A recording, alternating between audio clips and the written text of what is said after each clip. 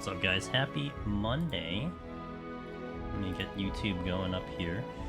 Divinity Magnus. Oh yes, Magnus's job. We're in. Shadow, Rosin, Digi. Hello. Give me a moment while I get this all good. Actually, I should turn this song off. This song is gonna anger lots and lots of YouTubes. Not that it really matters, but happy Monday, Wallen. Here. Okay, YouTube good. Let's get in the game here. Let's get the stuff going on. There was a lot of people outside of Heaven on High today. It's actually really nice to see it. I don't know why there are a lot of people outside of Heaven on High, but there are a lot of people outside Heaven on High. You ended up putting me to sleep before your ninja run ended. Well, to be fair, the last floor was pretty routine. 81 is probably the more exciting set. So, we won pretty well. Aida, hello, RMX, good to see you guys. Severin, didn't even get the notification. Really? Well, this time I wasn't evading, so... this time.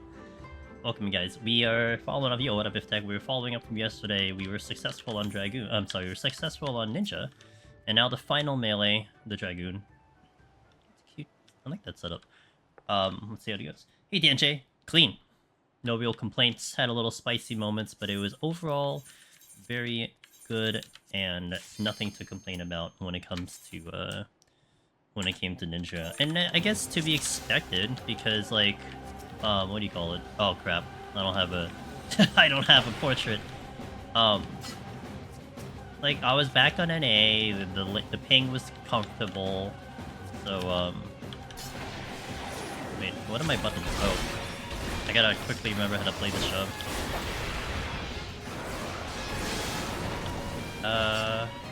How do I play this job? What the? If I have that button, right? And I have that. Whoops, I hit the wrong combo. I do not remember how to play this. The last time I was on this job was, PO. Or portrait. I know. I don't know if I had a... I'm pretty sure I had a portrait. I don't know why I don't have a portrait, though. I didn't check when I swapped in. I hope you guys had a good 12 hours if I saw you yesterday. Or whatever it is, 13, 15, 16 hours, whatever it may be.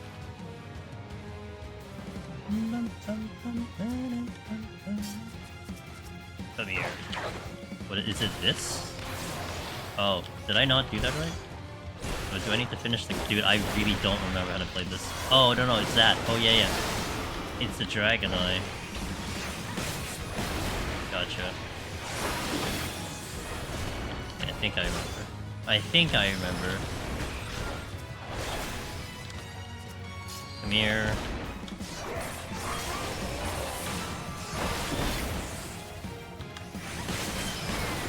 Wow, I'm not out? I took too long. Oh, hi.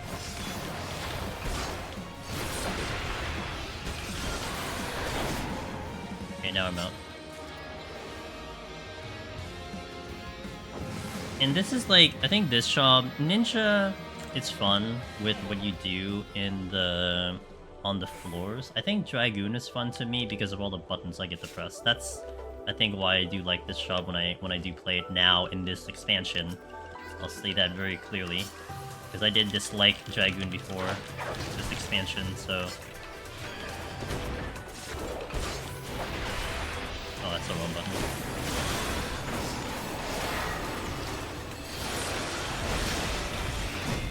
Kind of feels like, you know what it kind of feels like? It feels like me when I PvP on this job. That's what it feels like. And when I PvP on Dragoon, it's just it's a very active job. And it feels fantastic. Thanks, Aaron. Aaron, I hope you're doing well.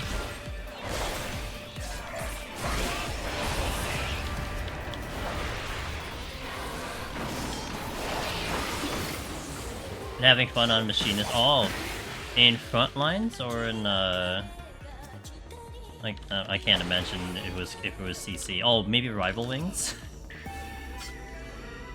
Does the Machinist limit break do a lot to the mechs? I could almost see that being cool, kind of, possibly. Must be an interesting dynamic there. I switched the warrior from paladin to Sparkman.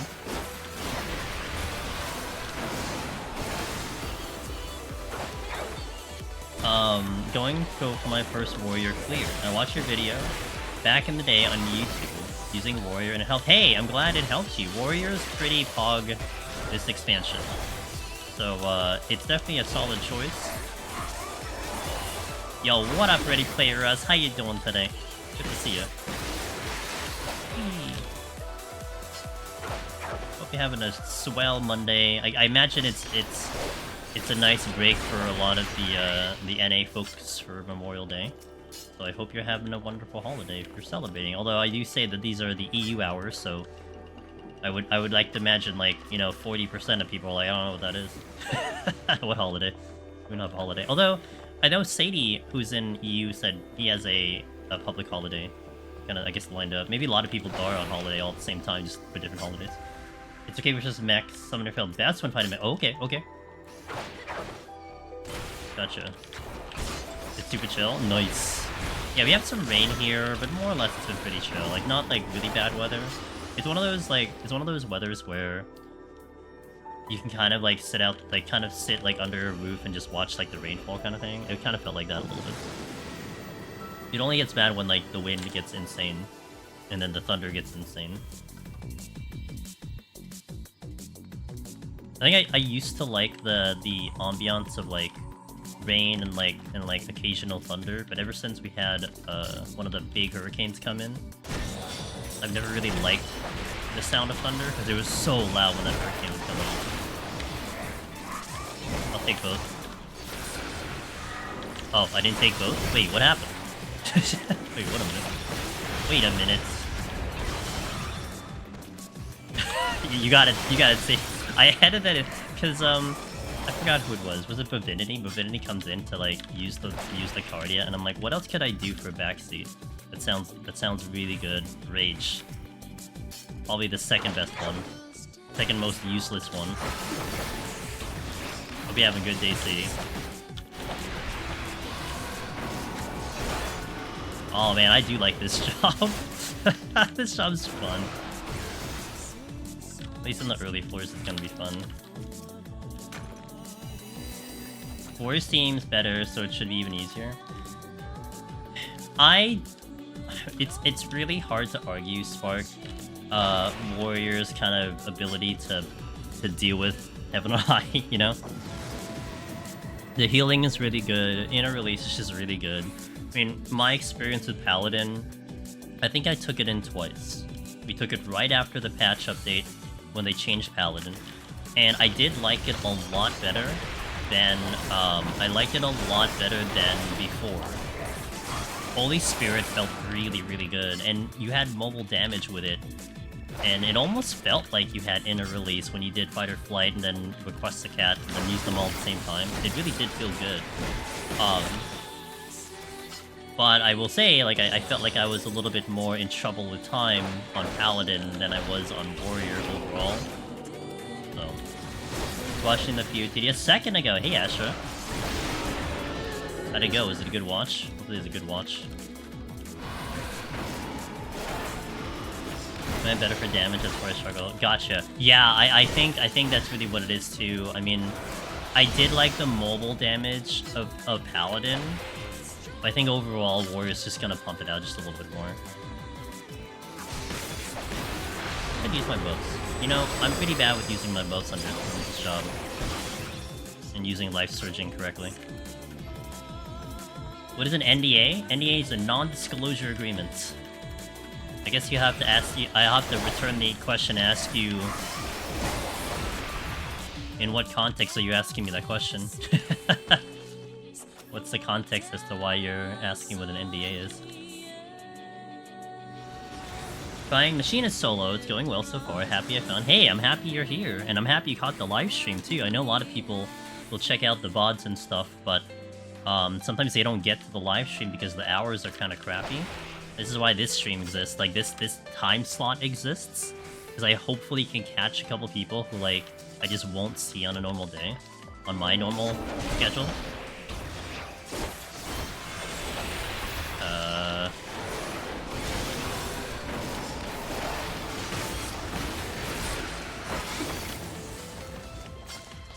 Media tour for DT. Yes, okay.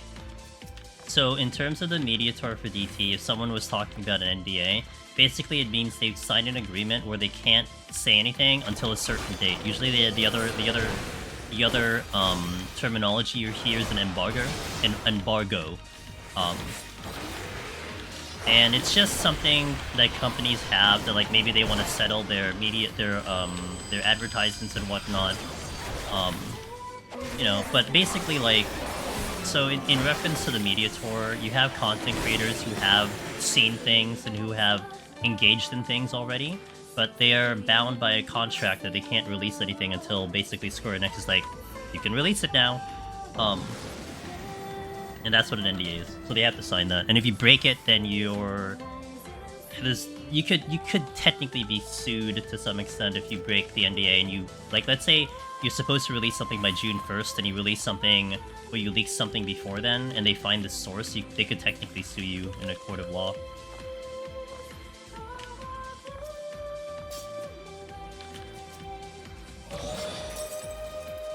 For me, it's one of those things where it's like, I try to be very careful whenever I have to do that and, like, follow the rules and whatnot, you know? You just don't want to piss off the company. I mean, that's where, like, you get the term leaks, because people tend to release things where they're not supposed to. For a myriad of reasons. Hey, what up, Ross? Let me catch up a little bit here. I'm guessing media tour is the reason for NDA question. I guess so, too. I just wasn't sure. I mean, I don't know who's, Yo, Bionic, thank you for coming in again! I guess our time slots kind of work that way. Hope you had a good stream on your end. I'm behind on chat, so let me try to catch up here. Yeah, I only really know of, like, maybe 3 people who are technically in the media tour. I'm sure there were more. So I wouldn't be sure who would be talking about it. Not that it's any of my business, but yeah. I am under NDA for the media tour. Sorry guys, gotta wait for the juicy news. Hey, you know what? EU just finished up. So I believe Sadie, that's what Sadie did over the weekend. I heard EU is either just wrapping up or it's about to wrap up. Can't seem to get past the 71 to 80 bracket. It's hard, Aklorin. Like, 71 to 80 is probably one of the biggest prog points for Heaven on High. Trying to get through it, and then not just that, but trying to get through it with stuff. That's hard. We will get up there in a few hours, so I don't know if you're going to be around for that, but hopefully I can showcase that. Music makes me want to 1 to 13 trilogy, even 1 to 13. Music is dead. I'm under NDA for the Sage Guide. That's a good one. That's a good one, Will. Bionic, I hope your stream was good. I'm, like, really behind in chat, so I need to try to catch up here. Stukar, happy to catch the stream. Good luck. Also finished a Heaven on High run, revisiting your guide for the last 20 floors, y'all.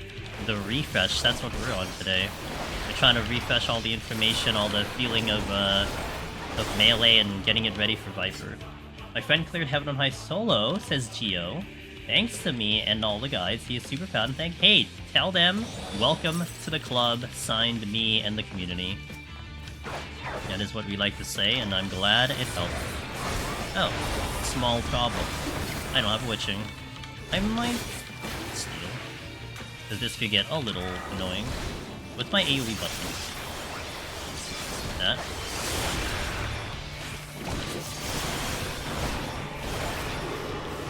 Nah, we're fine. Why don't I even concern myself?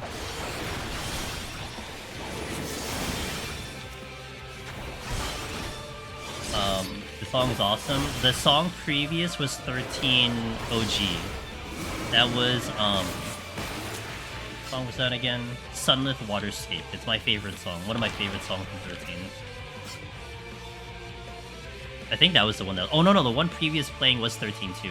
Right, I think that was the one that you from 13-2. We just started Bionic, and I would say it's going pretty good. I haven't been on Dragoon for a minute, so I'm trying to remember all the little bits, but I am already liking Dragoon's playstyle. Like, it's almost like I forgot how the playstyle was, and it's really nice. I couldn't tell you what the story is about, but I like those games. I like those games too. I kind of in the same boat. I mean, I remember Cocoon. I remember people getting cursed, and they're trying to remove the curse before the timer goes out, and then it kind of gets saved, and then later on the world's ending, something along those lines. That's the gist of what I remember from 13.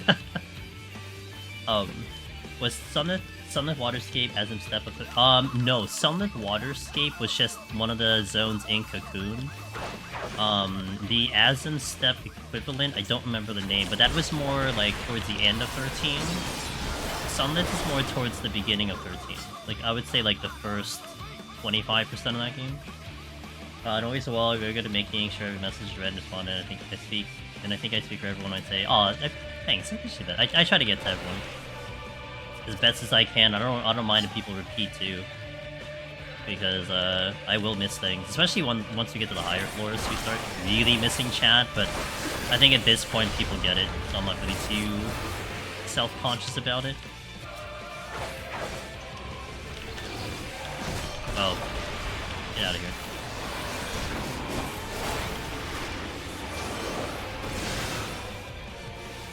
Didn't really need that steal. Dragoon on single target was pretty satisfying, both these touches I didn't. I love the OG city weaving in Willow. That's my favorite part of this shop. That's why I liked Monk before. And why I don't like it now. Was it Arclights? I don't know the name. It sounds right. I'd have to look it up though. It's been a long time.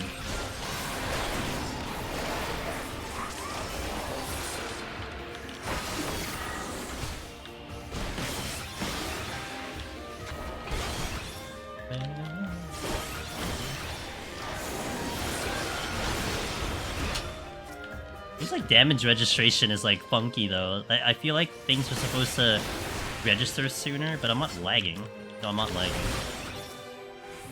Maybe I just have to get used to it with Dragoon. I'm hitting the buttons faster than the game can manage.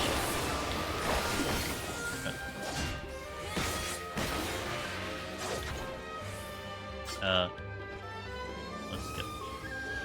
I couldn't find any monk bots to me since Endwalker. Really? No, there should be. There should be monk VODs of me doing it prior to Endwalker. Oh, since the Endwalker. Oh. You mean in Endwalker. I had one run of each in Heaven on High and Palace. We did a 193 in Palace. And then I think I cleared in Heaven on High. I still didn't like it. And of course we had the EO one. I mean, we have to have the EO one.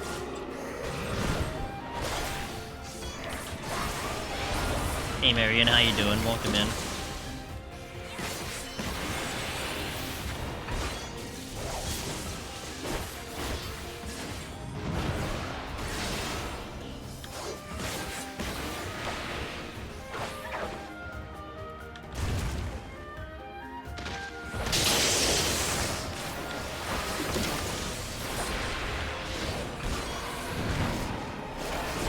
Do you think mobs at the end hit harder since stat push are basically the same? I think in my opinion it's either basically the same or slightly less.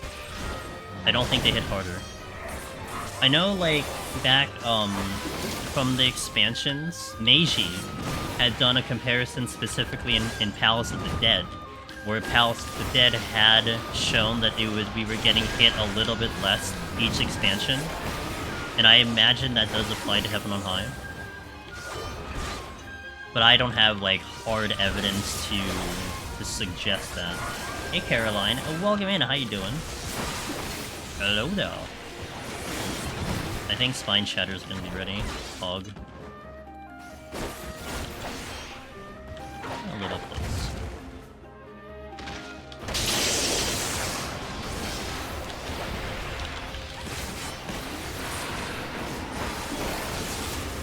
Hey Seiya, how you doing? I hope like it doesn't trend that way next expansion, that it gets easier again. I mean, I would love it to go harder, but there's no real reason why there should be major changes. At least this time around, there shouldn't be major changes. Initiated friends. Hey, let's go! Get him in here! Well, even more so now, Caroline, because you have the ultimog, you know. I didn't do that right. You have the ultimog nowadays. So it's a nice little gateway to get them in here. I need to remember I have buffs. I don't remember I have buffs.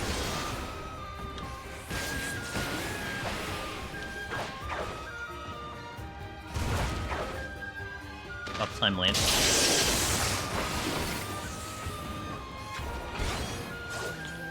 Heyo. Okay. Make the dungeon great. Yeah, seriously. Seriously.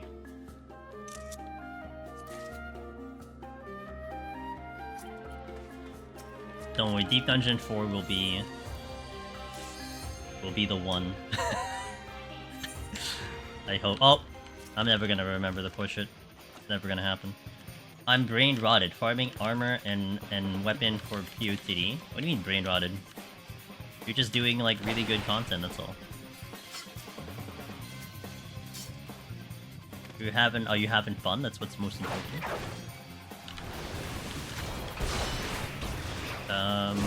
What's my rotation here? Here. Okay, that was like overkill. They interviewed? They did.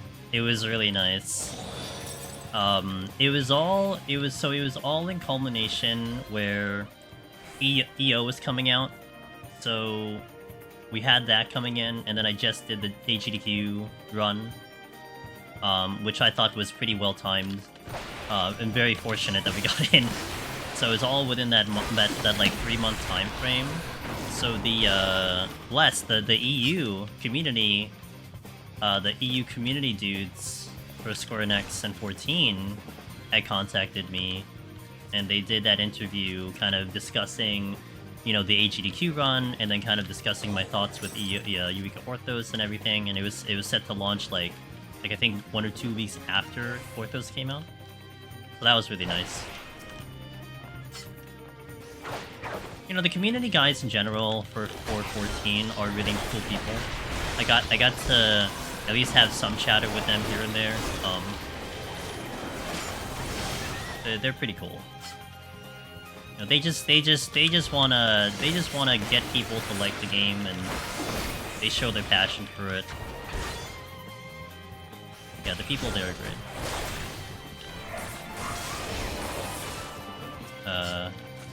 Good. Oh, I need the other chest. And so yeah, I'm super proud about that. Between the AGDQ run, between that interview, those are like probably the ones that I'm really, really proud about. And those are basically like permanent bot stuff in the channel, because it's like, yeah, it's still on the website. They haven't removed it yet, so I'll advertise it. Do you have I tried? I did. I got it to like 62, and I really fell off of Blue Mage. I did kind of initially enjoy the idea of it, but I think the direction they started to go with it wasn't really to my liking, so I didn't care too much about it. That's mostly why. I'm still hoping they do something with the Deep Dungeon with it. One can hope. Yeah. I mean, it fits my theme. I'm kind of like, you know, I kind of like all blue things, but it's just, yeah, it's just not really a job that I care much about. There's like these little things that, like, every time they did an update with Blue Mage, it was just disappointing to me, so. Okay. Oop, big room. I don't have a fortune, even if I get a Magislate.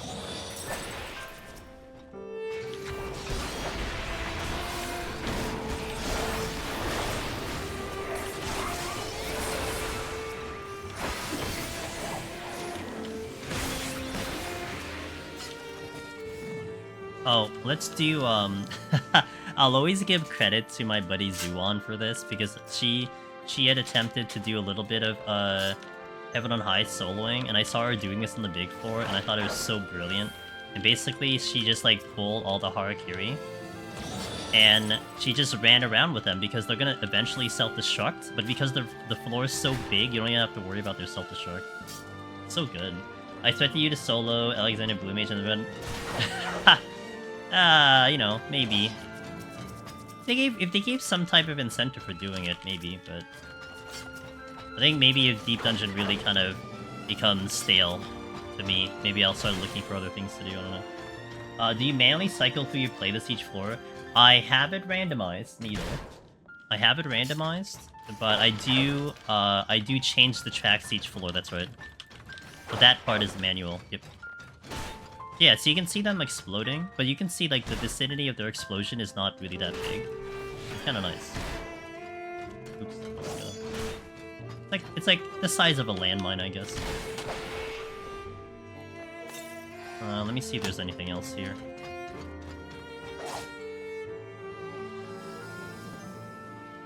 There's nothing. There's no other chests here, really? I cleared Heaven on High on Gunbaker earlier today. Thank you so much for the video, guys. Hey, and you were here yesterday. We were chatting a little bit. I'm happy to hear it. Welcome to the club, Alex. Let's go, dude. Hell yeah. I hope when Beastmaster comes out, Svarman, they reevaluate the direction of the limited jobs. I love Blue Mage, but I'm not happy with what they've done with it. Barman, I am very cautiously optimistic about Beastmaster. You know why? I'm personally very cautiously optimistic about Beastmaster. What is Beastmaster? It's a pet shop. What have they actively phased out in this game? Pet shops. So to me, it's like, okay, what are you gonna do with this? Like I would feel a lot better if like the pet system in this game had a lot of promise, and then they were going to make it further complicated. But over the expansions, they've just like steadily moved away from pets and like the interactivity of pets. I mean, maybe this gives them the open door to do like maybe something they've imagined before. You know, that we can do way more pet management and whatever. I mean, I loved the pet management in Heavensward on Summoner. Like, that was one of the most favorite things I had on the job. And then, of course, people were like, "Oh, it's a lot of work," and then like, yeah, because it's hard. And then ever since then, it's just been less and less pets. So it's like, it's one of those things where maybe you can agree with me with this. You buy a game from a company or a publisher or a developer, and maybe it's like their 5th game into their lifespan, and you do draw expectations from the company, right? It's like, okay, maybe they're really good with their music. Octopath Traveler is one solid example. If Octopath Traveler 3 comes out, I have this massively high expectation that the music is going to blow me away, and I have this expectation of how the battle's going to go, right? I mean, they could say they changed things, but I have these expectations about certain things, and it could go either positive or negative depending on what the feature is. So when it comes to 14, and I guess you can even include 16 if you guys played 16 and whatnot. I mean, not to go into spoilers about 16. I mean, the whole management with Torgal was okay, but like I haven't really seen much in recent times of the devs of 14 to do a pet job really well. I'm really kind of concerned about it, but I'm going to be. You know, I'm gonna see what it's about. I'm gonna probably get excited, and then we're gonna judge it from the actual gameplay. The reason we drifted away from pets is because they coded them awfully. They are anything but responsive. Best example, Fairy Action and Scholar, and that's still on the point though, Seiya, right? So if we're gonna have a pet shop like Beastmaster, are we still going to suffer from those issues? Are they gonna make it better? Have they figured something out that, you know, maybe it's not going to be a lack of responsiveness from them, you know? Dr. Ross. You mean Bitsidia? That's an example, right? That the games always come out weird when they first release and they needed to be modded to hell to work, right? That's the reputation. But yeah, you know what I mean, right? So, Octopath 3 is going to be an ARPG. You know, I played a couple good ARPGs recently, Ross, and Withering Waves is one of them, and that game is freaking good. Yo, Mick, thank you for the 10 months, sir. I appreciate you, man. You're one of the cool guys, and I appreciate you being in the community. If you could pick one mob in any deep dungeon to follow me around, which would I choose? Okay, wait. Kyra. Are they doing anything, or are they just like aesthetics? Let me follow up that one, because that could change my answer. Also, YouTube description says ninja. Oh, does it? Oh, I apologize. I'm gonna change it. Thanks, Loco. I didn't change that because I'm lazy. Hold on.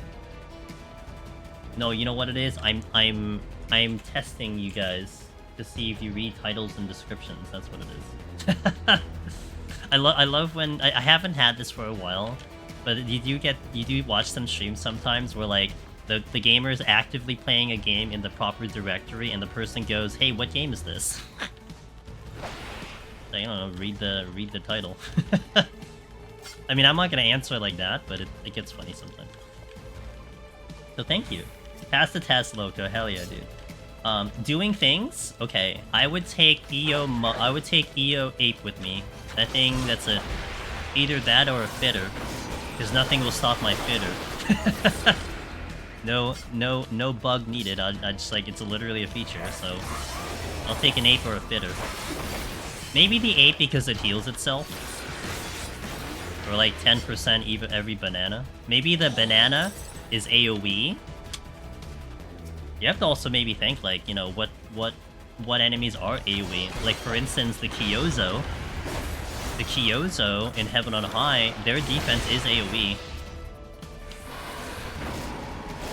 So you can consider that one too. Yo, what up? Is this palace? Is this a dungeon? Are you solo?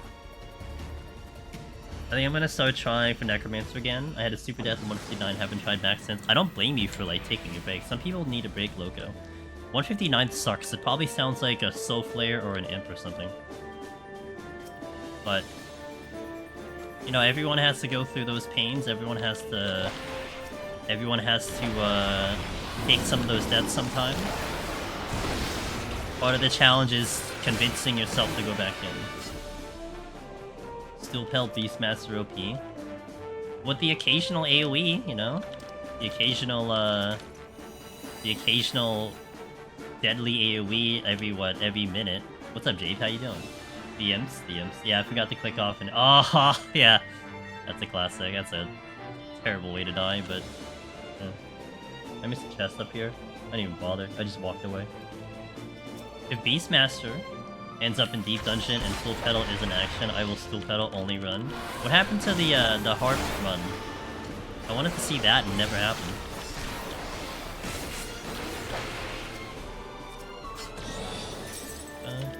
I'll go this way.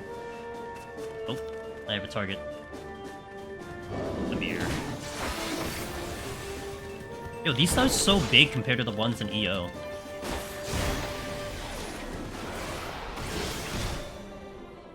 Did he die?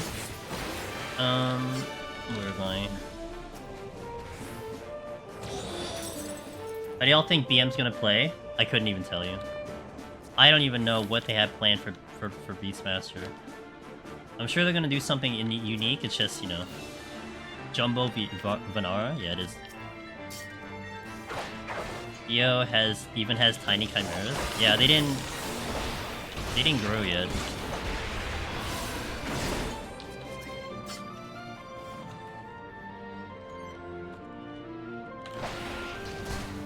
Nope. How far is the backdash again? Wait, you don't tell me how far you... Oh, 15 yalms. Okay, I was gonna say.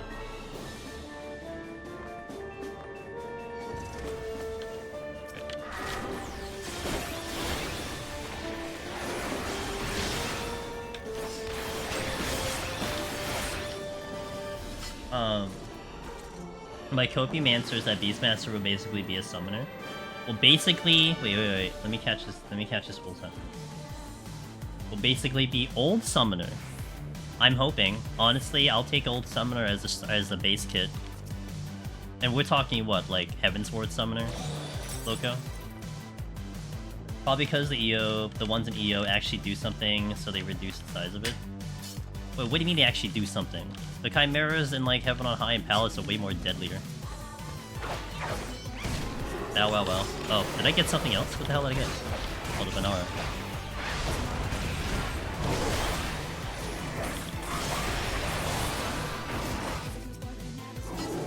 Wow, wow, wow. Can I do this? Nope. Oh, no, the Banara. Oh. Okay, I was gonna say, like, the Chimera. It kicked my ass.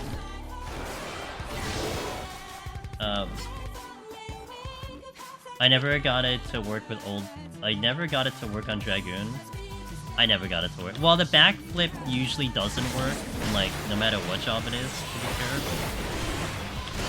Hey, Canada, how you doing? Hopefully it's not like Summer Eggies, no offense to Summoner. You don't like the Eggies? I mean, it was fun to manage them.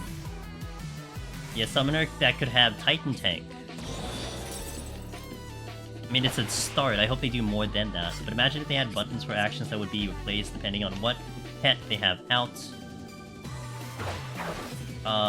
Then maybe have to be able to switch between five or 6 pets at a time to have different movesets. I mean, that sounds great. We'll see. So you basically want Pokemon, is what you're saying. Hey Piranha, how you doing?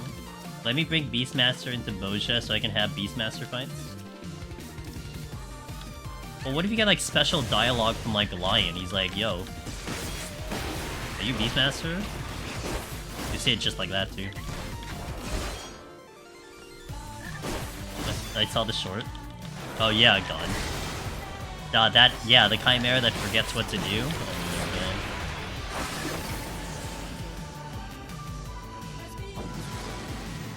I talked to my uncle at SC and he said Beastmaster has a built-in zoom hack because you play like StarCraft. Hey, I can't play StarCraft with a keyboard only, Ross. Bernara, the unwashed, yeah, the unwashed. You know what? That's true. It's a dirty Thunder Beast. I never actually thought of it like that. It's hilarious. I missed something here. What did I miss? Hold on. Canada asked, do we know anything about level for movement skills on Viper? Not yet. I'm sure one of the content creators covered it for a media tour, but that stuff shouldn't be out yet, I think. Yo, what up, Mr. Velvet? I'm probably gonna go for Viper POTD clear first. I am starting off with Heaven on High, and I'm going for Pictomancer first for me. Hey, Chaotic, how you doing? Bolt. Hey, Blank, how you doing? Like how Summoner selects pets. Attack swap, use move, next Eggy. Yeah. I mean, could. But I think they have to pull out something really unique, you know?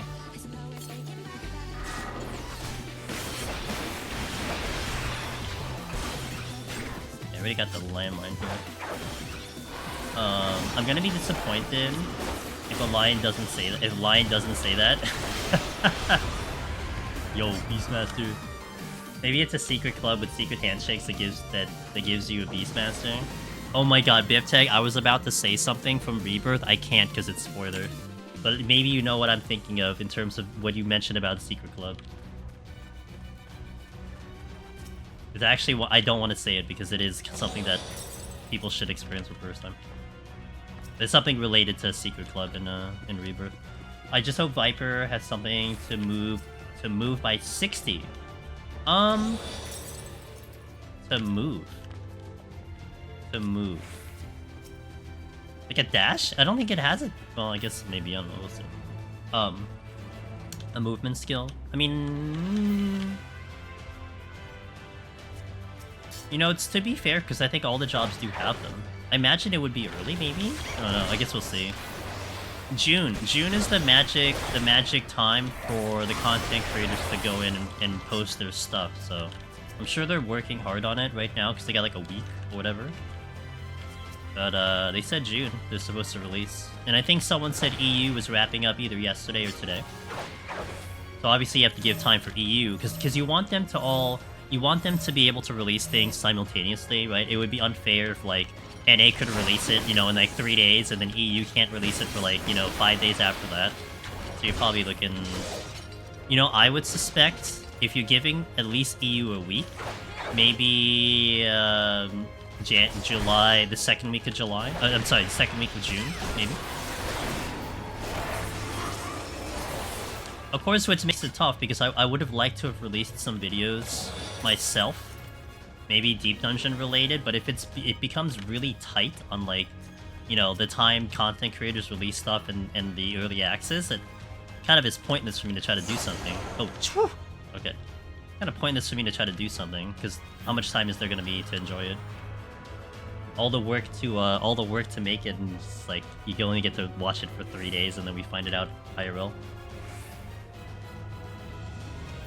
Picto having a straight dash that doesn't need a target seems great for Deep Dungeon. So Canada, I said this yesterday. I'm gonna repeat it this way. So if anyone didn't hear me say this, 20 yalms is the magic number you want to look for gap closers and dashes. So when people start releasing the information for Pictomancer, look for the yalmage on the dash for Picto. Because visually, it looks like it's longer than Onavant.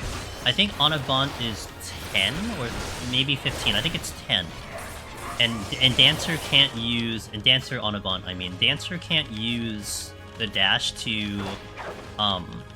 do landmines. But if you have at least 20, which is the same distance as Sakuchi, by the way, then you're in business, and you can probably do it. Spine Shatter is 20. Yeah, you can do it with Spine Shatter. That technically works too. So it has to be at least 20.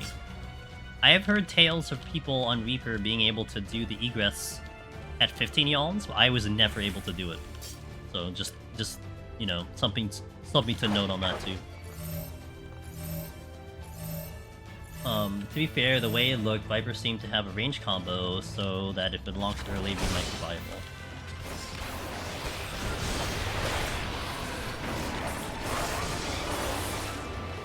Just hoping it has something that doesn't need a target to save on time while not fighting. Gotta have all the time possible.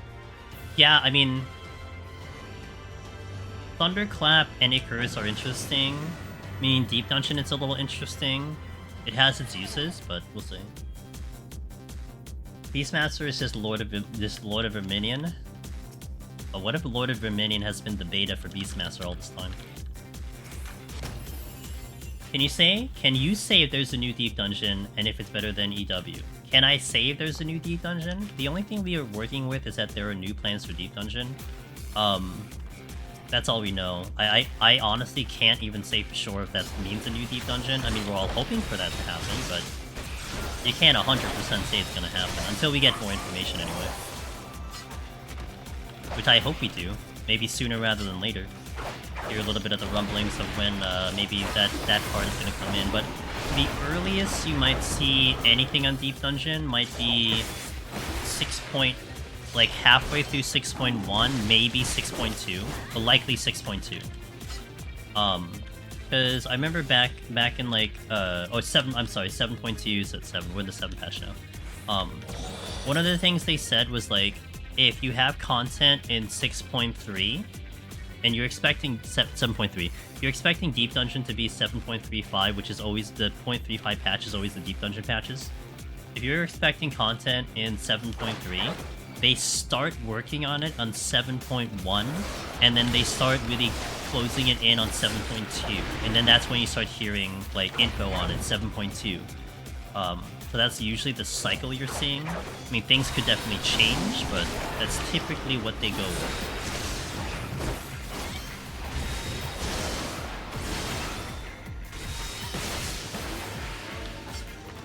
Palms are weird. I've never done in Reaper either. I hope Deep Dungeon comes before exploration. If we get both, I want to try and take my time exploring. I'm with you on that one. I mean, I would like the exploration stuff because if they do the duels again, I'm up for that. Like, I would do that on stream easily. Those are so fun to do.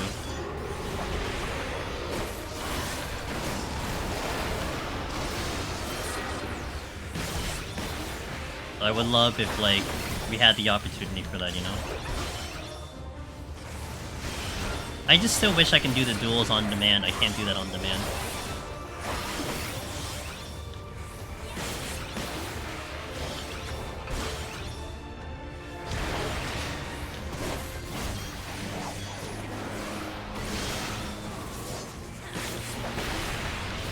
Oh, I made a... No. Pretty sure Deep Dungeon was listed in the content table they showed once. The quote that you had, Seiya, new plans for Deep Dungeon. And that's why it's weird, because you could have just said a brand new Deep Dungeon, but you didn't say a brand new Deep Dungeon, you said new plans for Deep Dungeon. And that is the most we can interpret out of that information. So we don't know what that means. I wish I could tell you more. Or wish I could say no comment, but I can't even say that, so... Hee, no comment. I have as much information as you guys have. Machinist is able to cheese floors with big pulls in tier TD, right? What flow does it have? What flow does it have to stop doing that? Wait, let me reread that sentence. I was out of range for it. Oh, what floor does it have to stop doing that? Oh, what floors? Okay, what floors? Sorry.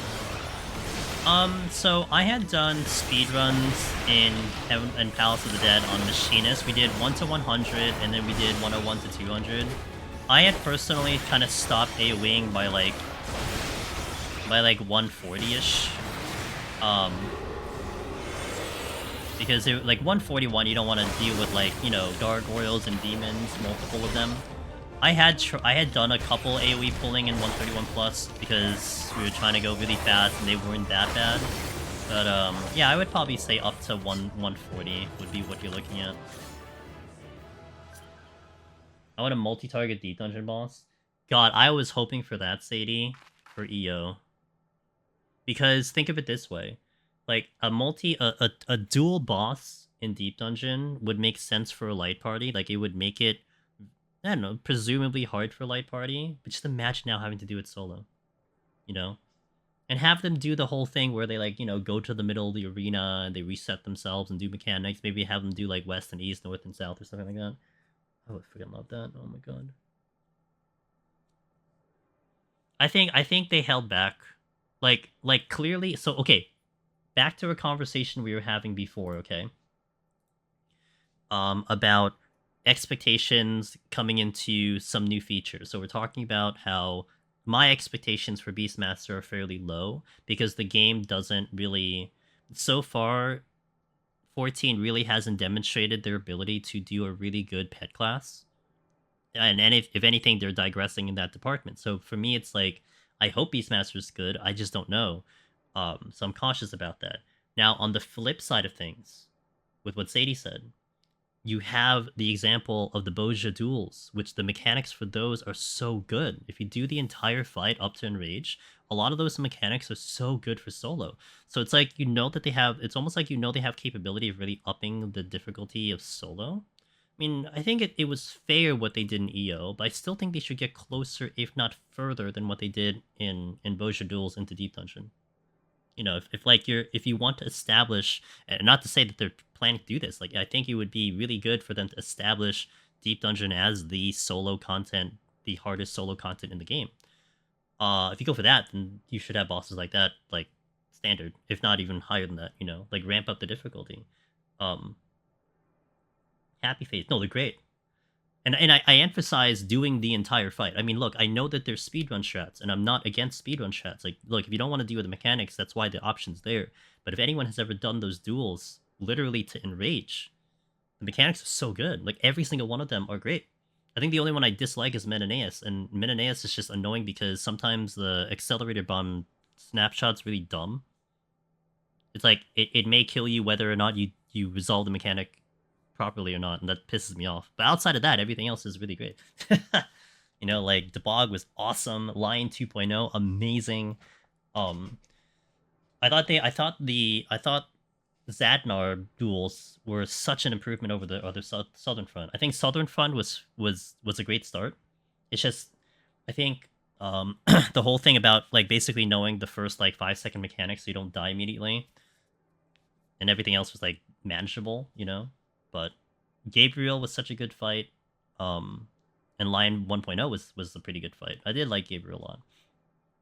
But yeah, so like, you know, in terms of Deep Dungeon, it's almost like you could see them ramp it up more in terms of difficulty. It's possible. They've shown they can do it. So you hope that maybe Deep Dungeon 4, that's what they look into, you know? Great direction for EO. The bosses are really good there, just they could be better. You hope for better. Let me catch up here. I kind of fell back in chat again. Close to Eureka style plus duels would be the best case scenario for you, says Canada. I only want like 2 bosses in the next Deep Dungeon, but they are both good. I think they said adjustments for Deep Dungeon. No, they said new plans for Deep Dungeon. That's the quote. New plans for Deep Dungeon. So again, interpretate, and you're already seeing it here, right? I mean, okay, so Seiya says, I'm pretty sure Deep Dungeon was listed in the content table to go, and Stukar says, I think they just said adjustments for Deep Dungeon. That's why it's weird, because the interpretation can be anything, you know? You can take it as there is a new Deep Dungeon. You can take it as they're just changing things around for the old Deep Dungeons. But again, we're working on that very specific quote of new plans for Deep Dungeon, and that's it. That's all we're working with. So the way I look at it, new plans for Deep Dungeon was it won't be there on launch, but it'll be during DT.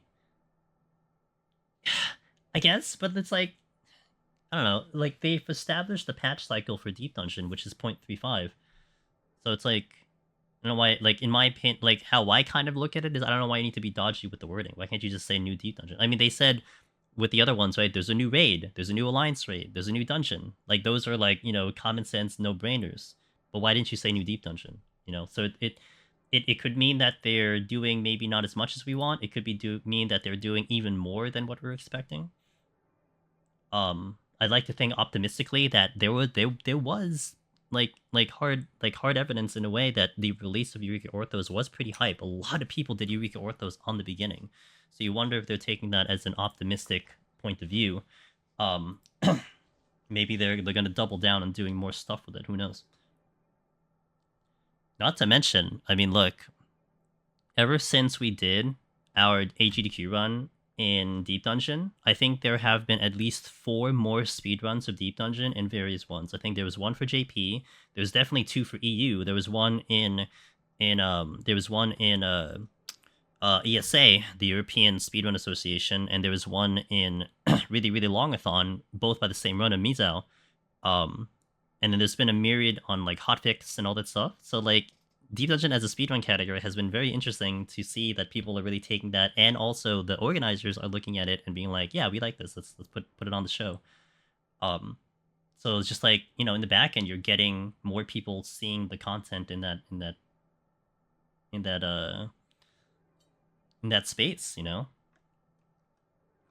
And you'd like to think if people like content as a whole, you'd probably give it more focus. But that's me being optimistic.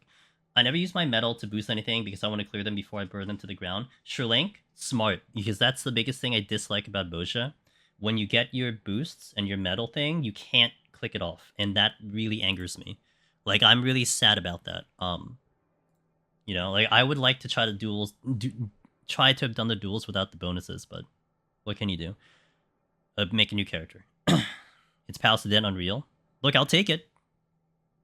Give me an excuse to run 21 jobs over into a technically new Deep Dungeon. You think I'm going to complain?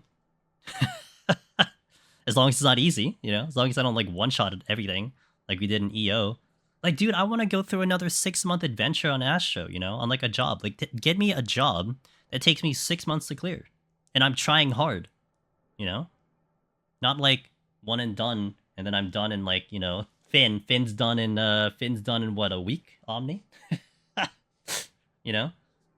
World First Omni done in a week. I mean, it's just like, I would prefer not to have that. I want to be stuck on a job, get so frustrated, and I want to have that feeling again. Maybe with BM added to the game, limit jobs can enter. Is it too much? I think it's too much, but I like it. Maybe get an 8-man Deep Dungeon? Yeah, but what does that do for solo? It doesn't really matter. Part of me thinks the plans will just be trust, so people can do stories solo, but with a party to remove the difficulty. I don't want to get my hopes up for Unreal. I think Sadie, we've been hoping for that for like 6 years. No, ever since they introduced Unreal, was that 4 years, 5 years? That was my first thought. Do that for Deep Dungeon. Trust is interesting. Do they really think it's that hard to solo? I mean, EO, yes. Like soloing an EO is questionable. From like unlocking to finish the story floors, definitely questionable. Conjurer doesn't count. I'll leave that to Aurora, but like the regular classes. I mean, Astro took me a really long time to clear, and I was really trying. As long as we don't have to refarm Ether Pool. I wanted a Kina Dark Weapon, so I'm refarming Purity now. Well, you can also, I mentioned this PSA yesterday, you can pre-farm your grips if you wanted the weapons for Viper and Picto. You know? So, like, you can do that now.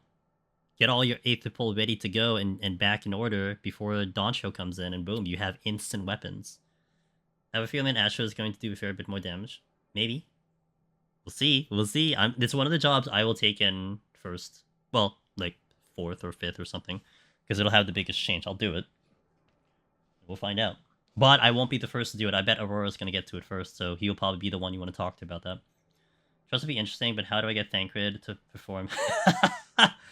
Oh god. Well, if you return to the mechanics of if you do the mechanics that they have for the thing, what's the Grand Company thing called again? The squads, like the squads where you had actual commands, maybe. Alright, dudes, I'm gonna hit an ad here and I'm gonna step into 41. Thank you all for watching. Love the chat right now. And let's keep on going with the run. So see you in a bit if you're seeing ads. And I'll catch you guys later. Let me answer this last one before I hit the ads, because I might miss answering some of these. I think they're adding a new change is an option. They probably want to do more than that, though, so the wording open because they're still brainstorming ideas to change things up. I am Dex. I love your attitude. That's what I hope. Best case scenario. We shall see. Alright. Hey, thanks, E-Boy. Alright, ads going up. BRB. For those seeing them. And then we shall continue over here. Let's go. I may need to pay attention a little bit more to my palms, because I was kind of on cruise control and not really caring, so probably need to load up some palms here.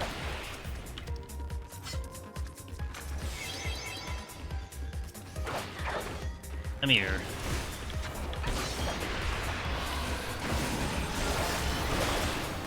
Pull you. Monk new changes could be fun for Deep Dungeon. I hope it's fun for me. I don't even care what it does. I just hope it's more fun for me, because I despise Monk and Endwalker right now. I played that job once, this entire expansion for each Deep Dungeon, and I never want to do it again. Like, I did it once for Palace, died in 193, didn't even want to go back in again. Usually I like, you know, I get stubborn, I'm like, okay, I'm gonna do it until I clear. I did not feel that for Monk, not one bit. Heaven on High, I think we one-shot, so thankfully I don't have to go back in there. And then EO took me, I think, 3 attempts. Because I died to silly things, but...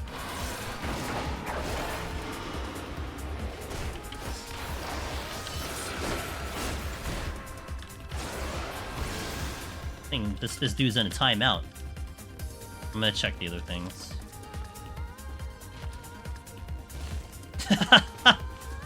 Stuff like that always makes me laugh, man. I'm just like right between his legs.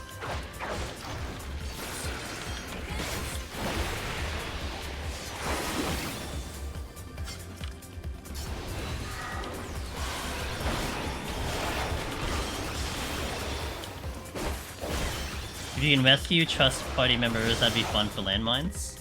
That would be fun. But you have to still have a command that can park them, right? You have to, like, manipulate their position and then do it, but I think you could still pull off. Did you do... No, Wait, is that, what's that game called? Honkai Star Rail? Is that thing? I'm probably going to handle it, like, if I ever find myself, like, on the road or something. Yeah, I was kind of envisioning a team, Biftech. I was thinking I'd run Pella, Acheron, Welt, and then random, like maybe Hersha or something. and then run like Sampo, Guinafen, Himiko, and then I don't know what the fourth one was, just to take advantage of the nihility bonus, because there's one with the nihility bonus, and just run nihility, because I have so much nihility with me at the moment, it's insane. And all usable too, like I have a ridiculous amount. Although no, the other team with Himiko only has 2, but I would run dots there. So that would be a DOT team, because Himiko can put some DOT and then it will just boost it. Yeah, I mean, also comes down to the weaknesses though. I need fire to be pretty weak on one section. If they're not, then I'm kind of screwed with the breaks and stuff. Himiko only really works well with breaks. Hey Lexi. IX best EM. Nihility's good. I actually... Is it... I thought the choice for Nihility was odd, because isn't, like... I mean, physical does have bleed. I guess it wasn't the thing that I was expecting to be the bonus. Like, I imagine it should be in favor of boot heal. But I'm not overly well versed in what boot heal actually does. Lucas Fizz Nihility. Oh no, what I mean is, like, usually they cater the end game to the character banner coming in. So I would have expected something that favors boot heal. I mean, maybe it does favor boot heal, I don't know. But it wasn't... DOT wasn't one that I thought of. Like, if you had, like, Black Swan coming back in or something, then it would be like, okay, DOT shenanigans, but... like a Kafka kind of thing, you know? Hope you're doing well, Lexi. Good to see you. I just started POTD again, says Loco, and may or may not have forgotten that slimes explode. Yeah, welcome back. They always get you when you least expect it. I think it's Fu. And it's brutal, because I would have liked her card. I mean, you were hyping up her card, Biff Tech, and I would have liked to maybe have gone for her Light Cone, but I gotta save for Firefly, you know? I mean, my Fu is carrying me so hard, and I would love to get her better, but I think I just save for Firefly. Fizz and Burn are DOTs, but their strength is being the strongest. Yeah, that's why, like, physical is weird, right? I mean, I don't know, again, I don't know if Boot Heal does just other dots or something like that, but, I just didn't expect it to be favored on DOT this time around. Like, I need a good excuse to use my freaking Shushang, you know? I want to use Shushang. Gotta get her breakup or something. I should be fine with the no items here.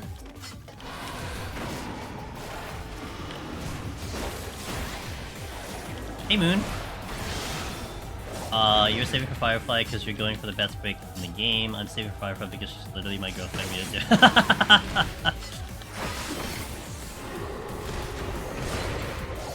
Hey, you know what's great? You know what's great about that, Moon? You know what's great about that, dude? She's like a cat, dude. She's apparently died multiple times, and she still keeps showing up, so... How much better is that, right? She won't actually go away. He won't go away. It's great. Just break and get the dot. He has more lives than Y'shtola. Actually, I think that's true, yeah. Mathematically, yeah, I think you're right. Dawn Trail could change, though. Y'shtola could die again, who knows? How many times has Y'shtola died? Wait, she's died like 3 times, hasn't she? But maybe not the same? I don't know if you include Endwalker technically dying. I guess not, maybe.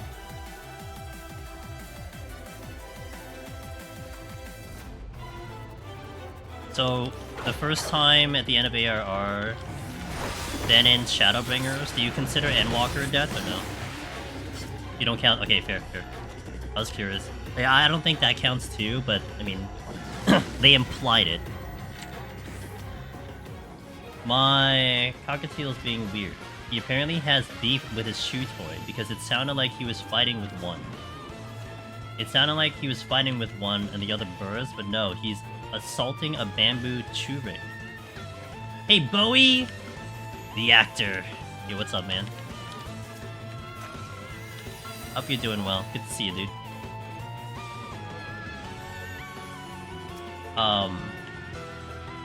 Insert the if I have a nickel meme. Hey, Midnight. What class is best to take on EO and Palace of the Dead? Many question marks and then roses. So EO, I would say, definitely favors a little bit towards DPS. The melee DPS have been great overall. I would actually suggest more DPS over like tanks and healers, especially for first time, but there's nothing wrong with going tanks or healers for first time. Like, really, you implement the same strategy in EO no matter what job you go into. But I would say one bit of information, I'll give you a bit of information that I know factually. Machinist probably does have the most clears in EO, just like Palace of the Dead, and that would be kind of where I would go Palace of the Dead too, with the exception of like Warrior. Warrior's really good in Palace of the Dead. But yeah, let's bring it back to EO though. Machinist probably has the most clears in EO, but I've heard of many people really happy with Samurai. I've heard a lot of people happy with just really any of the melee DPS have been pretty stellar in general. Summoner, really good. Summoner is probably really good, except the gap closer with Ifrit can get people killed. Yeah, you can pick a myriad of jobs in EO. In Palace, it definitely favors Machinist. Warrior has been popular. Sage, I know I like to put out Sage because I've had a great time on Sage, and Sage is really strong in there as a healer, no doubt. So you have a couple of great jobs, but all of them have clear, and bear that in mind. And I think even if you go with the fan favorite, it wouldn't necessarily define as you're getting like an easier clear. It comes down to what playstyle you like, you know? Especially in Palace, when you're talking the difference between Machinist and Warrior, two extremely different playstyles, and I feel like they have the same efficiency to clear. That's kind of big, you know? Like, I think if you play them equally, I think your chances of clearing between Machinist and Warrior could be very close to each other, if not almost equal. But it's really hard to equalize two jobs that play drastically different from each other, you know what I mean? Hard to kind of draw kind of a line there. I'm cracking on. How's the good? We have nailed Samurai, Reaper, and Ninja last night, and now we're finishing up with Dragoon. I feel pretty confident when it comes to both Viper and Picto on my end. Thank you for asking. Reaper felt the most comfortable to clear both POTD and EO on. Shield and good teleport. It is good, yeah. I mean, for a melee in POTD, it says a lot, because POTD melee is very difficult.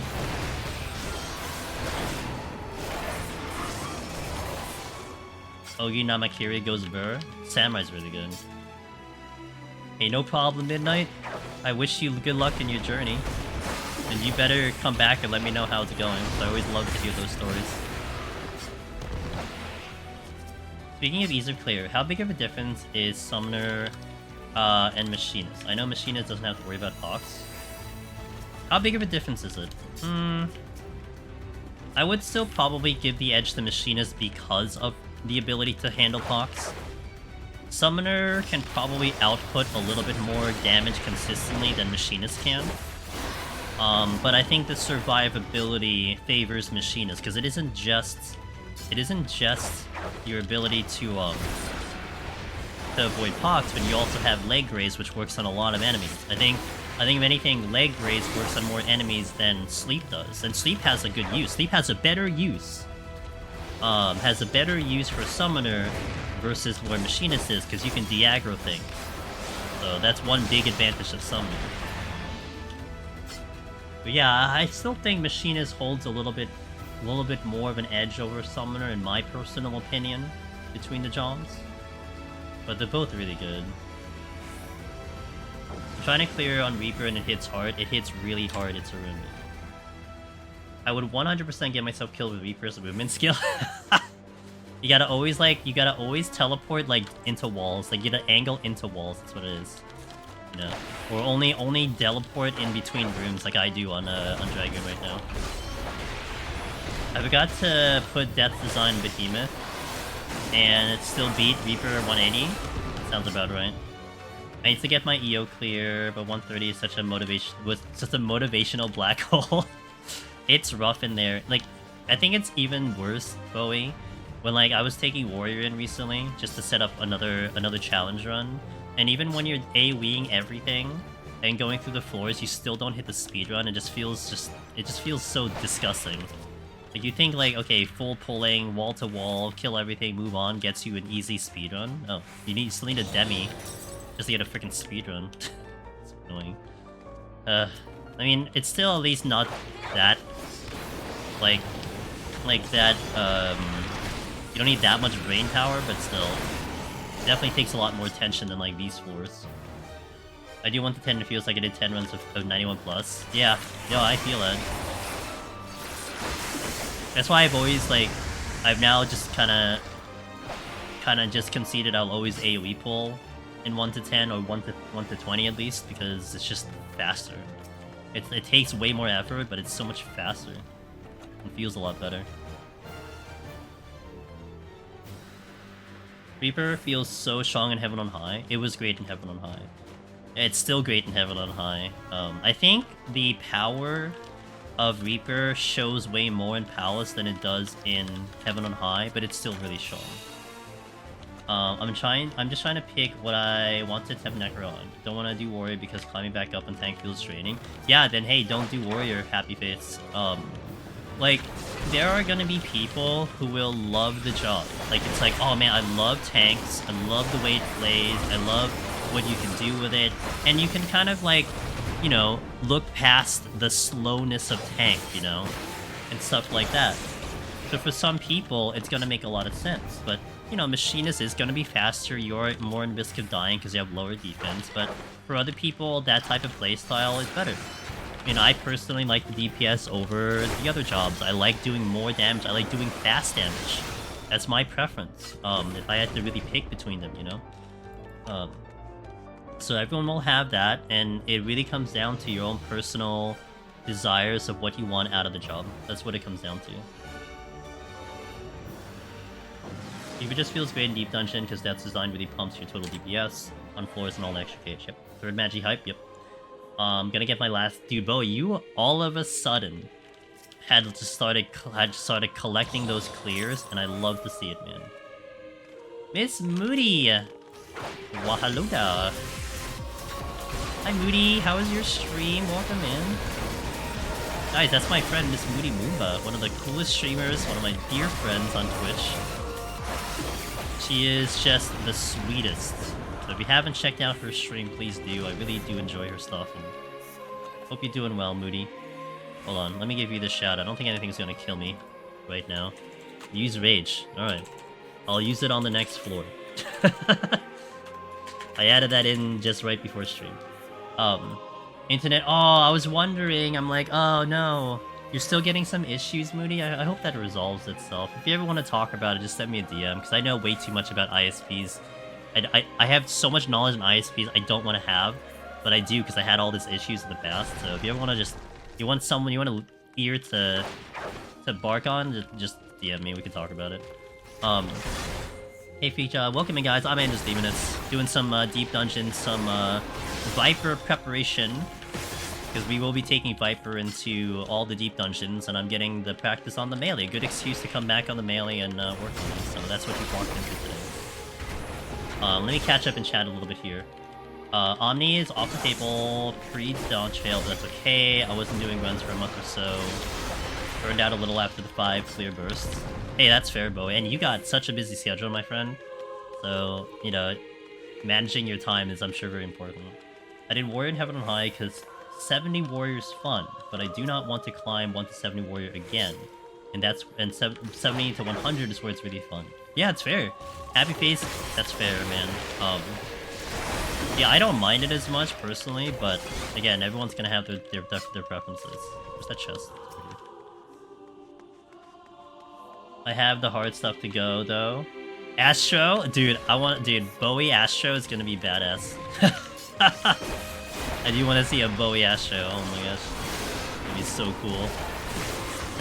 think you'd thrive on that. I think you're gonna come to the conclusion like the rest of us, even if it ends up becoming new Astro.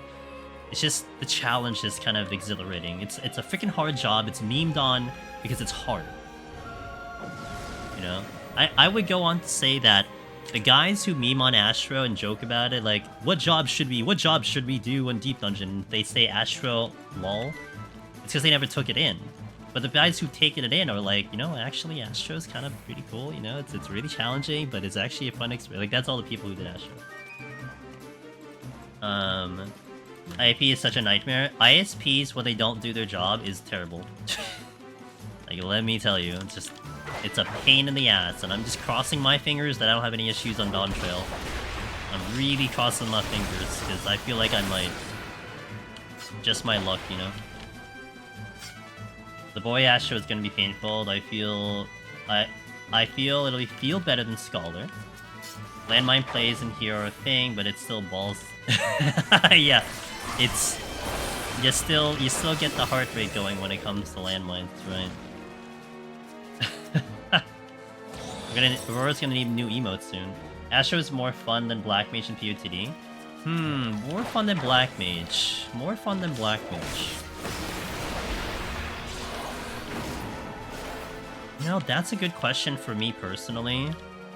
I think they're fun in different ways. Black Mage definitely has its challenges, but Astro has its own unique challenges too. So I think they're in different categories to me. I think that's what it is.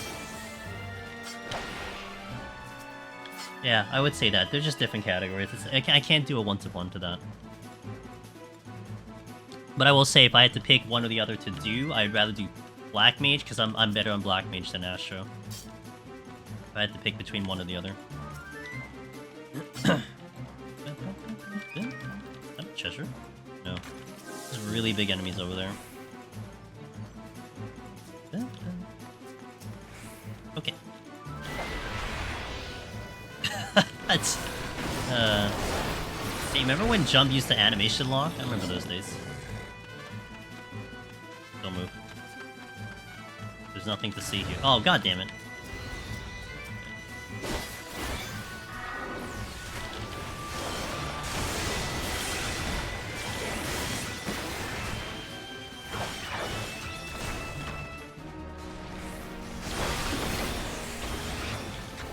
I have steel and everything else, so it'd be fine.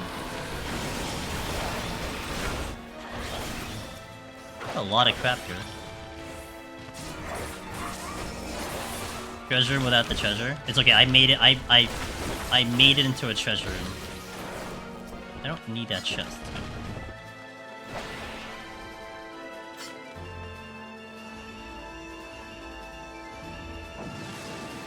Black Mage seems so difficult. Says Caroline, I watch your Black Mage, but I need 8 hours. I need 8 hours to spend. Black Mage? I think Black Mage is definitely interesting because you're gonna run into this thing where, like, some people will like the idea of hardcasting and some people can't freaking stand it. And I think that does kind of play into how well or how not well someone ends up playing the job, you know? Like, it's definitely a unique one in that sense. It definitely will be interesting to see what happens with the updated Black Mage, to see if that might change people's minds or whatever. But we're not gonna know until we get there, of course. Dragoon score poggers? No, I'm not scoring. I'm just here to just get the experience back in. Basically just to climb back up to 71 and then see what we do up there. You know, the rule for me is if my score is in danger of getting kicked off, then I'll go back and actually run a score run. The only one that's in danger, and I know, you know, some people are actively trying to kick me off of Palace Dark Knight, and when that happens, then I go back in on Dark Knight. But I don't think anything else is currently in danger in terms of scoring. So, I mean, we did a whole gauntlet of scoring recently. We did, what did we do? Dancer, Dark Knight, Warrior, like we did all of those recently, just because I had either been kicked off or it was about to be kicked off. I think Palace of the Dead, my Dragoon, my Dark Knight is like 21 or 22.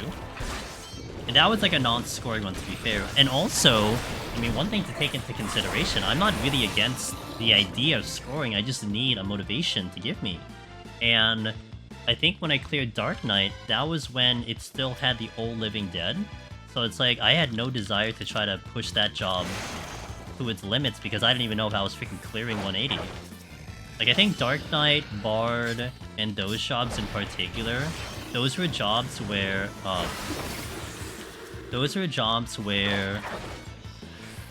I had initially started to, like, focus on scoring when I was initially climbing. But then because I kept losing on 180, I started to really lose, like, this motivation. It's like, why am I gonna put all this time to go for a high score if I keep wiping on 180? So I kind of stopped doing scoring runs. And then we just kind of focused in on just clearing. And I think I justified that to myself because it's like, oh, well, how long is it going to take for people to actually beat these scores? Well, fast forward a couple of years, now you're in an era where people are beating the scores, you know? So.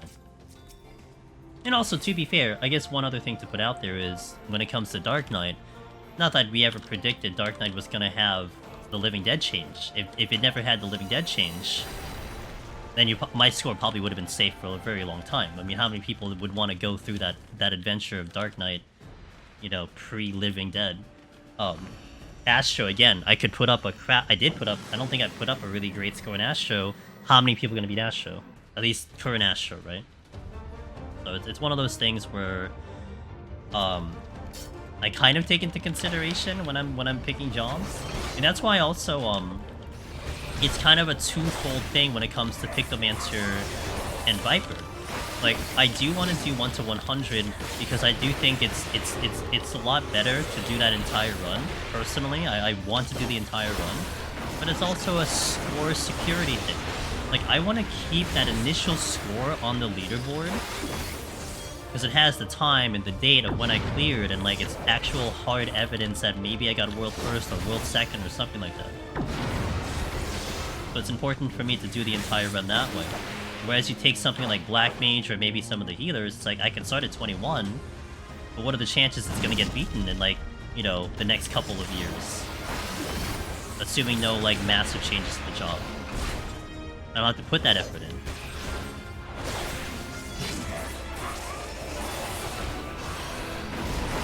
I have to eventually score Pure Titty on Machinist. Dynamis might be a graveyard, but the job's still famous. See, that, yeah, I think you get it, Lexi, you know, it's... Some guys are really hardcore into scoring. I love to see it. I love when you guys talk about that in our Discord. Some guys, you know, just kind of like me, just... Yeah, I'll score if I need to. I don't have to, but I'll score if I need to. Do you think Living Dead is the best immune from a Deep Dungeon standpoint? No, I think... on the surface, I think Hollow Ground is still the best. I would rank it Hollow Ground. I'd rank it Hollow Ground, Home Gang. I'm biased though. I would say Super Bolide, then Living Dead. And you know why I put Living Dead last, Darth? Is because you kind of have to do a little bit of mental gymnastics to get it to work. Because what if, like, on the higher floors, like, you're kind of conditioned to, like, you know, keep a potion going, run your defenses when you're about to die, or, like, when you're low HP. But now you need to tell yourself, don't put the potion on, make sure you don't defend when you do a Living Dead, but then do it after you take the damage, so that you don't start taking massive damage after you heal back up. Like, there are so many, like, not so many times, but there are lots of times when I try to do Living Dead, I forgot I had a potion in, and I'm wondering why I'm not dying within 10 seconds. It's because I keep healing on the tick that it's supposed to kill me. So, I mean, maybe if I get more practice on Living Dead, maybe I could change. I got used to Super Bolide, personally. So it became something initially scary, but no longer scary. And we're talking, like, not EO. EO is completely different. Like, with EO, you do have, like Gunbreaker Xcog, essentially, and Super Bowl. Like, you don't even have to Super Bolide. It's not even required to do, like, landmine plays and whatnot. Hollow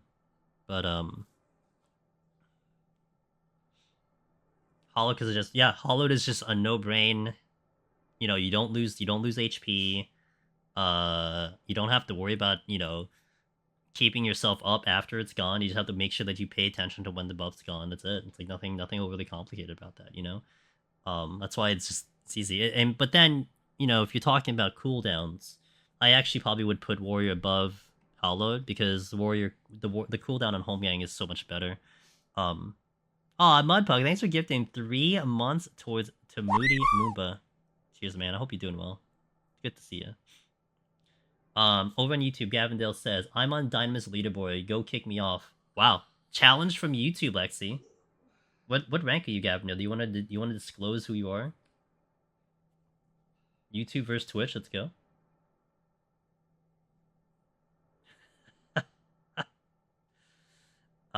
Okay, let me hit another ad here, and then we'll step into 51. We're in cruise control now, so everything's going pretty well. I hope we can keep this going. Shea... Oh god, I'm gonna murder your character name, I apologize. It's a floor 93 death on Machinists. Okay, fair. Shia Wazy Rania. Go with Shia Rania. Okay, there you go. Well, you can... Oh, come on, you can do better than that. Let me swap it out. Alright, so let me hit an ad, and we'll go into 51. Thank you guys for watching. We're gonna start using potions here. I'll see you in a little bit. 3 minutes for Twitch, a little bit less than that on the YouTubes. Do you feel a difference if you eat skill speed food? So, I think skill speed food, like, drops your GCD by, like, I don't know, 0.1, 0.2? I'm not a career melee, so I can't comment. Someone in chat, if you're, like, a melee and you use skill speed, if you guys want to comment on that. I will say, like, for caster, I do prefer spell speed, because... I don't know, maybe it's placebo, but anything that makes me go even the slightest faster, I feel better about it than going slower. So, I feel like I feel it for spell speed. I can't say about the melee. Yeah, because I use 0 skill speed melt and... Well, for Deep Dungeon, I mean, everyone has a flat skill speed, so, like, when you use food, it gives it a little bit. No, I mean, it probably will, but you'd rather kind of run maybe, like, you know, determination, direct hit, you know, so on and so forth, Nero. As opposed to skill speed. I'm not good to ask that, though. I think determination and direct hit are probably one of the more higher ranked stats in terms of food, when you're, like, really nitpicking math and all that stuff into its base value. I'm sure skill speed does have a play, I just don't know personally. And I haven't used it, so I couldn't tell you. Okay, ads going out. See you in a bit. Let's go into 51. Let's do it. BRB. DT just to have it on PUTD. And healers to have it on the other ones, too. Okay, let's go. I food it up. We'll do it. Kill the music. Bring in the other music. Yo, Aurora! Team spell speed plus direct hit forever. See, Aurora, would you say you feel the spell speed? Because I feel like I feel the spell speed. Even though it's like 0.1. I feel like I feel it. That's not the button I wanted. But I guess it is. But it might be placebo for you too. Fair. I feel like, for me, I don't know if this feels... if this is how it feels to you, Aurora. It's like... I feel like I can slide cast better if I have more spell speed. That's how I kind of generally feel about it. Oh wait, I didn't pick up the chest I just used. Weird that Heaven on High still coded it without DT, without direct hit. I guess it's more like they didn't go back in to change anything, you know? And that they've just left it alone.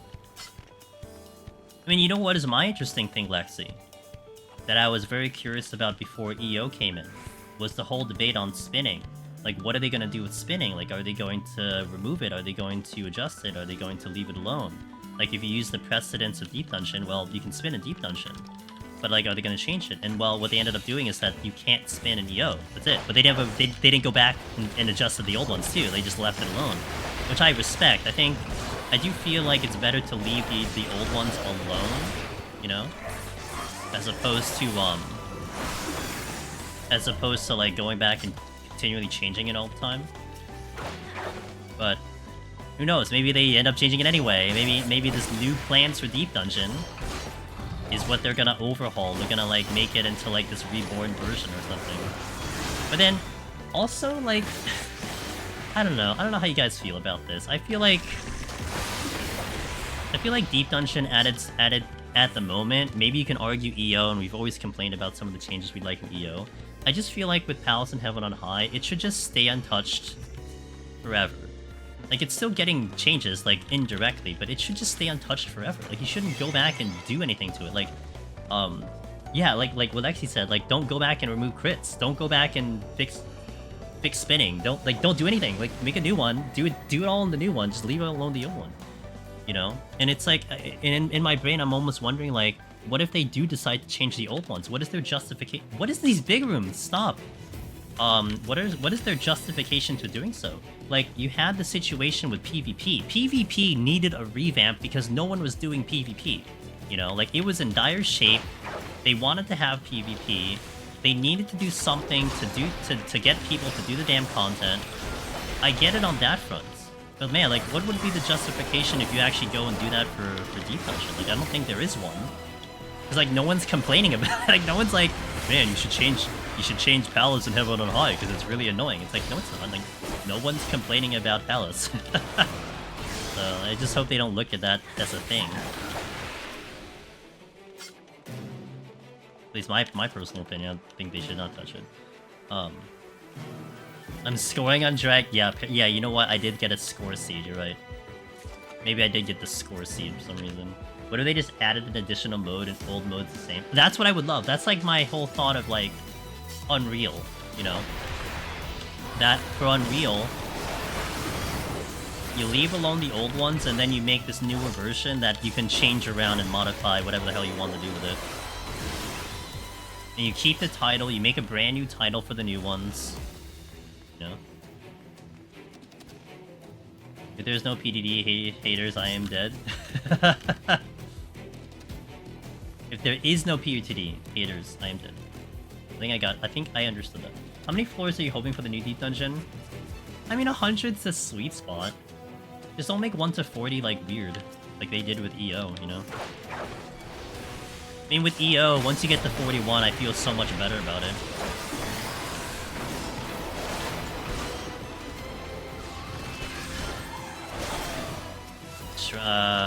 Okay, I'm gonna pick that up later. I guess we'll check the 2 Magicites that are floating around here, obviously.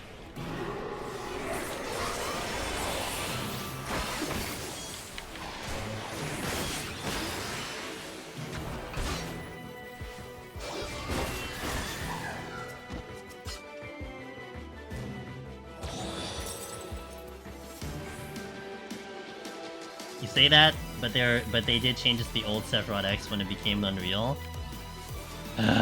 No, we're gonna have a separate Unreal. It'll be a different queue, it'll be a copy-paste, except it's set for Unreal. You don't change the old one, leave it alone. Because also, like, what do you do about the titles if you then change the current ones, you know? That's also what I'm thinking. Like, how do you justify the titles then, if you just all of a sudden change the originals? Yes, please, Mick. Yes, please. Give me. I almost feel like that's mentioned once a day now, and it should be. Maybe one of these days someone from Square Enix will pop in here and hear that and finally say something. Conceal out of here. Sephiroth, where you couldn't res people who fell off the arena unironically was a contender for the hardest try in the game. Titan Extreme back in the day was great because of that mechanic too, and it always saddens me when I see people go into Titan Extreme and they just completely obliterate that fight now. Like, man, you guys don't know. You guys just don't know. They justify the titles by making them unattainable and add new titles. You know, that would annoy me, but then, I mean, maybe it won't be so bad. Like, it just becomes a legacy title.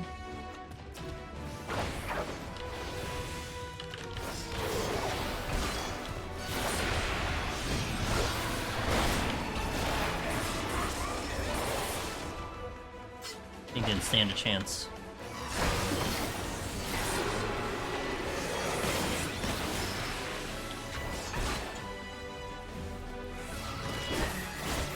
Gotta try to kill within the strength steal here. Otherwise it might get a little annoying. Oh, I missed my combo, rip.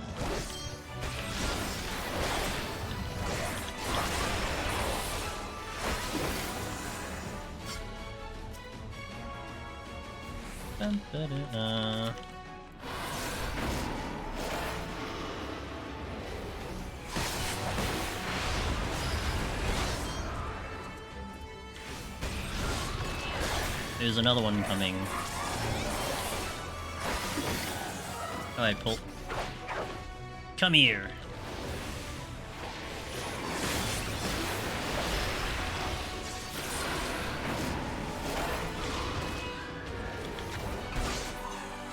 I'll take you. Speaking of Diadem, by the way, what a time for the Diadem song to come up. I just kind of clicked in my brain. You think they'll do something special for 14? For the 14th year 14? Yeah, probably. They like their anniversaries. Couldn't fathom what it might be, but they do like their anniversaries. But then I could also see them doing just the live stream. Maybe nothing in game. Maybe they'll have like an event in game, you know? Give away another Fantasia or something. Nothing too crazy.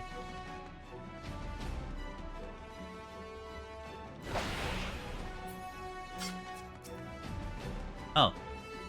Do I want to... Diadem will be the next Deep Dungeon. I like Diadem, okay? Back in the day when you had to use your FC submarine to go in with a low man. Have they ever celebrated anything 1.0 related? Other than getting rid of it?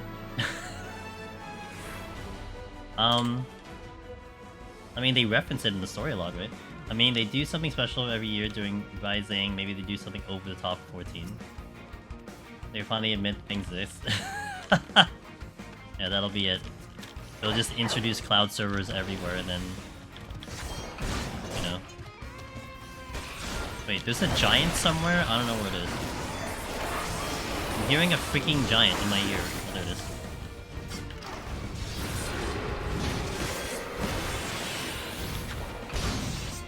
Watch your jumps.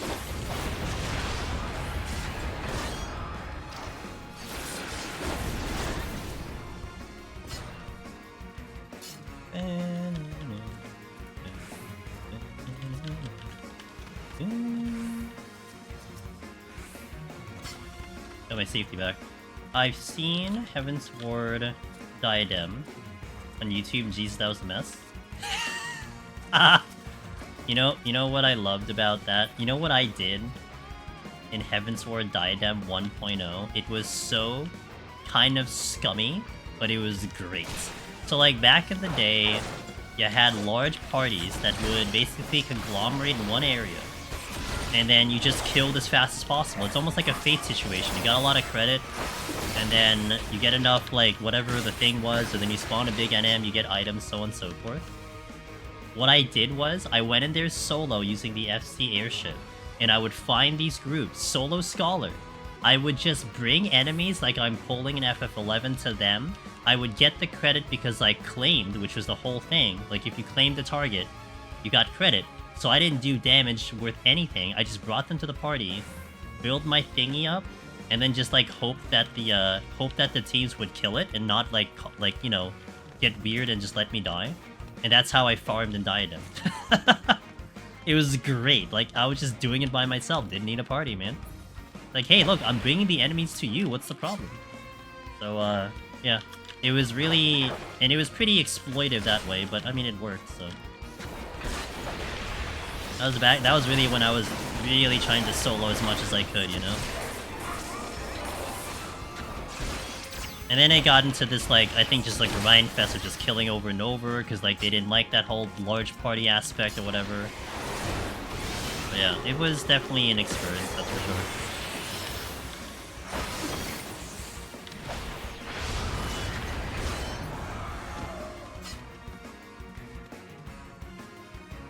Hey Thurin, how you doing? Heavensward Diadem tripped so Eureka could walk. It tripped. It tripped backwards. I do. It is funny how a lot of the content in the game is like, it starts off as the beta for something and then goes into something else, right? Like Squads, we mentioned Squads earlier. Squads was the beta for Trusts. Like, Trusts exist because Squads existed, you know? No. That song's so good, man. I kind of wish Chocobo Racing, the game, like GP didn't like crash and burn, because I could imagine this music in there, and this is like great.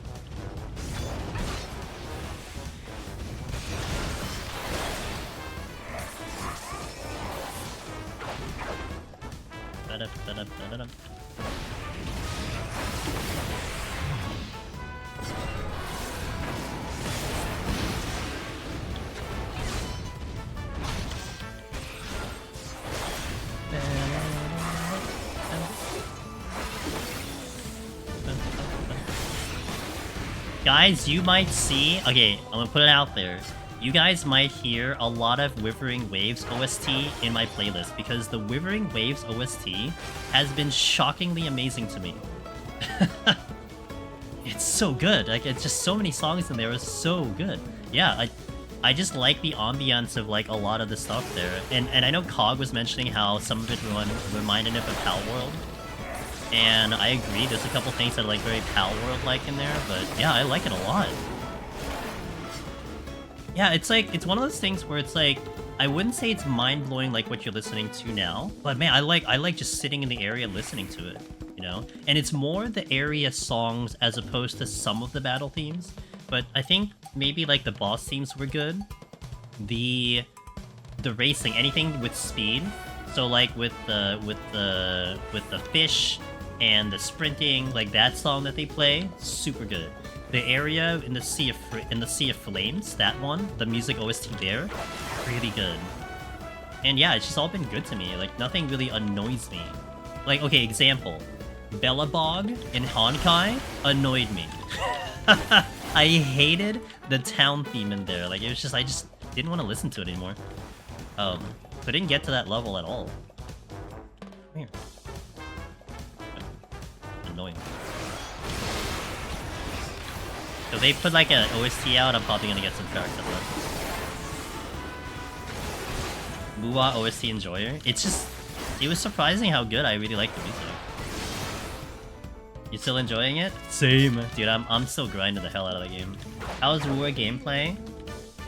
You know, what some of my friends have said, Nero, like my buddy Alchemy on Twitch, she might be playing it today. She's freaking addicted to that game, and I think she's going live today on Twitch. She thinks it's just far superior to Genshin in terms of battle. I mean, I really like it. It's very fast-paced. And I'm just having a blast with it. I will play it tomorrow on stream, 9 PM Eastern. So if you actually want to see it yourself, I have some things lined up for that. So I'll be playing it on stream. But, it's just fun. And I was not expecting a Pokemon-like monster collection system, and I'm very happy about it in the Muwa game. Like, it's just, yeah, there's like I really got sucked in because the battles seemed nice and the animations were nice, but a lot of the other features are really good. Yeah, I'm not good to compare. I only played Genshin for a month, but just on like in terms of action, I think the best one I was describing it to was it kind of felt very similar to 16, but way more anime, and I think it's even faster than 16 in my opinion. Just like a tiny bit faster, and I did like the 16 combat in general. Like, amongst anything else in 16, I actually did enjoy the combat in 16. Like, I have a lot of criticisms of that game, but I did enjoy the combat in 16. I can say I haven't been annoyed by the music, that's for sure. But nothing has stood out to me. Gotcha. Feels better than Genshin for me for battle as well, says VivTech. 14 feels slow after playing too much Wuwa. I mean, you know, you can't really compare that, you know? It's not a one-to-one comparison, but that's fair. I actually was almost concerned Copper glitched if I would remember how to play 14 real fast because I was just on controller the whole time, but Luckily the muscle memory kicked in, so we're okay. The transition between characters when switching is so seamless. You know what's so funny with that, Fifth Tech? The dodging is what makes it feel like 16. Yeah. You know what's so funny about the switching of characters? I remember Genshin. Like the little bit I played a Genshin. Wasn't there like a sound effect every time you switched characters? Am I dreaming? Or am I thinking of some other game? But like, it's almost like I was expecting some type of feedback in Wuwa when you're swapping between characters, but at the same time, I think maybe at the end of the day, I'm happier that there is no feedback because there's nothing to constantly annoy you when you just kept switching, right?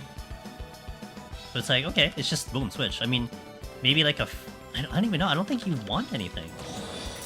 You know, you hit the button, it swatches. It swaps like a Shing or something. Yeah, and I think that's great. Like in combat is obvious because you get the anime opening, the anime intro, the anime outro. Of course. But yeah, it just felt really good.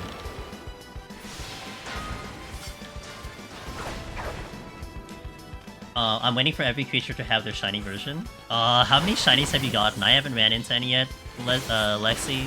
I haven't gone through the process of like really going for it right now.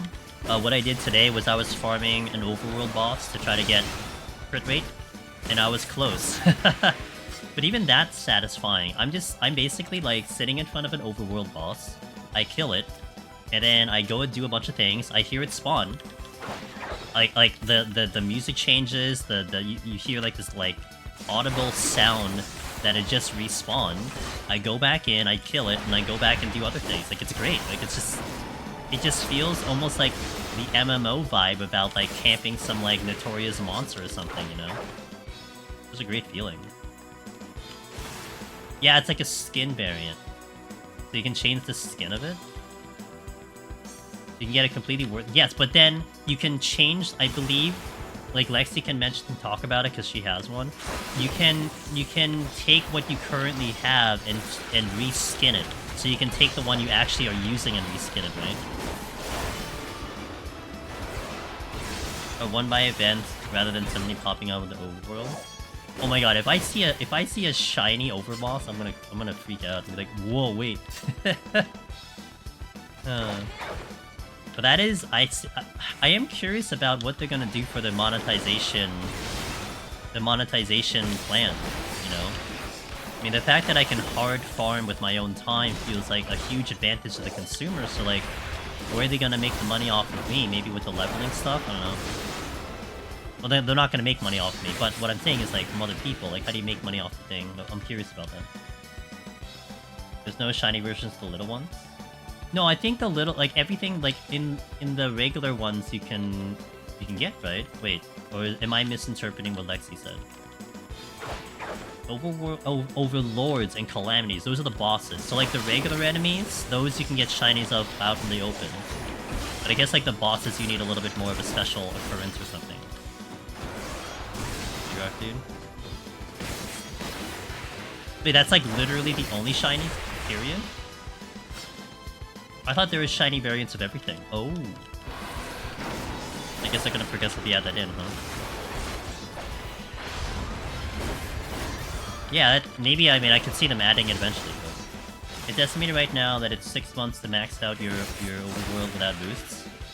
That's not bad. How long did it take us to cap out in Honkai? I felt like Honkai took a while, didn't it? To cap out the Trailblazer level? I think I made a tweet about it, so I would have the date on that, but... If anyone remembers how long it took Honkai to get to TL70. It's a year, I think, for HSR. Yeah, so like, on the surface, it's not 6 months to cap it, but then you look at Heaven on... you look at Honkai, it's like... No, it couldn't have been a year. The year just came up. Maybe... I want to say maybe... If you're saying a year, maybe like 8 months? I can't look at it now. Because the year anniversary came up, and so... Yeah, it couldn't have been a year. But I don't think it was, like, short. 6 months is not bad at all. My only concern is if I can clear endgame before the 2-week cycle's up. That's what I'm hoping I can do. I'm really busting my ass off. I think I have my team of 9. It's just I need to build them. That's what's gonna be hard. Oh. You know what? This is not gonna be good. Okay, there's only one shooty boy over here. And there's one patrol over here. 2 patrols over here. Okay. I need to get rid of the shooty boy. Or you become a problem.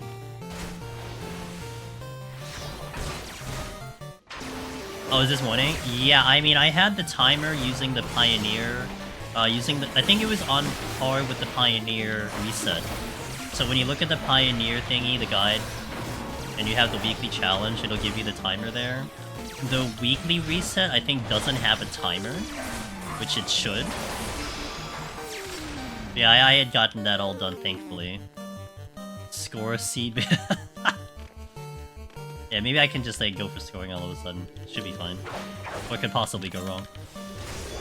I'm amazed that my palms are actually in order, considering how much I was skipping. Except the raising, but whatever. I don't expect much from raising. I know I have a conceal that I can tap into. I think this aggro's. Or no, because he moved away. Okay. Yeah, like, so tomorrow I'm gonna, in about 29 hours, we're gonna be in Wuwa, because I was actually leaving, they have a game mode in there that's similar to Simulated Universe and Honkai, that's similar to kind of Deep Dungeon. Some of the chat was kind of saying it's like the Deep Dungeon version of Wuwa, and I left that content alone, and I'm gonna plan to just do that, most of it on stream, because it didn't give me any Union XP, so I'm like, oh, I'll do everything else that gives me Union XP. So I will plan to do that, one of that tomorrow. And then if for some reason I get bored or I want to move on, I have a lot of other things to do too. So if you want to see what Wuwa is, you want to see what it's about, that's tomorrow. And maybe during the other variety days, like Thursday, Friday. As long as I have something to do in that game, I'll try to stream it. Raising might as well be shinies. They don't actually exist and people are just trying to gaslight you if they do. Well, up until at least 70. 71, they start actually, you know, you get like the pity roll. Like, oh, did you not get enough raising? Here, we'll give it to you if you survive this long.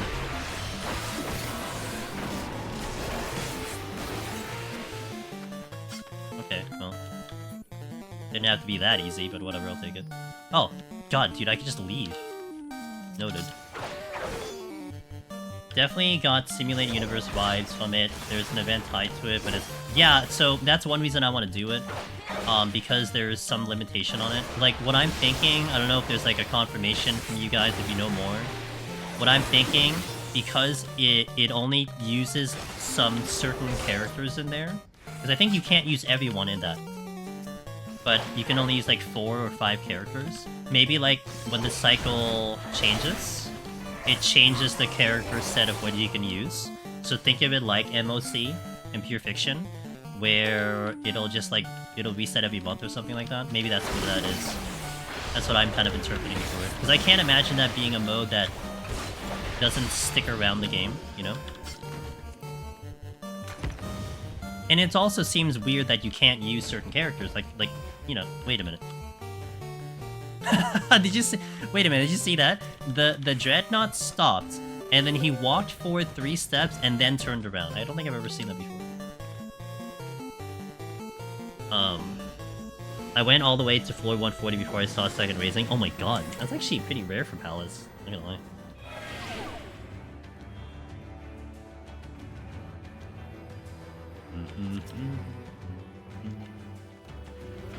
Lights, I'll just use it. Oh. Man! Okay, at least I can still stun them. I've had some amazing dry stretches and... Oh, Heaven on High, I feel like it's just way worse. I mean, I think it's a good strat to save all your affluences for 71 because they could come up there. Very high chance to get a raising, at least higher than the previous sets. So kind of a good time to burn off the affluences there. Only 2 safeties? Yikes. I had a 21. I'll never forget this. I had a 21... A 21 to 83 monk file, 86 monk file. Never saw a Magicite and I tried so hard. 0 Magicites from 21 to 86. And I wiped an 86 because I had nothing. And I kid you not. Hey Slice, I will. I kid you not. I go back in on Monk. And this was when I was still progging Monk for like, you know, the first clear. I walk back into 21. The very first blue chest, the very first silver chest, Magicite. I find another silver chest on the next floor, another Magicite. And I'm like, really? Okay, game. Give it to me after I died, great. I don't remember if I cleared that attempt, but yeah, that was the most irritating thing I've ever seen in my life. It's weird, but I imagine it has to do with every playable character in that mode having different upgrades to their movesets, and basically as of now, they couldn't do it all in the characters available. Probably. I mean, I think it would be smart to just spread it out, you know, Lexi? To spread out the fun part of it, so you have more content, you know. But I don't know. I guess we'll see once the cycle ends what'll happen. I do feel like there are stuff in Wuwa that I feel I've been spoiled by the communication from like Honkai, that I'm kind of expecting it to be clear here, but it's not as clear, where it is clear in Honkai kind of thing. But yeah, I'm giving the game a chance. It's just a lot of fun.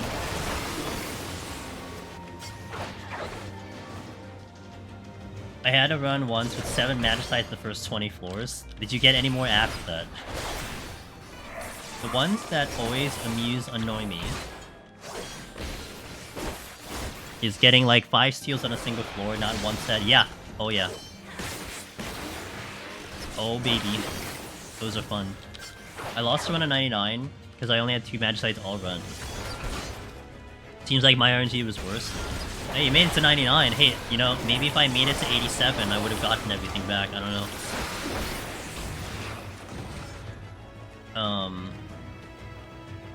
Someone said intuition. Oh, okay. Okay.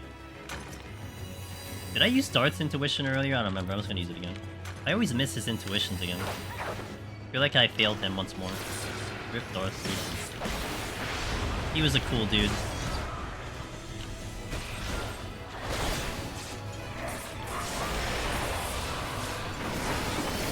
Oh, you're dead. Oh, let's go. Alright, we used it. All gone. All gone. There, I got that one, Darth. Go ahead and just clear him. I have your permission? Bless. Because of death? I don't know if I've actually died to intuition. I think I'm more the kind of the safety type, where it's like I'd rather not have to die to intuition. You know, it's like not like a cause and effect thing. It's more like I'd rather just not have it happen to begin with. Okay, come with me. Wait. That looks like a treasure room to me.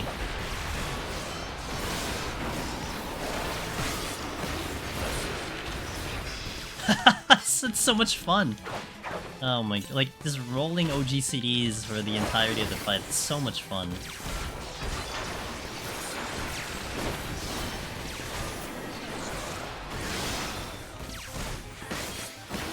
I did Ninja the other day, first 91 plus, literally every single gold chest was a Mimic.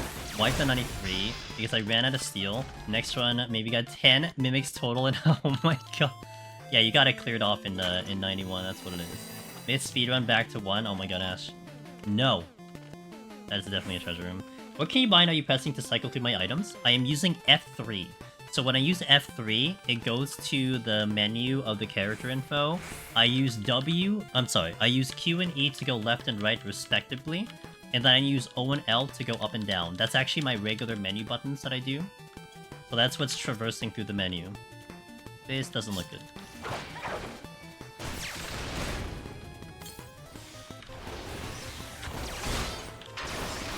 So F3 is bound for the UI, and then Q and E and O and L.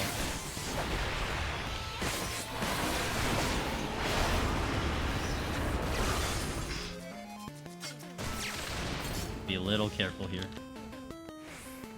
That's the exit, Austin. I got up to like 114 pallets just clicking them, but I should probably keybind them. So, okay, I'm gonna say this. I can't keybind individual Pictomanders if that's what you're implying. A lot of times when I watch keyboard mouse gamers, they are going through the Pictomander list and clicking them. Now, I don't use a mouse, so I have to find a way to get to the menu, so this is like very similar to someone playing on a controller. So I think clicking the Pictomanders are very common, from what I can tell. To be honest, I try not to use it during spicy times. But I noticed that seems to check chat after he saved. That's true. I mean, I'm not gonna look at chat during a Chimera, that's for sure. And I shouldn't. Really shouldn't. Okay, hold on. Safety.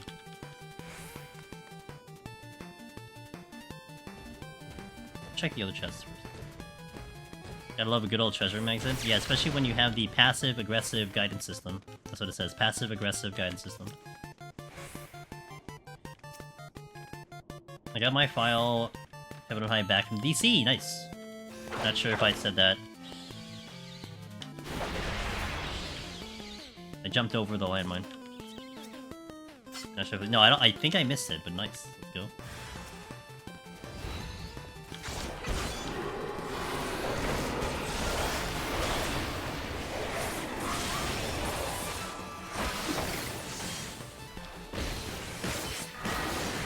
The beefy mimic.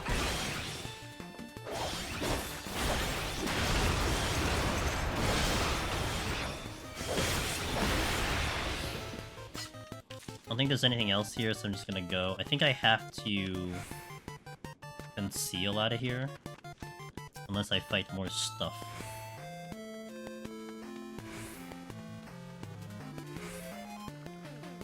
I'm gonna wait for these guys to shoot me before I conceal, potentially.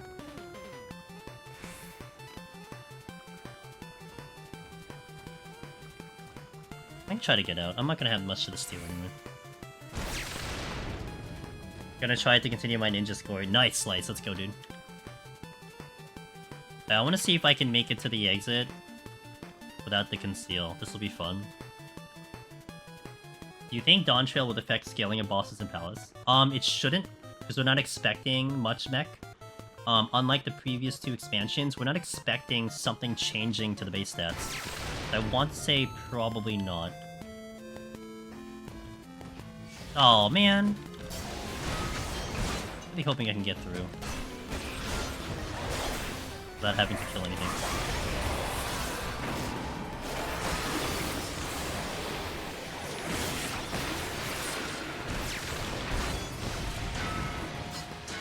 I'm gonna wait for the Rachi to shoot me, because he has to shoot me first before I can actually get into this room. You got it, I'll do it.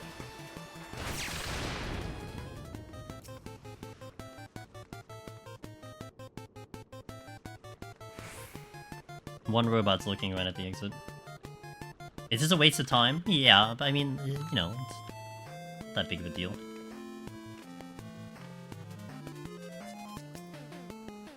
It works my Metal Gear Solid training.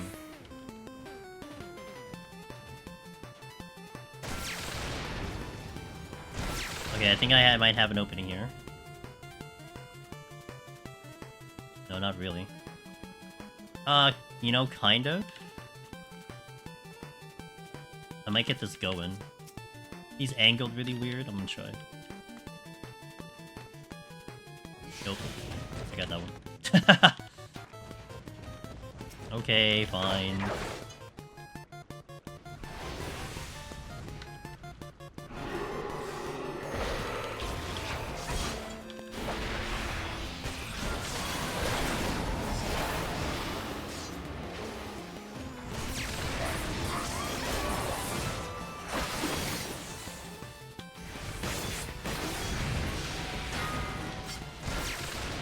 Okay, now I can get through. I get a mimic over here. Plus 200 on score. It's true, but I missed a speed run like Ash said on YouTube. In-game dev lingo is it's traversal. Okay, got it.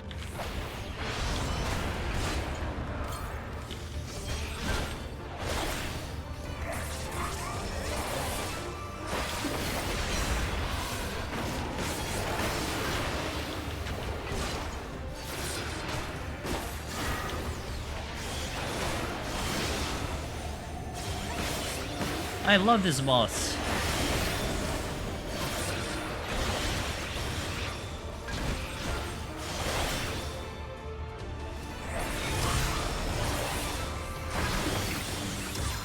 Movie just a little bit more here. I don't. This boss can die in a fire, says Biptech. Oh, I'm dying.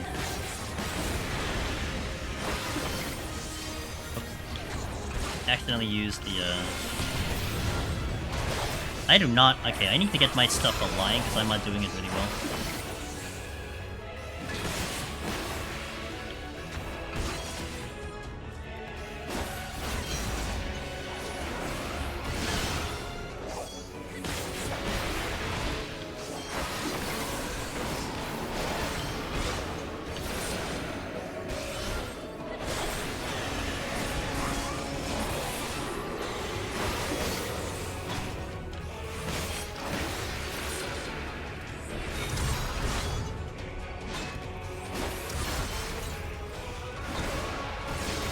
Kinda messed up my combo there.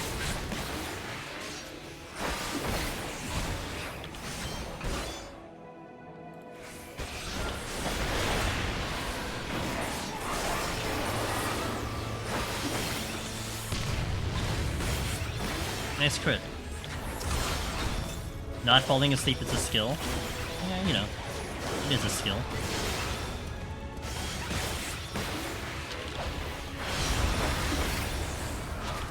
Literally every Heaven on High boss is just don't fall asleep at the wheel anyway.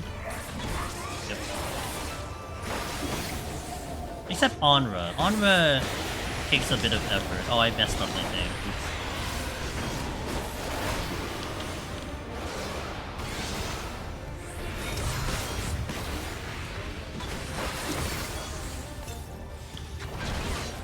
Hey, what up, JMO? How you doing?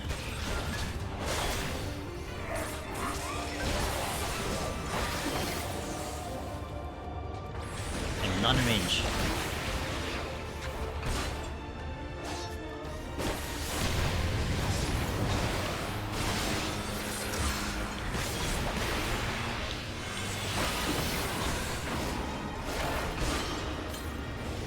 Hello.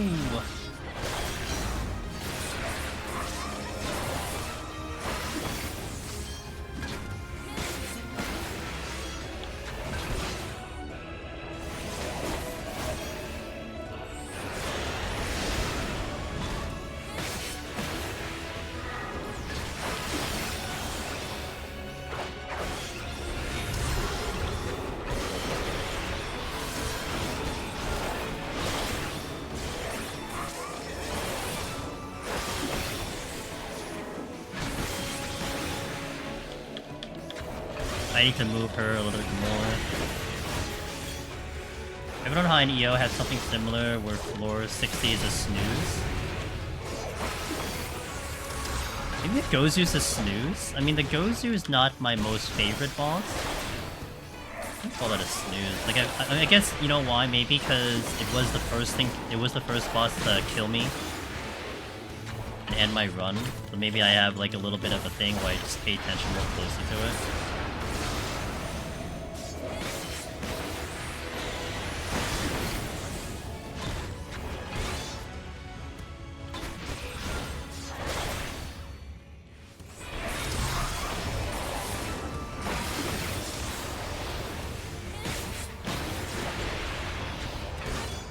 There is one actually quite engaged. This one is actually quite engaging as melee and tank. Because you're dodging constantly, but Onra will straight up murder you fast. There was a point in time when I would just forget its rotation and always died to knuckle press, and I felt so bad about it. I just lost focus, and then I just died to knuckle press. Thankfully and hopefully I don't do that anymore, but it is kind of seared in my brain about that one move.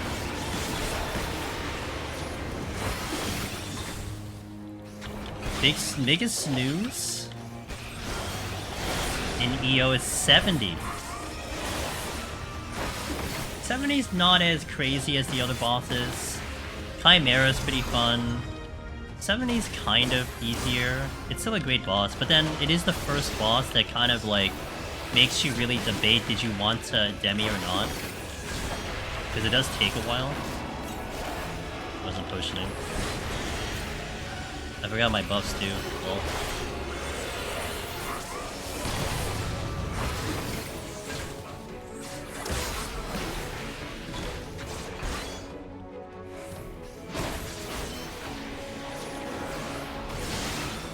Die already!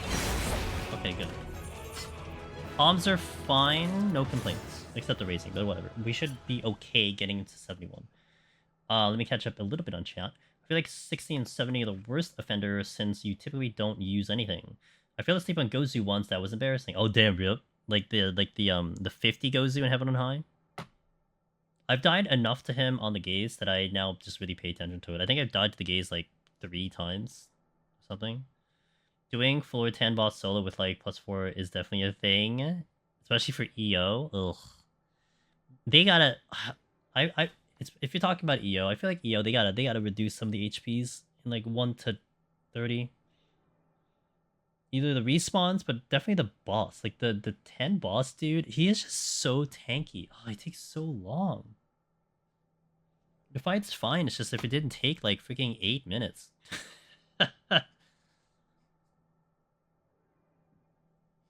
Like if you gave us a demi-clone guaranteed, you know, going into that boss, that would... honestly, that would be better, but you can't even guarantee a demi. That's where it sucks. Like, every time I don't get a demi-clone going into floor 10, and I'm trying, I just hate it. I'm like, ugh. I like how Une neuters the Hydra boss. Well, I mean, if you still get hit with too many things, you're gonna die, though, because you just get the Vuln stack, but fair. It was super late and I was reclimbing after dying in 93. Gotcha. 8 minutes, like 10 on... Yeah, it's just so long. I think it's like the one dice lower than in 50. It has to do with the scaling. I mean, to me, like how I look at it, Thorin, it's like if you wanted to do a simple adjustment in EO, move the respawn from 1 minute to 2 minutes. Simple, really small adjustment. I feel like it would make a world of difference. You know, I think you're having issues compiled upon issues. And maybe start there. 14 likes their incremental changes. They don't like really doing massive overhauls unless they were looking to change the entire content. You do that, see how we like it, and then go from there. I think 2 minute respawn would be so much more manageable. He takes forever. I ran out of steel on... Oh, see, 70, starting at like even 60, I always demi-clone the boss. So if you're doing 70 EO boss without demi, it's gonna take forever. And that's actually one reason I almost always demi on that boss, because of that. Because I know that the time... I think he's like maybe like a 12-minute fight or something, even on DPS. It's kind of insane. Wouldn't mind so much if it didn't take like an hour to find a group. Yeah, that's where soloing's better, but then of course, if you're not a tank, it's pretty hard to solo EO. I'm gonna be doing... I did Heaven on High, Palace of the Dead, how to farm your Ether Pulse solo.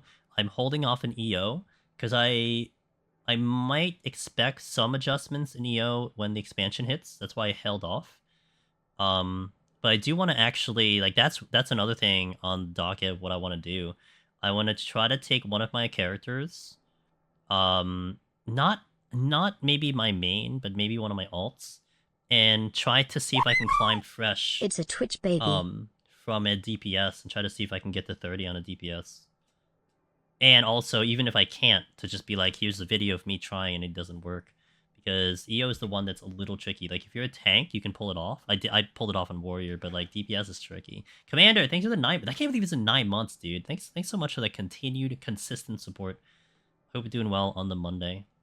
Alright, I'm going to take a small break here, hit the restroom, stand up, stretch a little bit in between the floors. We're going to step into 61 coming up. Thank you guys for watching. I'll place the background music. We up. Ooh, enjoy the Rebirth songs. Alright, 3 minutes for last scene a little bit. Alright guys, BRB.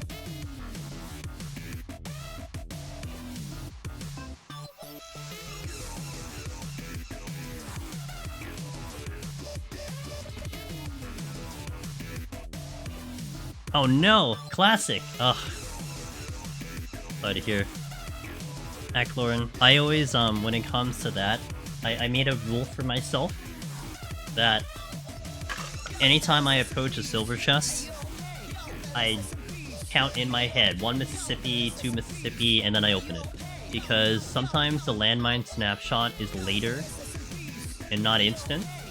And so you would think walking up to the chest you'd see something fast enough by the time you click it, but not always the case. So I make that rule for myself. Sucks. Sorry to hear. It isn't irritating to die. Alright guys, welcome back. Let's get this in. 61. We got 40 more floors to go. Do it. Yo, yo, yo, yo, yo. I think that's the name of the song. Literally.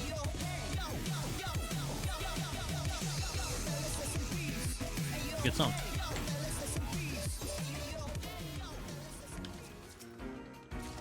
I want to find patrols first, if I can.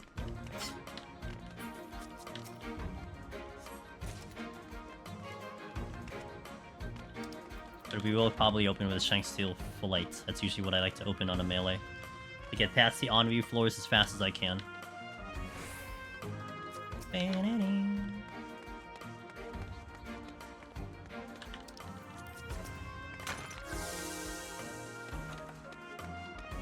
Ah, there is a patrol. Come here, I got something for you, but I might get the Manny. Damn, I did. Maybe I can down this?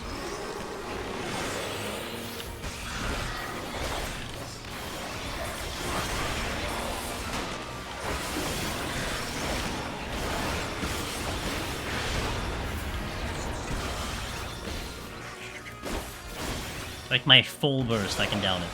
But it's not like I'm gonna have the full burst again. I want that patrol to come back. He is. If I get that patrol down, I'm good. Then I can pop the Shank Steel and move on. Silver chest here. I kind of want to check that before I make the decision about before I make the decision on what I'm doing here. Could be a Magicite. Can I get there clean? I gotta sneak past the Wakakuza just to get through a sight enemy.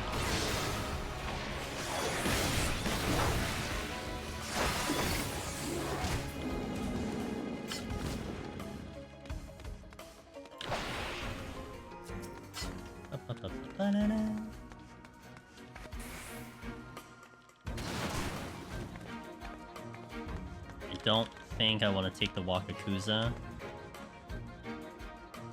Ruin. I came in and thanked you for your guides and I got Necro done. This week I'm back and thank you again for now EO! Since that solo endeavor is also done now, hey, welcome to the club yet again. Let's go, gamer. Congratulations. So is Heaven on High last? I can't remember if I had asked you that, if you had still Heaven on High, but... Let's go, dude. Thanks for coming in to celebrate that. I love when people come and do that. Welcome to the club.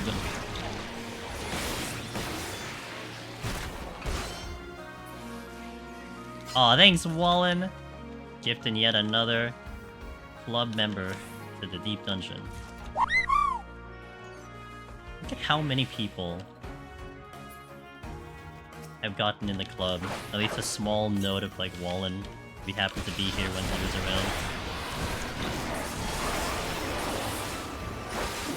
Last, my first attempt died at 92! Oh man, that's such a good first attempt. Was doomed from the start because of lack of bomb. Gotcha. Oh man, you're gonna prog through Heaven on High so quick, I know it. With 2 under your belt, ugh, you're gonna just like breeze through it. So I can't wait till the next stream. And hey, even if I'm not on 14, because I think tomorrow, I said like tomorrow for sure we're gonna be doing Wu-Wa, Withering Waves, and I might do it Thursday, Friday as well. But when we're back on Sunday, dude, oh man. I'm sure you're gonna clear it by then. I don't care if you hop in during us like beating up a boss and move on. You're like, hey, I got the clear. Yeah, please do that. I love it. I love when people do that. Hurts so much. It hurts. Yeah, I mean we've been on my melee extravaganza, and yesterday, oh my god, yesterday we were on cruise control on Ninja, and I'm like, hey, let's pull one of everything because why not? I haven't really fought anything. Strength and Steel, a pony was basically ripping me apart, and then a freaking demon with wings was also ripping me apart with steel. I'm like, hello? I guess this is why I don't really pull these. Yeah, I just reminded myself.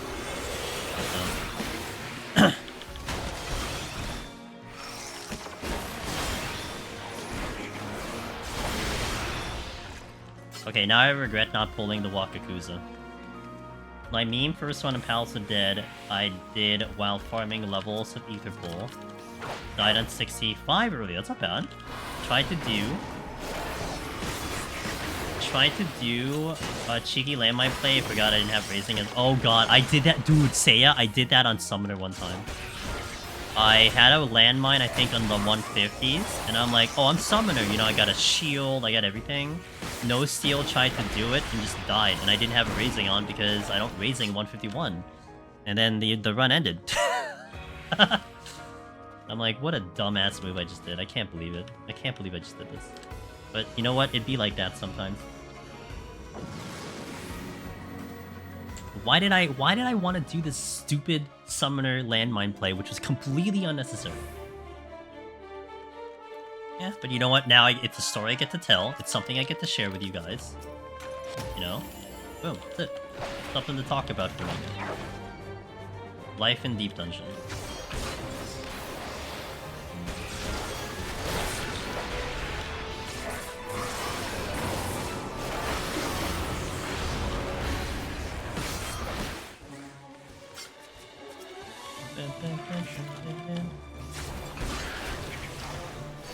Another patrol coming in. Luckily it was in a run which started at 51, so it didn't hurt. I was curious how far I can get with minimal guide usage. Gotcha. That's pretty damn good without guides and stuff. That's so good. Like Palace, it's interesting. With EO, I kind of would totally recommend people give EO a shot without a guide. It might take you a bit, but I thoroughly enjoyed the experience. But man, like, I am very, like... It's blessed to see people try to blind prog Heaven on High and Palace, but oh my god, like, you guys are in a world of pain. Like, that's just... oh, man. Like, no information whatsoever? Good luck, because that really was... hard, you know?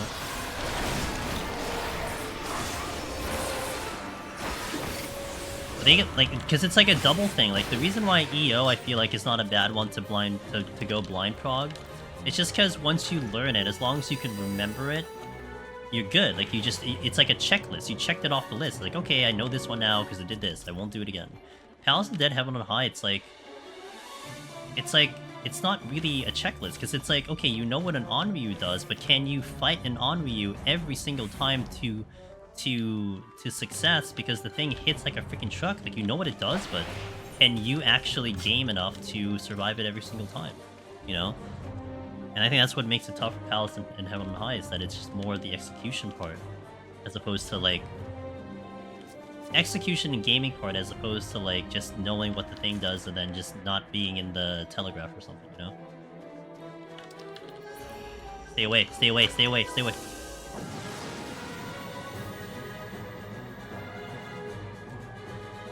I did a warrior and tried home game, but I had puddle targeted and it was... oh! Yeah, self-targeting for home gang is a thing.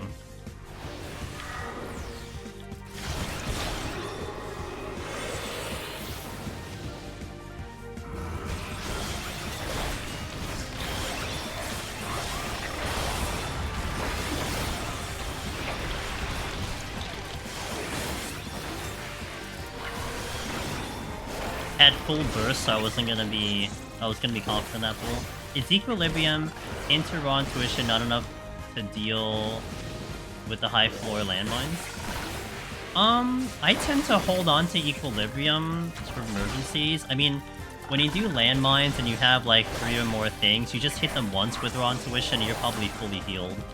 So it comes down to like having multiple targets when you do landmine plays. Mission.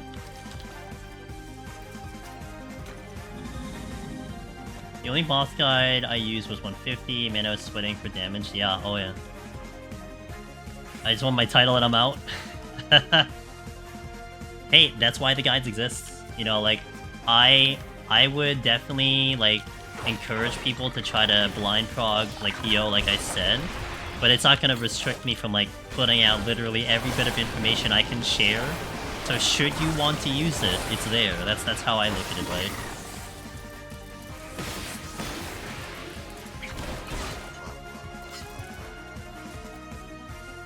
I'm rather scared of raw pulling one of those blue gods of death from Machinist, even though I can kite it rather well. The autos are just scary. I remember that clip when Zeno got LOS by a mob on his home gang at EO.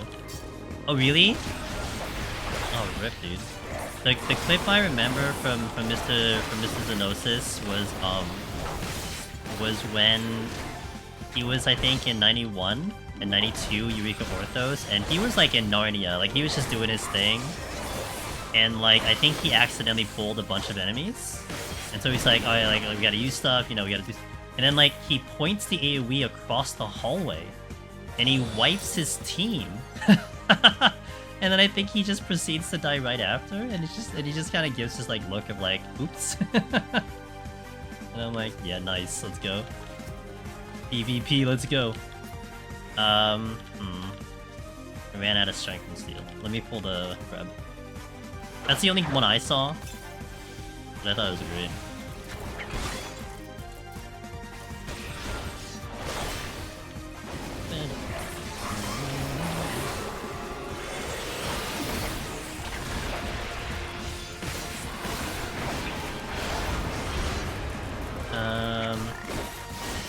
What else is here? Onryu. I can't get across unless I fight the Onryu. Do I have a burst? I don't have a burst. All my burst is down. He vexes. That's why we solo deep dungeon. Can't have PvP if there is another player. It's true. Unless you have Doga. If you have Doga, he sometimes can PvP, you know? Do I petrify now or do I petrify now? No, later! Okay, well, rip. I like my options. Alright, let me fight this one. I kind of have burst here.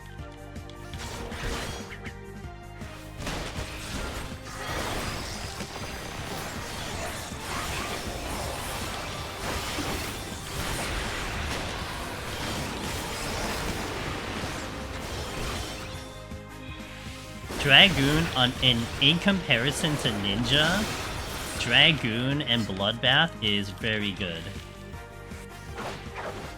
Very good. Like, you can make back your HP like crazy. Such a cool feeling. Not gonna lie, it gives me a fun idea when saying rank competition party. Do it. Willow says there was a fun tournament in DVD recently that was focused around sandbagging each other. 1K pound prize pool. Dang. Did you enter and did you win, Willow? Reed? I'm sure you could have won. Do I just have Onryus left? Really don't want to fight another Onryu.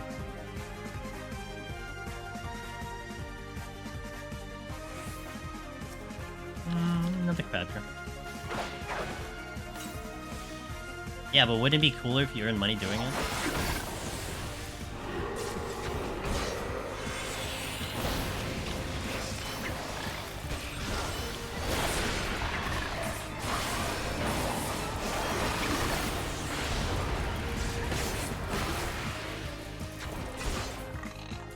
Well, shit.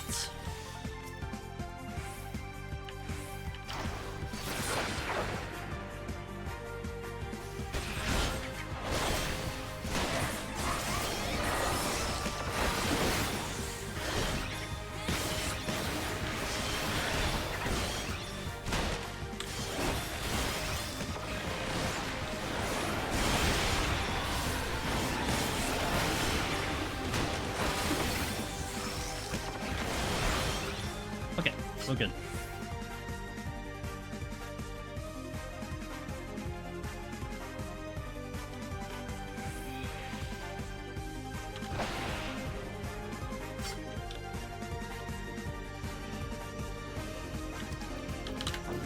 I was trying to see if I can get that affluence off, but I didn't.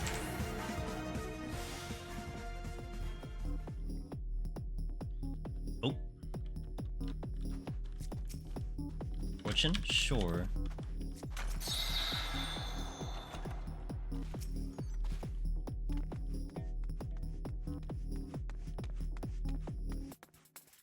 I don't have burst, so I'm gonna wait. I can get myself... I just can't get myself to like EO. First 30 floors are so bad. It makes dying 41 even worse. Agreed. It really makes it... It makes it pretty brutal, Astra. I'm with you on that one.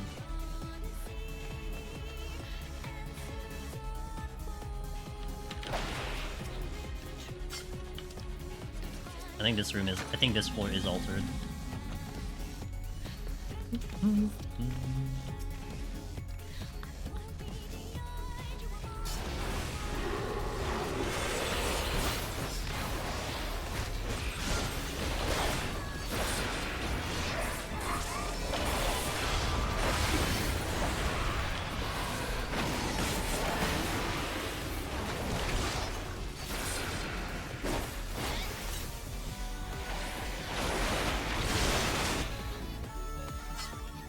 God damn it. Alright. I think I could survive.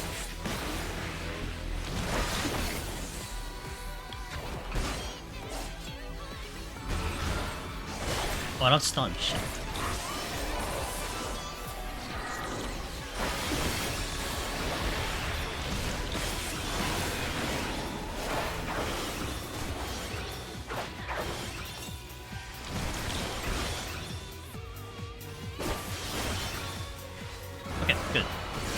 Not as bad as I thought that was gonna be. I should respect Dragoon's defense a little bit more, I think. Because it's pretty good.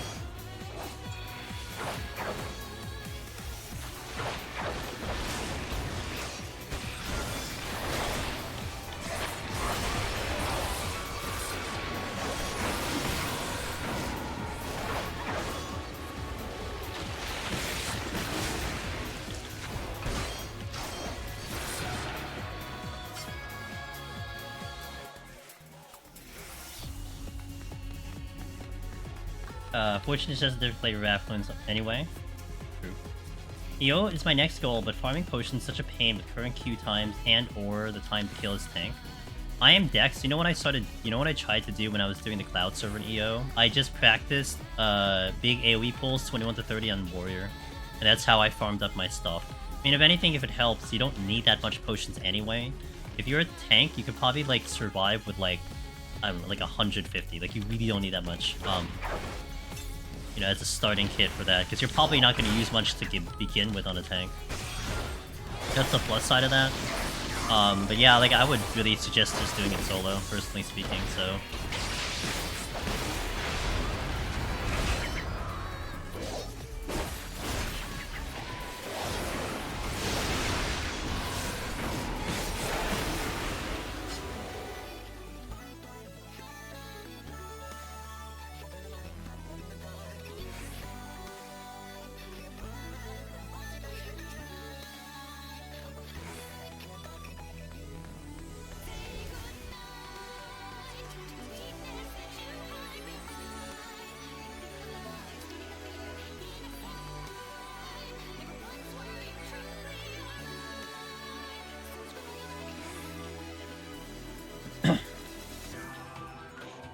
And don't forget about Dragoon extremely... Okay, I didn't see any enemies I could pull. I'm gonna fight the Onra over the Marbro.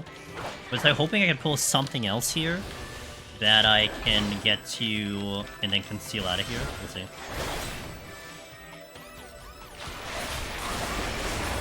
Oh, whoops. Overcap.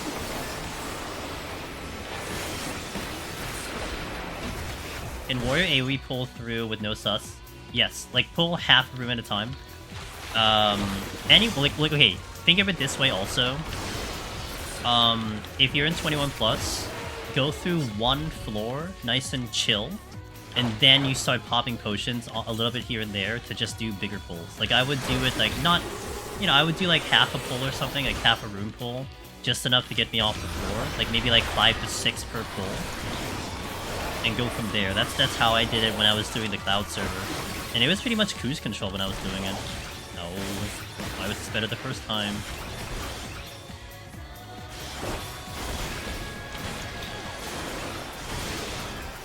I had more reverse, that's why. Oh my god, I'm still not out? Fine, I'm gonna go to the next one. Hey Space Theos. I will try to catch up on that. Give me a moment here. I just discovered your channel. Thanks for the content about POTD stuff. Hey, welcome to the channel. And I hope you enjoyed the content. You know, so thank you for coming in on the live stream. I promise it's live and not pre-recorded. Okay, then maybe the next one. Hold on. I have a question for someone who wants to dive into previous POTDs. Okay. Could future expansions make it impossible for jump drops to run in case polar actions get nerfed? Could it make it impossible? So, okay, wait. Let's imagine, for example, Paladin no longer has clemency at some point. Could it make it impossible? I mean, there's always a chance it could make it impossible. One thing, though, is that I promise from our end and the community's end that we will definitely investigate the jobs, and you'll definitely get some crazy people who are going to try to do it anyway. You know, they're gonna find a way to get the clear and whatnot. But there are things that could make it tougher, yeah. In recent history, though, I don't think... I'm trying to think really quick about... In history, has something actually become harder by a significant margin? I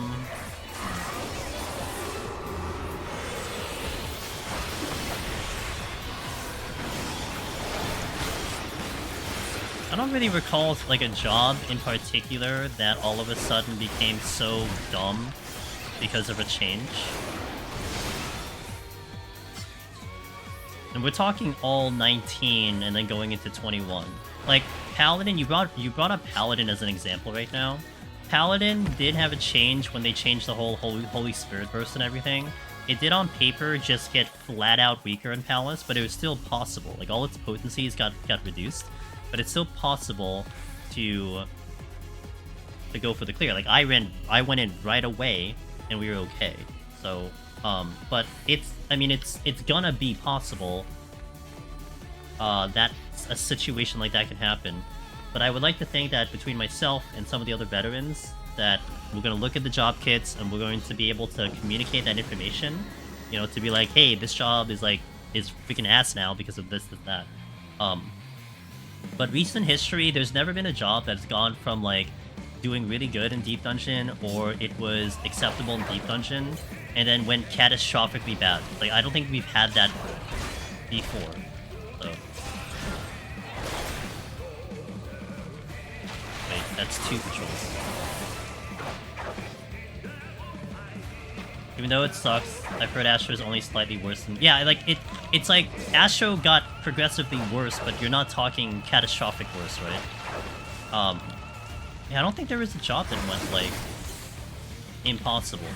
Now, there are jobs that have gone the opposite direction. You had Dark Knight, mid-expansion patch, had the Living Dead change, which completely uplifted and changed the entire Dragoon, the Dark Knight run, especially on Behemoth. Like, it went from, like, you had to do some crazy-ass strategies to, like, the easiest tank, technically speaking, on Behemoth, you know? So you had that happen. I mean, you had Summoner change, which really propelled Summoner into a really higher consideration for like what job you can take in, etc. So that's something.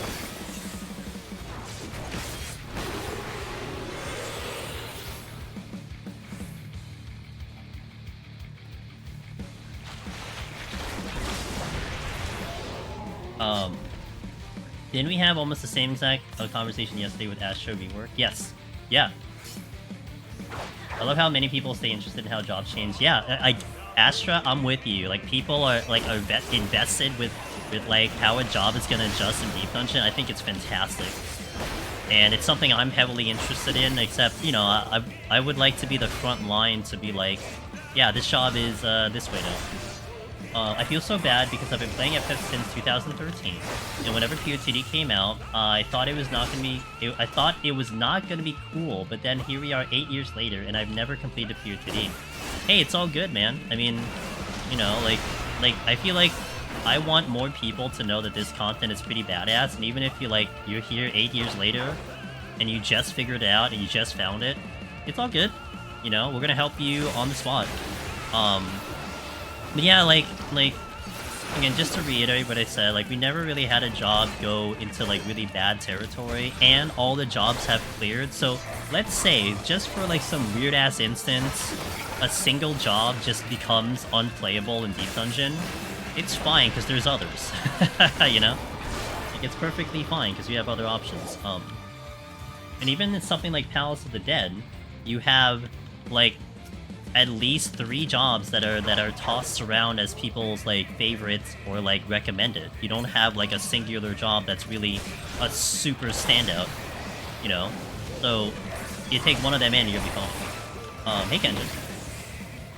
How long would it take me to complete the solo runs on all jobs in all POTD?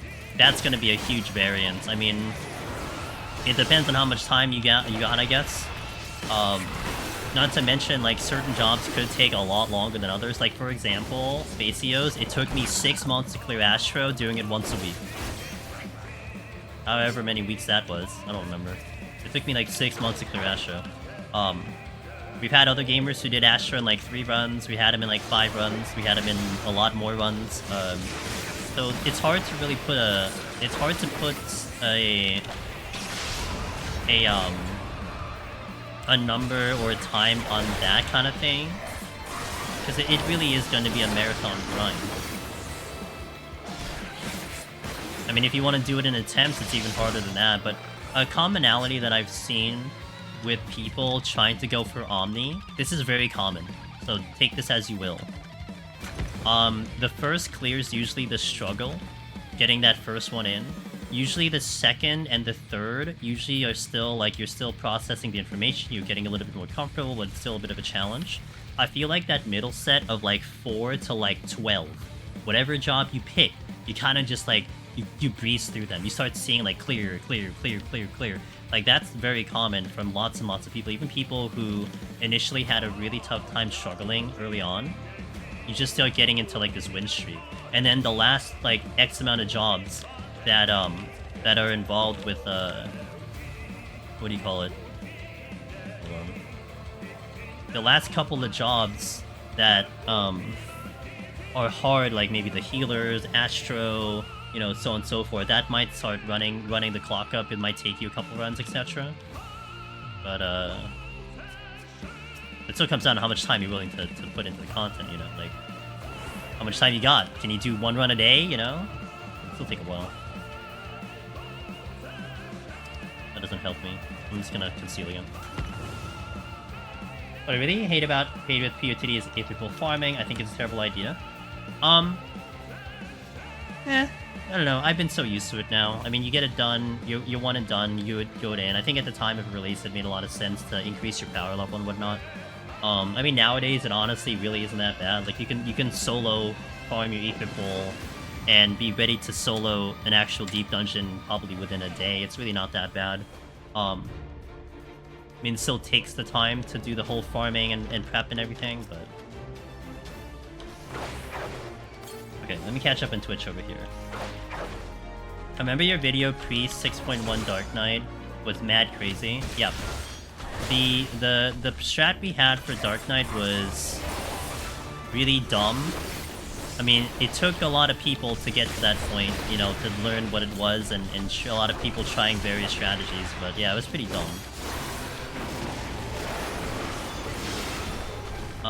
Only thing I could see change is Warriors Raw Intuition getting nerfed. Like, even if raw intuition is cut in half, it's still way too strong. Part of the 1% Necromancer title owners, yep. 26 weeks. Some people get crushed, like Mick and Joni, I remember got it done so fast. They destroyed it. Oh my god, and with high scores too. Joni was one of the fastest, damn. Holy crap, man. He got so into the content. Crushed it. I mean, my end, it's weird. You know, asking me how long it took me gets weird because I have other priorities with Deep Dungeon. You know, we go into challenge runs, we go into guide runs, we do scoring, we do events, so it's like, I'm not completely dedicated to, like, the goal of Omni, because I'm also trying to avoid, like, burning out, you know? Why is there so many patrols? What in the hell? I saw, like, 4 walking in here. Hold on, I really would like to look at chat, but the broccolis are telling me to eat my vegetables. I'm at 3 months at Dark Knight with the weekly attempts so far. The scoring addiction is real. I can't even play other jobs with sub 100 single pulls anymore. Yeah, I get it, you know, I respect it. I'd probably be a lot closer than I am if I stopped scoring all my first clears. Yeah, you do have that coming in too. Like, scoring does add a layer of difficulty to it, and it adds time and pads up how long it takes you to go for it. Oh shit, oh, okay. I will not die to jump today. I don't see RI getting nerfed anytime soon. After all, they doubled down on warrior healing by adding regen to Shake Meagle. Yep.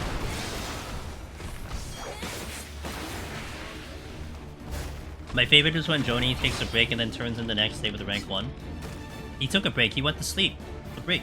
The difficulty increase from 51 to 61 was staggering to me in my first 3 times getting here. Yes, it is very staggering, yep. All my raisings are in Pog. It is a big jump, especially when you're dealing with Onryu. Like, you know what the thing is here, Acklorn? It's that I feel like if you flipped 61 to 70, like you went backwards with the enemies, like 69 enemies were 61, and so on and so forth, I think it would make a lot more sense with the difficulty. But Onryus are clearly the worst enemies in here, but you start off with them, you know? And that's why it's like really, really jarring in my opinion.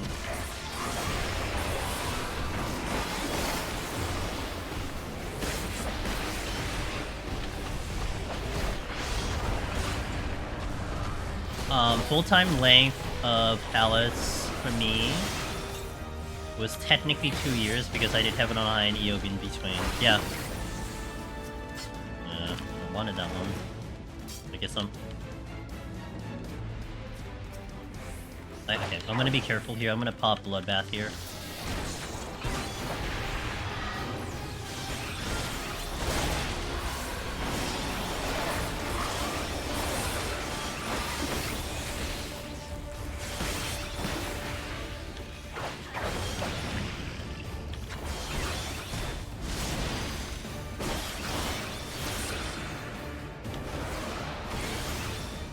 No patrol coming in.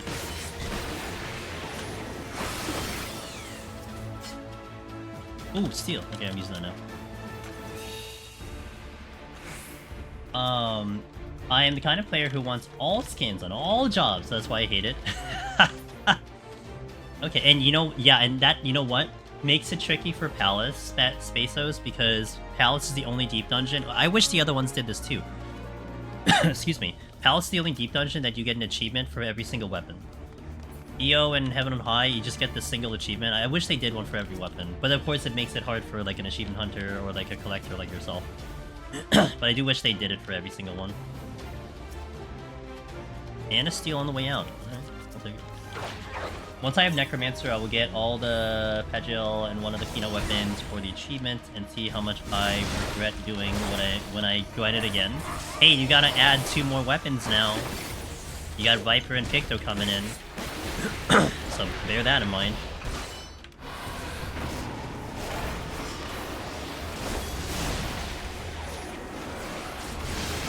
You got a broccoli coming. Excuse me. I feel like I can avoid it here, maybe. Oh, I wanted to check the chest behind me. Shit. Well. What would you consider being the most difficult content between Savage and solo runs in PRTD? I can't comment. I cannot comment on that question, but I'll leave it to chat to say that. I'll repeat it again. What would you consider being most difficult between Savage and solo runs? The reason I can't comment is because I haven't done Savage, and I can't comment on something I haven't done yet, so can't answer. So if anyone wants to answer that, I'll relay your question over to YouTube. At least you can pre-farm the items to trade them in. Yeah, unless of course you're like trying to get everything else, then there's a lot. Double red swords gotta look cool. Y'all, the red paintbrush though, paintbrush of death. Biff Tech over here says solo harder than Savage in my opinion. It demands more of you personally. Omniros says I think they are too different to compare.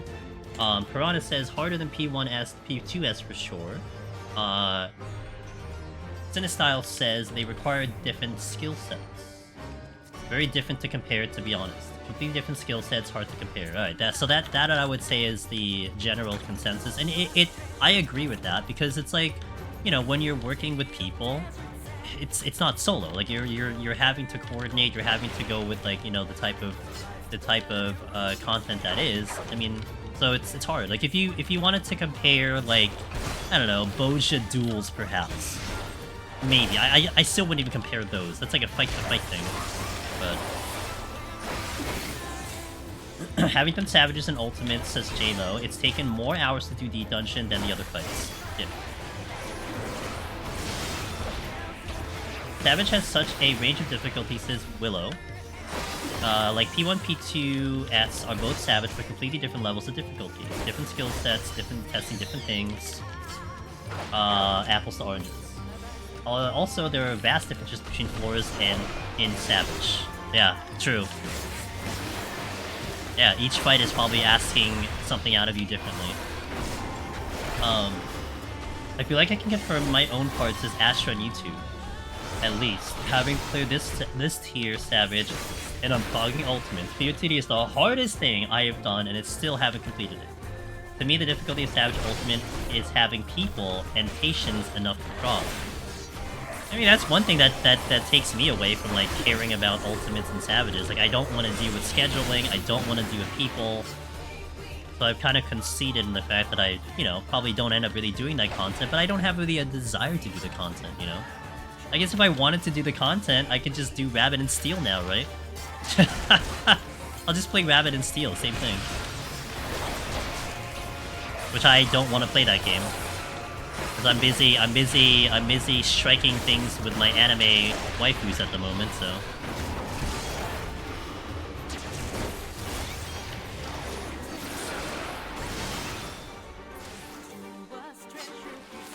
We don't have Mizu. Once you study, if you study, you literally can't be surprised by raid. I wish you were surprised by raid. I don't say harder, I say more time intensive. Yeah, fair. The main thing for me is that a 15-hour PUTD run, 1 moment of sleep can cost you the run. 1 moment of sleep can cost you the run, yeah. CD is reactive, raid is scriptive, says Ross. Even if there are different permutations, you know all of them ahead of time. That's why EO is such an interesting topic too, because it's like, it's kind of very raid-oriented. You still have the dynamic of like what you're pulling and how to handle them, but generally speaking, you do know what you're gonna have, or you should know what you're gonna encounter ahead of time, and you adjust to it. But honestly, if you beat some of the Savage Ultimates, you probably have the mindset to be able to tackle the dungeon, vice versa. That's what I've been saying, man. Like, I have some really, really awesome, raider buddies that I feel like are so good at the game. Like, they are really, really good at the game, and they're scared of deep dungeon. I'm like, bro, like, you did this, and that. Like, you're perfectly fine. Just hop in here and just try it. Like, if it's a question of skill, like, you have the skill. Like, you're really gonna tackle it very well. You know, if it's time, then that's different. Like, time, this is time consuming, but in terms of, like, capability, oh god, like, you're fully capable. That's my argument, you know? I mean, and it isn't to say that someone who doesn't have that experience is incapable. Like, I don't have Savage and Ultimate experience, and I'm, you know, I'd like to think I've got a ton of clears under my belt. But I feel like the ones who have put in the time, who have a lot of experience in Final Fantasy 14, you definitely should like try this content out and test yourself, you know? You might be surprised. That's why EO was the easiest for me. It felt like a raid. Heaven on High has been the hardest. Because it doesn't feel like a raid. Did I want to check? I don't remember what that is. For my limited Savage experience... Oh, that's another steal. Oh, I don't have to go back. Sick. Wait, what is this? I don't remember what this one is. For my limited Savage experience, half the thing is making sense of games' confusing language. Overly flashbangy telegraphs. Hey, you know what? Okay, Thurin, you don't have to worry. You know why? When we load up Dawn Trail, we'll get all the flashbang we're gonna get. It'll be great, man. You want flashbang? Don't worry. Every time you open the game, boom, flashbang. Are you dead yet? Okay.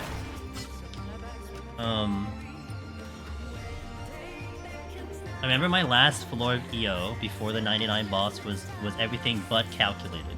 I had to cross the treasure room, so I used all my witching to reduce their view range and got away with pulling only 2 mobs. Eyo! I don't know, 85 clear seems a bit low. Rookie numbers? Yeah, it's pretty low. I don't know what I'll do on number 100.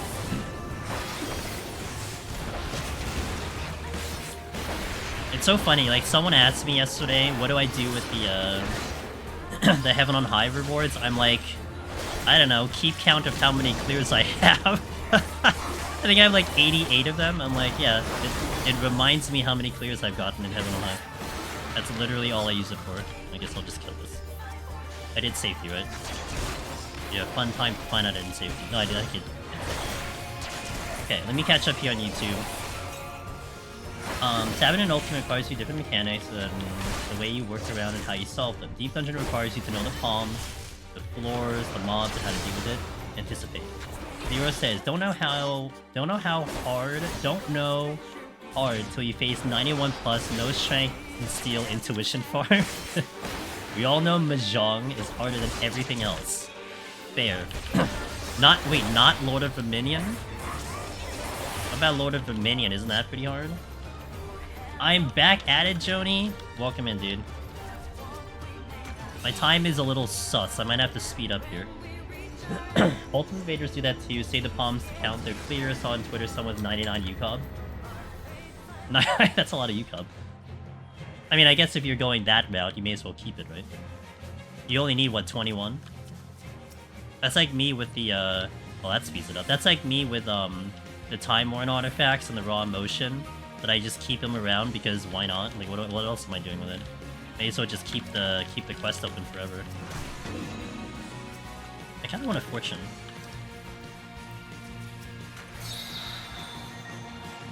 Use my you know, it depends on this floor. I mean, this floor definitely saved me because I have the Petri. So we'll see what I want to do. Ultimators. Oh, I already read that. Okay. Sounds similar to my ultimate tokens. They just collect dust in the Chocobo saddle. Hell yeah. Okay, let me try to get this off this chest. Try it. Nice. Why is Dragoon still a conal? What?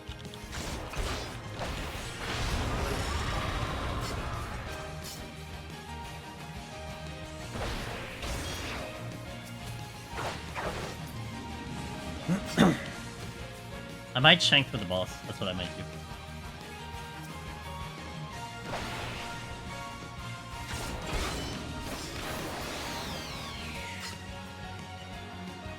One day I'll have the ultimate static. The ulta static that doesn't disband after 1 clear. Oh. Rip.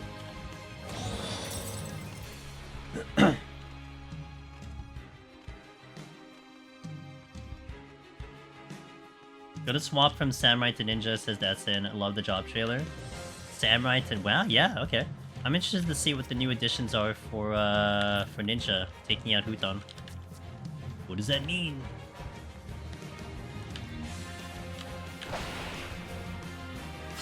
To be honest, to be fair, I did play Lord of Dominion on release, which was ages ago. Well, I get the strength, okay. I know I did. The only time I did Lord of Vermilion was helping my friend get their achievement. That's it. Only time I ever did that content. Little B. Hello, how you doing? Welcome. Oh, nice. Steal into the next floor. It actually worked out. Like, the palms are pretty good.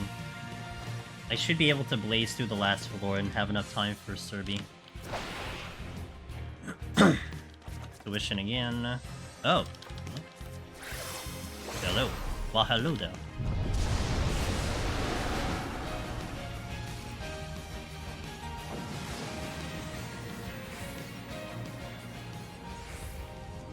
Alright, 69, let's move.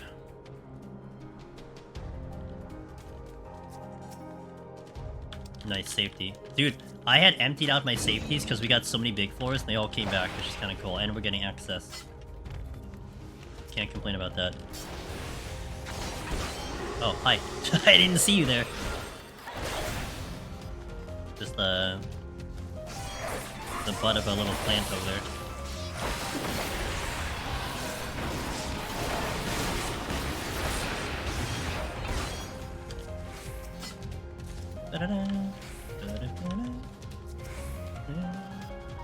Oh, well, makes my life easy. Okay, we're fine on time, guys. Time is fine. Probably should have, like, checked the chests first, but it's not a big deal. He will still sleep on the Shallow Eye minion, which apparently is still one of the rarest minions because... Oh, nice. Because it requires 50... Yikes, that's a lot. I didn't help my friend get that one. There was something about winning 10 times in a tournament or something. That one I helped. That's the site. Let me just take this one. Gal. Hey, Gal. How you doing? I gotta speed up too. Hey, look. You know, when you say it out loud into a microphone, it tends to work out. You know what I'm saying? It's gonna be witching.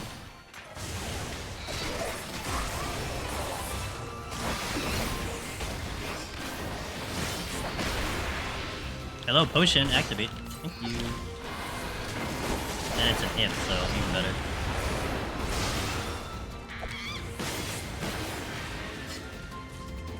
Okay, let's go. I was hyped to Lord of Vermilion. I was hyped to Lord of Vermilion since I thought it would be cool title for Red Mage. Glad I thought it wasn't Lord of Vermilion before I put the time into it. Oh gosh. That content's weird. Like, it had a great idea and then it didn't.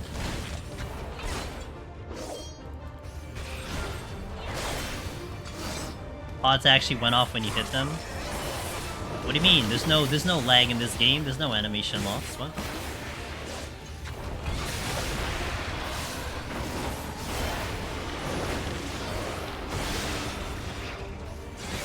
I don't think I killed this in 5 minutes, but it'll be fun. No shield. I have no shield here.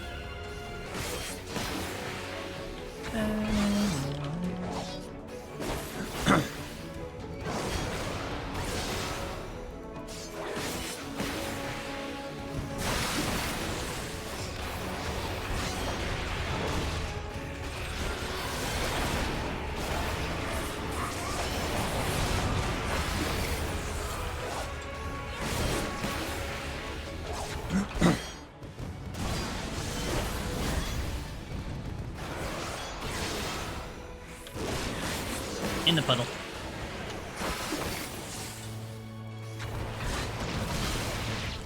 Pew pew pew.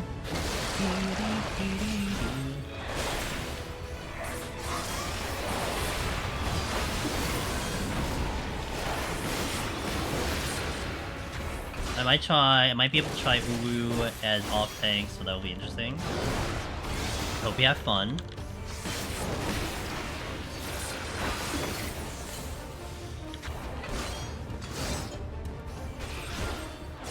Dude, every time I get back to my second rotation, I keep forgetting which one I'm supposed to do.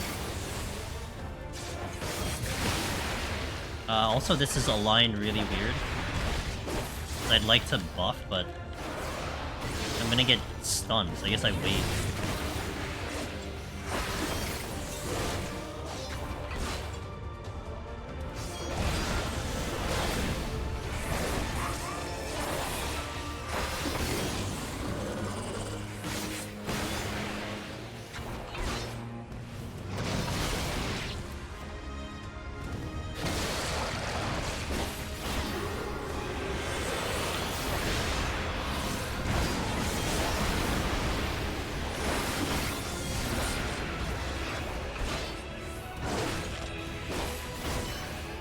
Alright, halfway done.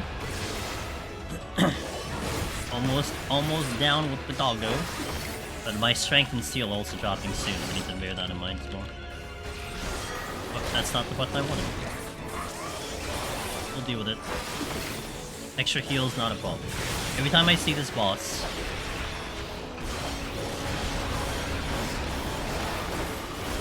I remember the time I forgot to jump into the puddle and dodge Devour naturally. Really? I felt on top of the world that day. Oh my god. What a gamer. There was this one time I tried to duplicate this, Joni.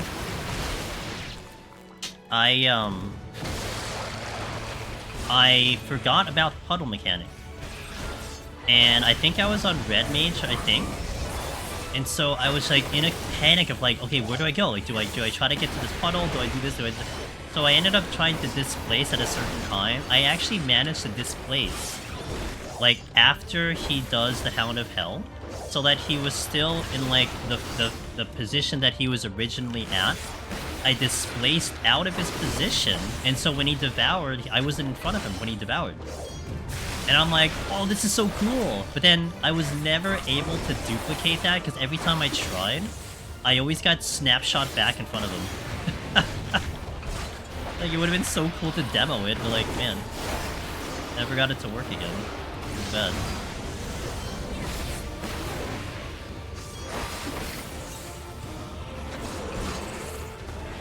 Shank this down.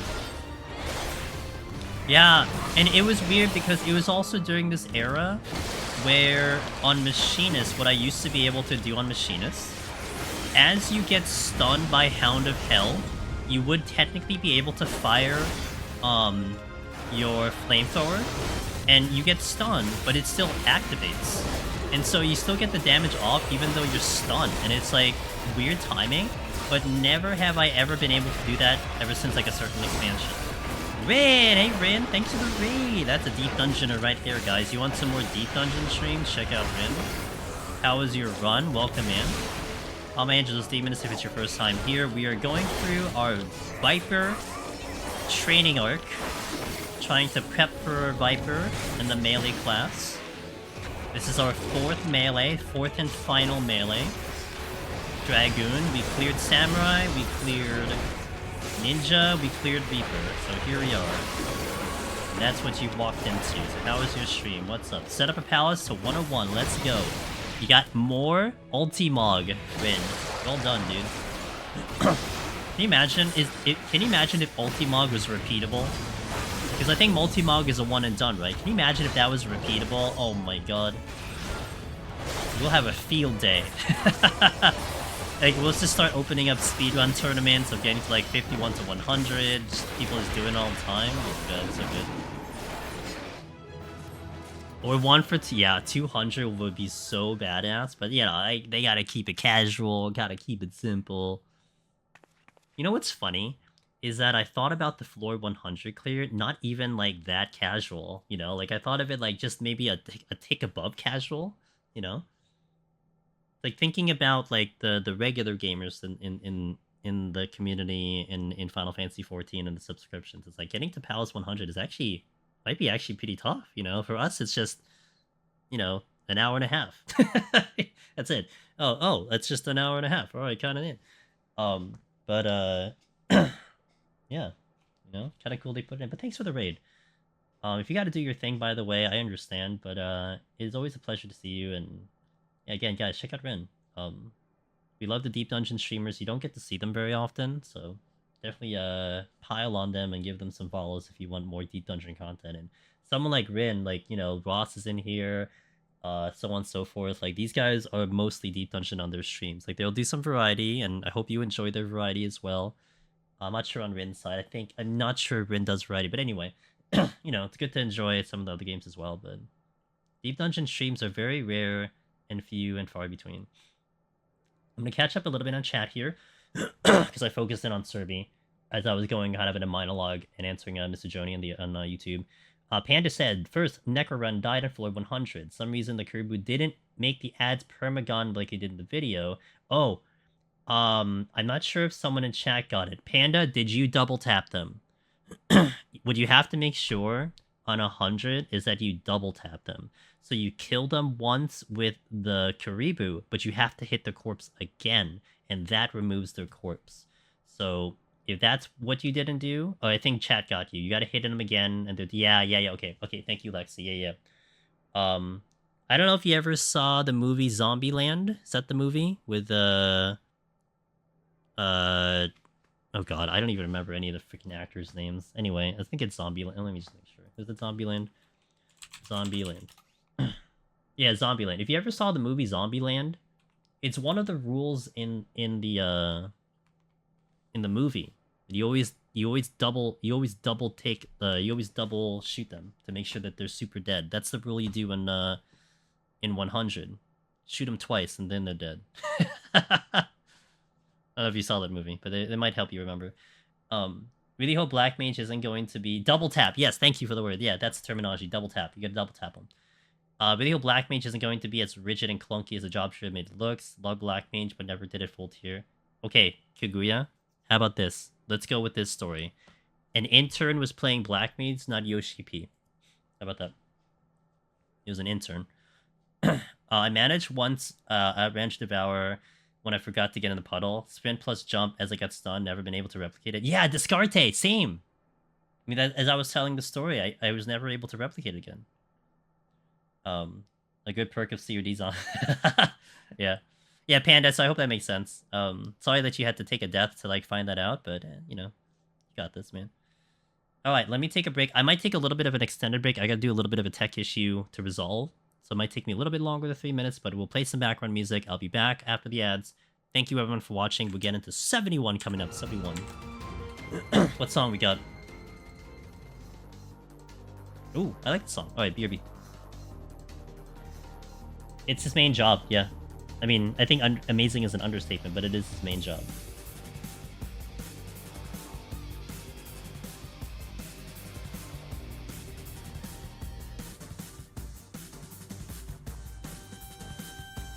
Alright. I made it back before the ads. Let's go. Alrighty, let's continue. 71 plus. I got all my raisings all of a sudden, so that's nice. Welcome back to the ads, guys. Let's try to wrap this up. 30 more floors. Let's do it. Thanks, Wallen. Time to go. Yeah, let's go. Unlike Ninja, can't do landmines. Well, I mean, I could do landmines, but more like I don't want to do landmines is more the appropriate. Oh, I can just not do a landmine and just Petri instead. That's also fine.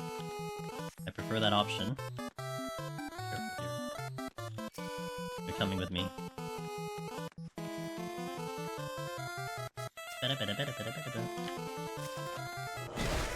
Ow!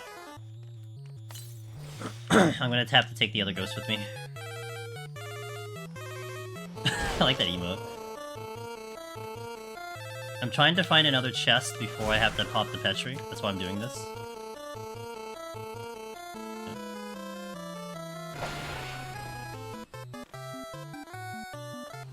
You're terrified, Tasmanian? Yo, I believe in you, dude. Okay, Petri here. This only has silver.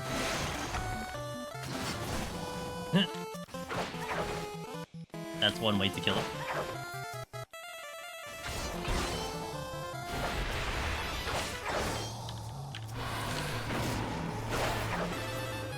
This is a floor that like ramps up in difficulty if you're talking about Heaven on High. Like it really does ramp it up. So.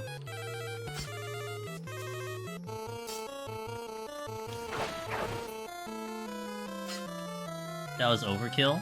What? This is the bracket that you're stuck on?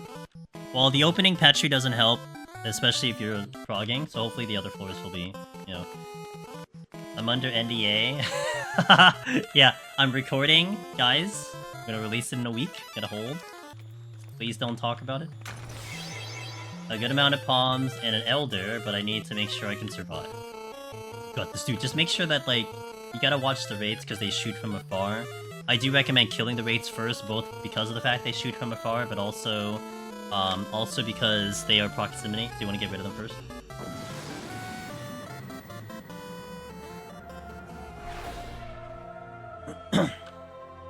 My favorite thing to happen in the high 70s is spawn room surrounded by griffins. Ooh, that's not a good floor. So this one, what I might do is I don't want to use my wipe unless I have one. So this ends up becoming a Serenity and to push it to 2 for now. Kind of wanting to see what that chest is though, so I might try to do that. Okay, so this is gonna be quick. I'm gonna check this chest really fast. I'm gonna stun you. I can't stun you, lol. Okay. Gonna Serenity here. And this is what I would have done on the first floor, which is I would have Frailty. So we're gonna Frailty with the strength to save this, to save the steel at the moment and fight. And here what I want to do is I want to kill as much as I can without opening any chests, because if I get a Mimic, then the Mimic isn't Frailty. One thing that's really important about that. Okay.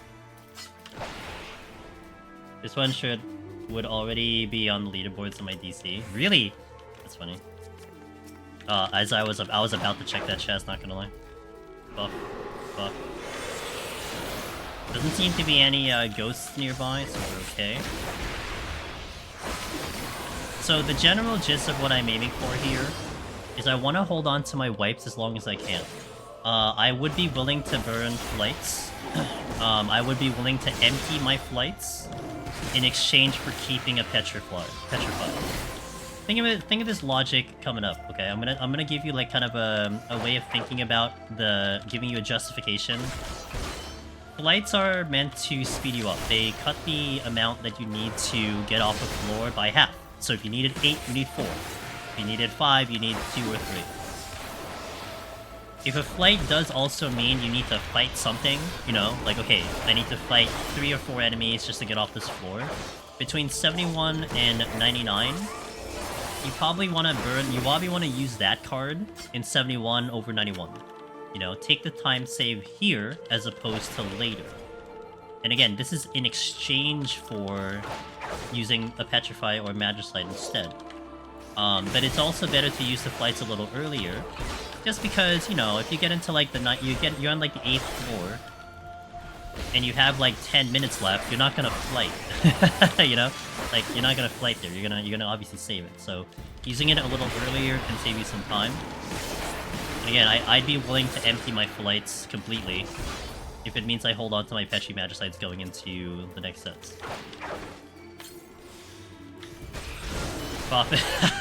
It is statistically true that a flight can increase the chance of a treasure room, but that's what Conceal's for. You save the Conceal for that.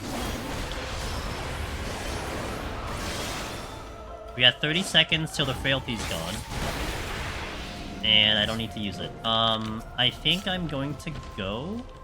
I'm gonna go. I'm gonna check the chest though. You got a breezy. Oh yeah, that was the strike.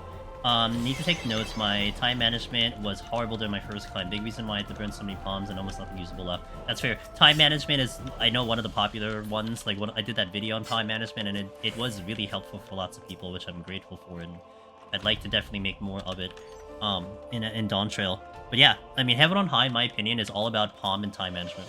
That's how you win this game mode of Heaven on High. I think Palace is really more in the execution part, in my opinion.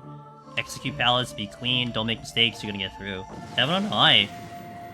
You can be clean, not make mistakes, and Heaven on High can still laugh in your face. Like, you have to really kind of be pretty good on how you manage your Poemanders. Okay, so I fight through this, only because I don't want to Serenity again. And I do have Steel on, so we're going to make the most of the Steel. How's Dragoon? Great! Oh my god, I love Dragoon. Breezy, if you asked me, like, before Endwalker, and you asked me how Dragoon was, I would tell you it's the worst job in the game. And now that Endwalker, the way they changed it, it became, like, one of my favorites. It just is what it is, you know? The reason why I disliked Dragoon in the past, there's two main reasons why.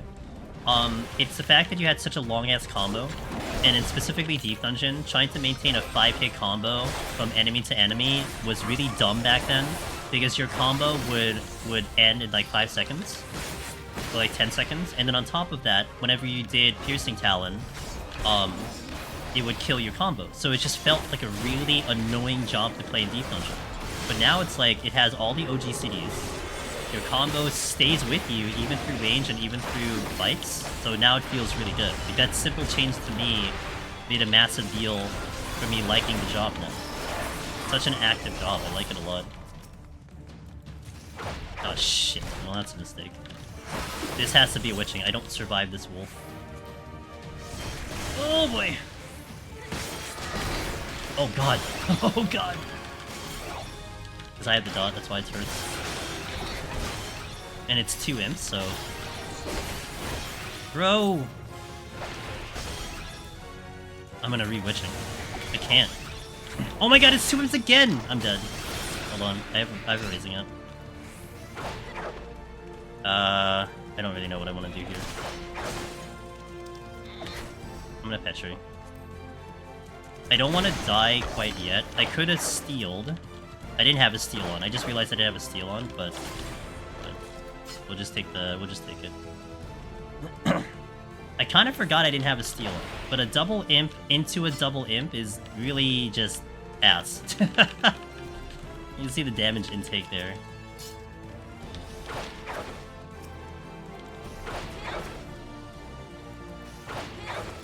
And I'm still not out too.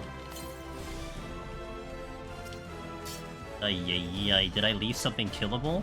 No, I didn't. Oh, great. I didn't leave something killable. Hello? And of course I get a Magicite. I probably get a Mimic, I bet, because I didn't check the chest. So, you know what? I have to make this complicated for you guys.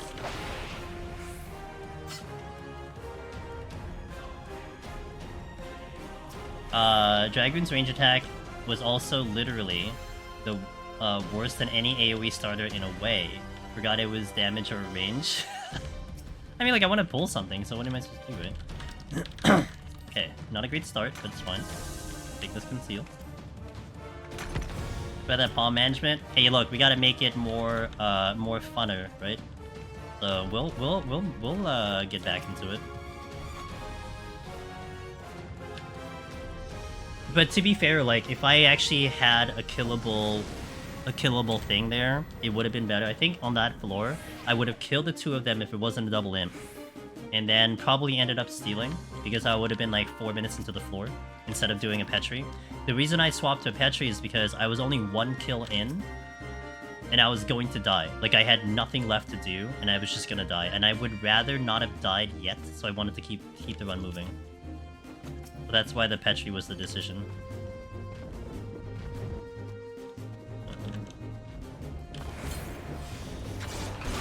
This is gonna be a bloodbath.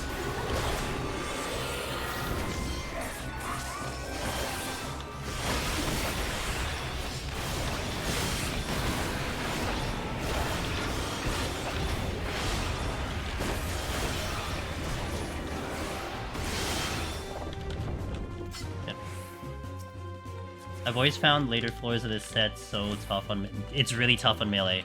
Oh, it's brutal on melee.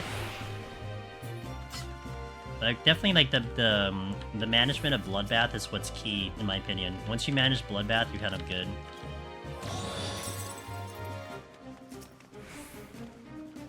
You get the Petri back with the Affluence. I'm surprised I didn't get a no items with the Affluence. I know there's another patrol floating around. I wouldn't want to take it right now because I would want to have Bloodbath. I can take the Serpent over here, the Yuki. A little bit more manageable. Actually, he's coming back. I guess that's a dead end or something, maybe? No, he went this way. There's another.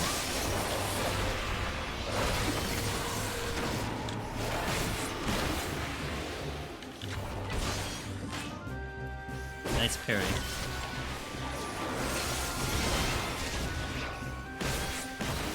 That's a patrol over there. I can't tell that's a treasure room or just walking around. Bloodbath coming back up. Yuki over here. No, he was walking around. I walked around here. Steel's good.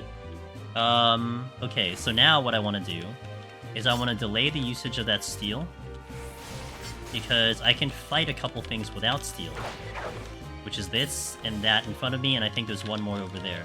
So I would like to have the steel later, and we're going to kind of play it that way.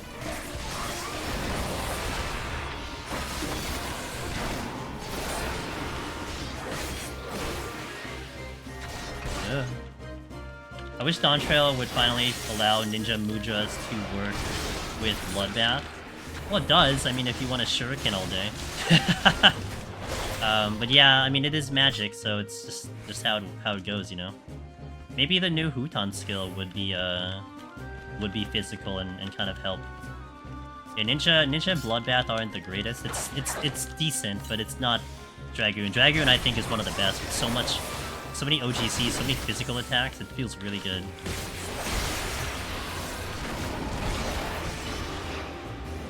Strength is dropping.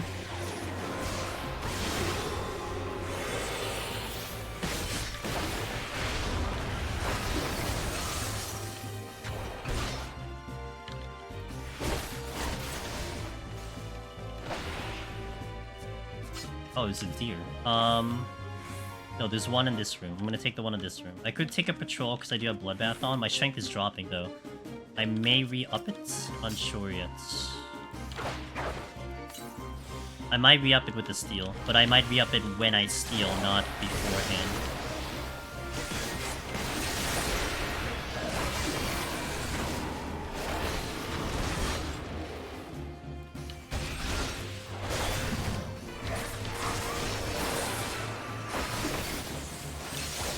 Get ready for Blind Gloom soon, otherwise it'd be too easy. Yeah, and I wouldn't want to surrender that too.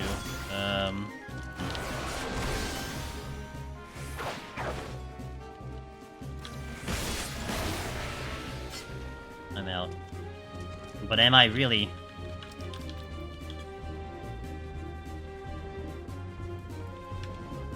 Yeah. Wow, he sounds so loud. Ninja already has so much, giving it Shaw and Bloodbath would feel like cheating at that point. I guess in Deep Dungeon that's true. You know, maybe in other content, but... Really? Come on, man. I don't understand that. Whatever, you know what? It's fine, whatever. It's like it had to, like, go through this decision process. Was it going to attack me now or later?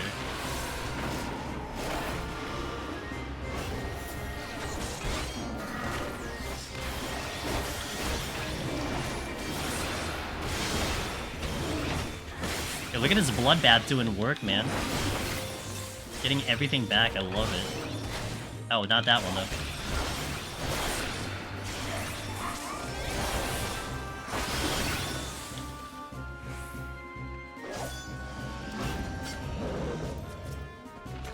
This dude critting me... This dude critting me ended my last Samurai run, rip. Yeah, they saw that crit. How does Strength heal potency work up? The healing potency from Strength doesn't really affect, I think, Bloodbath and your potion. So it'll be more on the healer side of things, like direct healing, maybe Second Wind. Yeah, not really with, like, actual, like, those other healings. How is Viper gonna perform with Bloodbath? Well, it depends on its output, because it is a percentage amount of damage, so... I mean, Viper can be really fast, but...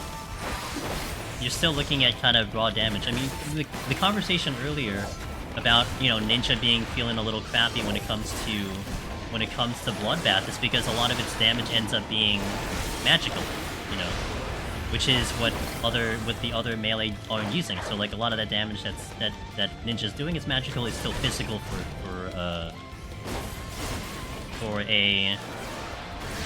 the other melee. Now, how you get the most out of your Bloodbath in general is having a lot of the OG CDs. Like if you're just rolling regular GCDs, really like the jobs are gonna be the same in terms of how much you get back. But it comes down to your OG CDs that makes the difference. You know, so that's why Dragoon gets so much back. I mean, something like Samurai takes the advantage of Shinten, you know, in between its regular GCDs, so that's why it can get some decent healing back, especially if you have a full Kenki bar. Oh man, you're gonna get a lot of HP back. Reaper just hits really hard, so it makes it back because it's just a larger percentage of damage. But yeah, with Viper, it comes down to OG CDs. If there's a lot of OG CDs, then it'll make it all back, you know? It'll make it back a lot. A la Dragoon.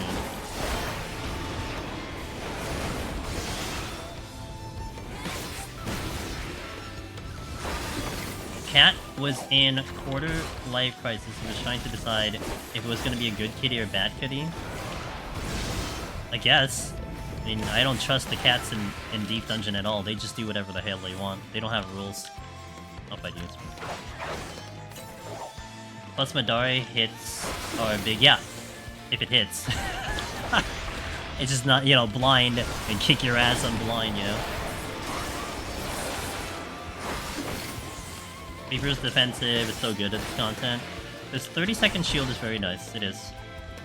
It comes in with the clutch, not to mention its kiting is pretty superior. A lot of distance covered with the kiting. Nice Serenity pickup. Alright, we're kind of good now. That's the exit. Nice raising comeback. Let me check this last room. Sounds like a normal cat, precisely.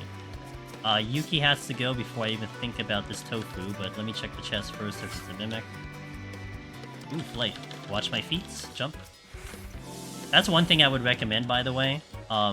If you're having like a Yuki in this room, we do a lot of the jump Pomander trick, if you will, because it kind of saves you a little time with the animation lock. But it might be a good idea to actually jump Pomander when you have a Yuki in the room, so you might get lucky that it places the AoE in the spot you were before, not where you're jumping to. It could save you from death if you just happen to use it at a really bad time. Because I've seen many times when someone uses a Pomander, at the precise moment the Yuki decides to do their thing, and then they die, because it's just perfect, unfortunate timing. So I will always try to make a conscious effort to do that jump trick, just so my position is in possible 2 locations. Yeah, you can't do that with a Demi. Demis are even longer with the animation, that's why it's just more deadlier. Big yikes. Aw, man. Alright, what can we fight? I don't like my odds here. Maybe a mammoth, let's do it.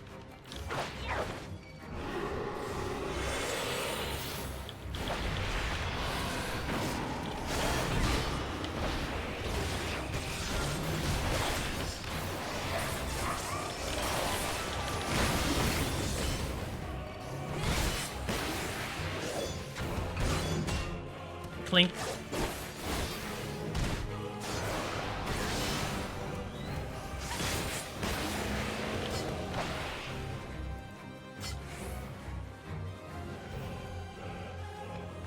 It's a nice night to kill my POTD attempts in Shangri-La, and most importantly, time. Heard many people have this weird issue with packet loss only in 14. Anybody fix this issue? I would try a VPN.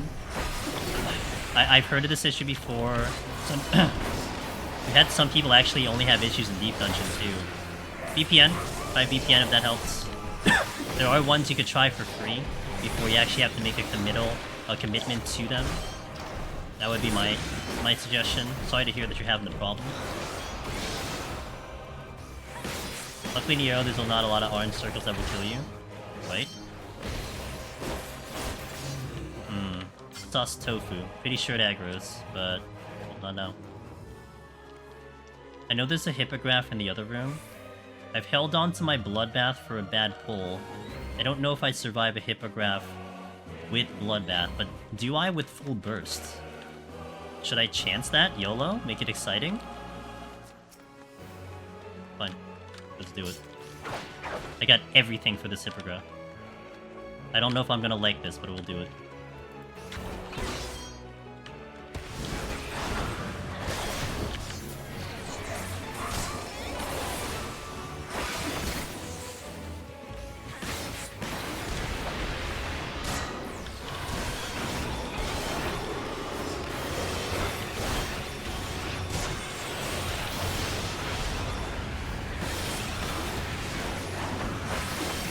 Okay, that was slightly impressive. I didn't think I'd be able to do that. Dragoon be strong. But that was full burst. Like, that was everything I had. Yo, what up, Chloe? Thinking of getting one, just don't know which one. Hey, one of the ones that were popular before was, like, no ping, exit lag. I don't know if those still are the ones that people want to try to use.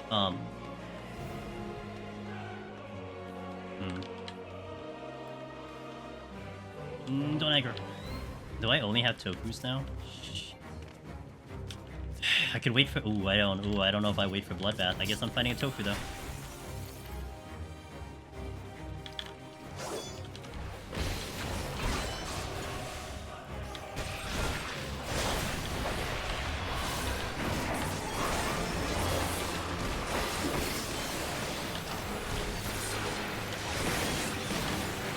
I'm not on the wall, dude. I keep getting stuck on the other thing. Like a dummy.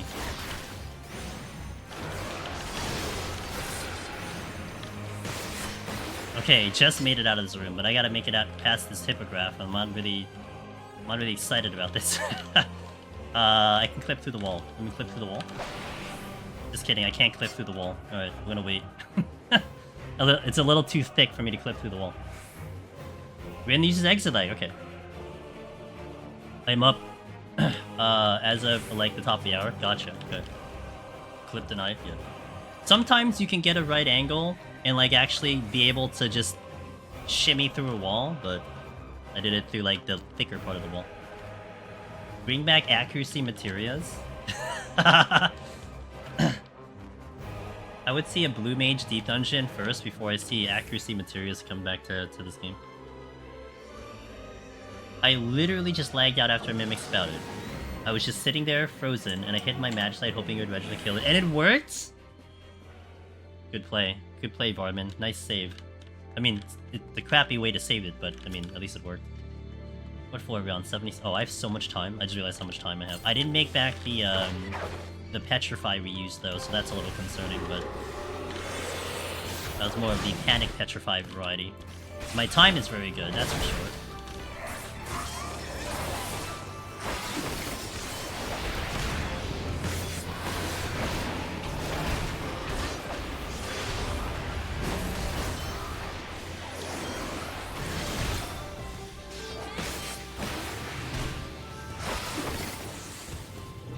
Maybe the next deep dungeon is Blue Mage, who knows?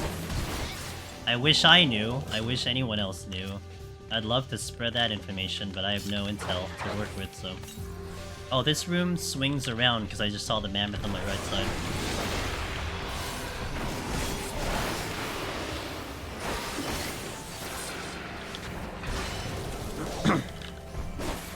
Final floor is some crazy sick jump puzzle.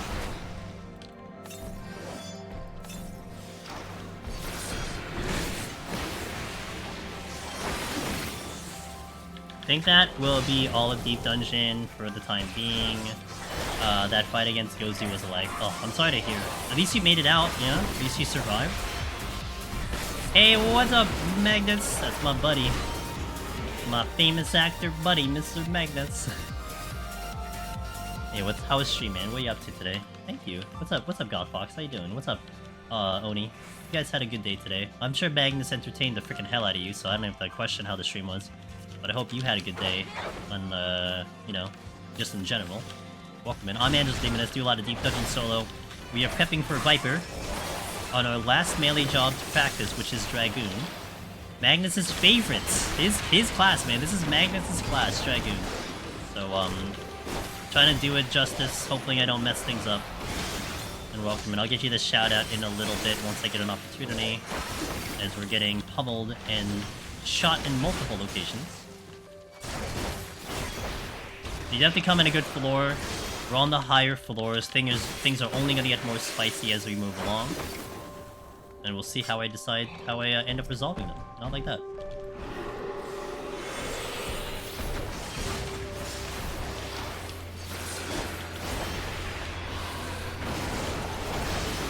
I see the lion. This is gonna be really annoying.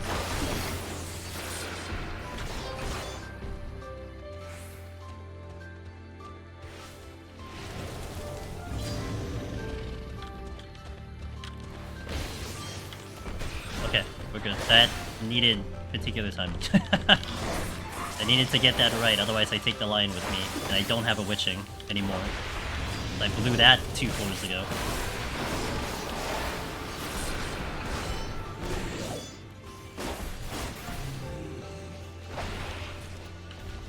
I know there's a line behind me. That silver chest doesn't do me anything right now. Ooh, that's a treasure room.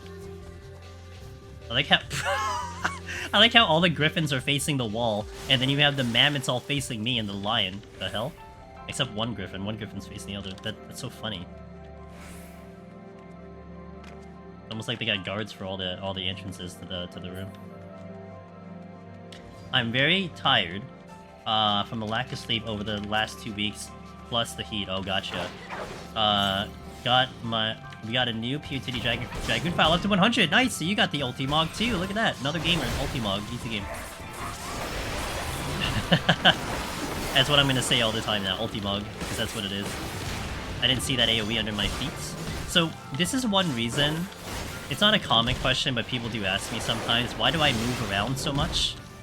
Because I'm paranoid, and also you have a lot of things that shoot at you. So I move around a lot, so I don't randomly get clipped by one of these stupid AoEs because I was just like, you know, I was just not paying attention. That's why we do a lot of movement here. And I make very big circles. I make very big rotations because of just specifically that. It's so... it actually helps me reading chat sometimes too. Because if I make a really big circle, I can read a sentence if I go like this. You know, if I go like this, I can know if something is coming at me, and I could read something in chat. So that's why I make those big circles sometimes. Because there is a rhyme to reason to it, but... I'll be back in a few minutes, gotta restock cold water. Sounds good. Witching is a very weird Pomander. It shows up without end when you don't need it and never when you gotta restock. Or you get the situation like me, Seiya. You get double imps ×2. You kinda die inside a little bit, you know? Alright, this cat is gonna be weird. Just walk over your friend's dead body, be fine. Okay, good. Spin to win. To some extent. I don't do the actual spinning, but to some extent I do. I kind of want more pawns. Time is really good, so I'm gonna conceal out of here. Go. Oh, I can give Magnus a shout out now. Guys, check out Magnus. I kind of joke about Magnus being my famous hacker friend. The story that he told, the new game that could, what's his face? The guy from Metal Gear is coming out with, the horror game. And they premiered it in the Game Awards and stuff. It was like the people's faces and they're talking about something going on. You saw that trailer. Magnus was almost one of the guys in that video. Almost. He got very close, but not quite. But he almost got there, so that's pretty damn badass. Hideo Kojima, that's the name I'm looking for. Why are you walking past... Oh, Jesus, dude. Where did you come from? What? I'm so confused. He, like, walked around the tofu, giving it full respect or something.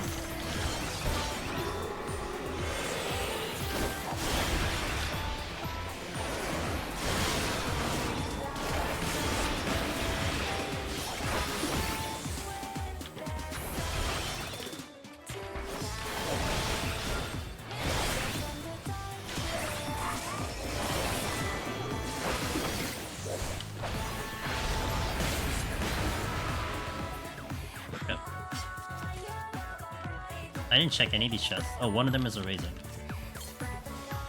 I love spinning the Thunder Beast in EO. It's a neat, it's a great, yeah, a lot of people have said that they just spin around the Thunder Beast because it gives them the tell when they're gonna do the AoE. It's really smart. These patrol lines have made me say the weirdest out of context lines while we're playing 14. Please cry already, you stupid lion, as it crit me twice in a row. Please have emotional damage, thank you. How do you avoid auto traps and stuff when you're doing around the big circles? Oh, so, okay, huge note, Aklorin. So the room that I was just in was this spawn room, so there's no traps in there, period. Now, if I'm gonna do these big circles, I'm doing it in hallways. This is a hallway, because the hallways never have traps. The rooms have a potential trap, but not the hallways. So I like to fight here, generally, because I know I don't have to worry about those things. So that makes sense? Hallways always save. Yeah, that one's the spawn room, yeah. It's all good. The Hideo game Kojima? Yes. What's his name? I like these chests, but I don't have good options here. I could do the tofu in the meantime. It's just kind of hard to get it set up properly. That's good.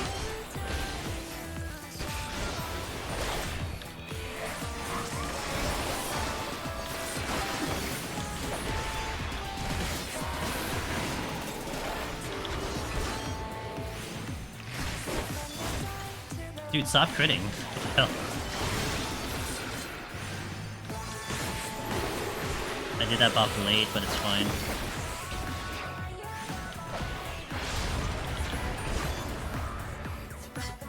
I'm not getting these chests. I'd like to, but I'd have to kill the Hippogriff. And I don't have a burst, so I was gonna go. If you stick against a wall corner in the hallway and get yourself killed, then you untad, rip.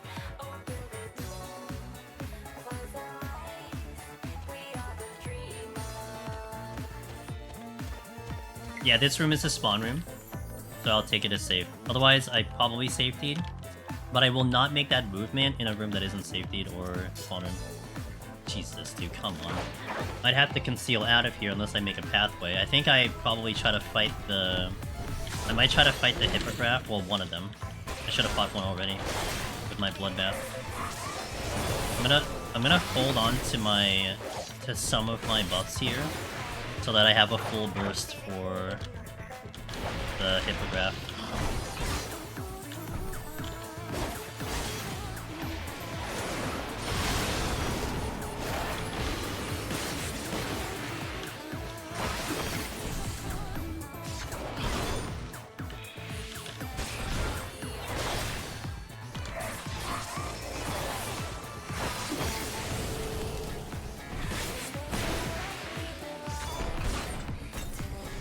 I don't have a potion ring.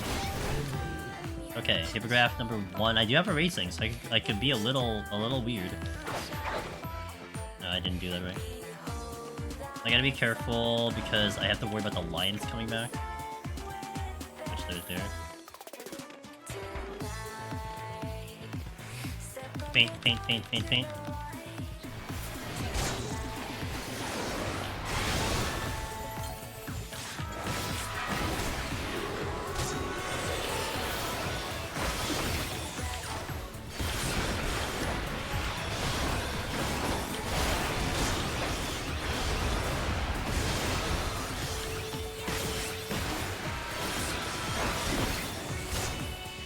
Ow, that hurt.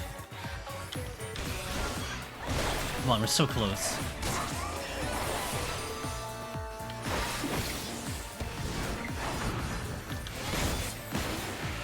Big yikes, dude. I don't want to do that again. Probably gonna have to do it again, but I really don't want to do that again. Yeah, this Hippogriff is right on the exit. I can pull a Yeti over there at least, so I might do that. I have like the chance of taking it a little slow because time is pretty damn good. I don't have to go too crazy, but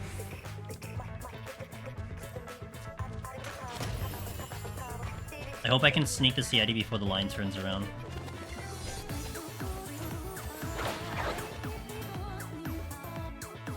Need to watch for its conal, so I need a decent angle here. Okay, there it is. I could fight right here and stay along the wall.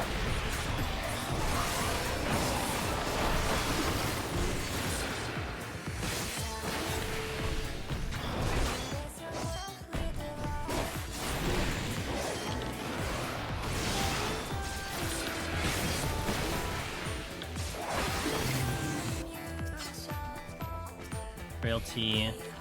I'm gonna check that chest, and then I probably have to kill the Hippogriff. And Frailty should be just a little bit better. It's another chest here. Over there.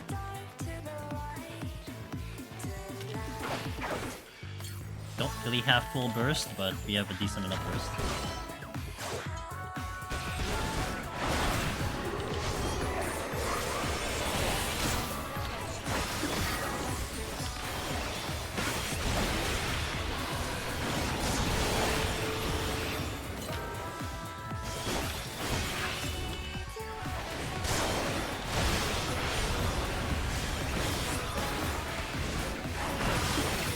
Okay, pretty good.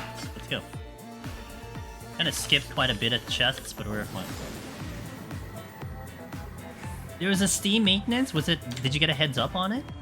Because that would... Because we were talking about that, I think, yesterday. That would disconnect you in-game, right? Oh my god. So I don't want to feed time, because time my invuln wrong and didn't kill fast enough. Then DC'd on 26's Reaper. I think that's a sign. Oh no, Kira, I'm so sorry. Kyra. Damn, rip. Yeah, maybe not. I mean, sometimes that happens, and yeah, it's kind of a sign. Maybe we'll just try something else for the day. And dang, I didn't realize the freaking Steam mate. I mean, I'm on Steam, I wouldn't know, but... okay, one second. Be careful with this thing. Okay. DPS is so tough for me. Do you need steel for HP down? It depends on the enemy. So like, okay, we'll use this floor as an example. Genital. In this floor, I have a decent amount of things. I can get away with a lot. I can get away with a lot of pulls because these Yetis are pretty good. Generally speaking, but if I had to fight something like a yak or a lion or a hippogriff, HP down is kind of asking to die. Like, it's really, really bad. If it's like a mimic, I probably would want something too, like this one. I probably want to steal up if I get one in specifically HP down. Now the thing that can help you though is Bloodbath. You know, Bloodbath is one that can get you away and help you survive a couple encounters, which we'll try to utilize here. Now for like a caster, it gets tricky. Now in 71 plus, I can get away with a lot in 71 plus. Like I'll fight something with HP down because I have the ability to sleep outside of the hippogriff. The hippogriffs I can't sleep. But everything else I could sleep. So if anything gets a little dicey, I just toss a sleep in and boom, wait for my HP to come back.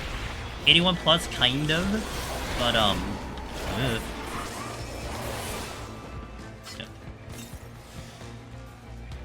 Back to OG, you got it, Tuck. What's up, Taco? That's a manual thing because I had a program that I don't like the program anymore, so I'm not using it.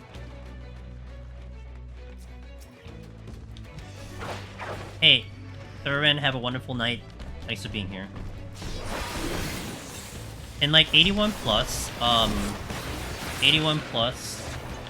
for like a caster, having HP down is extremely scary because there are things that could literally one-shot. Like I had a mimic one-shot me when it crit, you know, like that's something that could happen. I mean, not so much on like a melee DPS because you have a little bit more HP and a little bit more defense, but.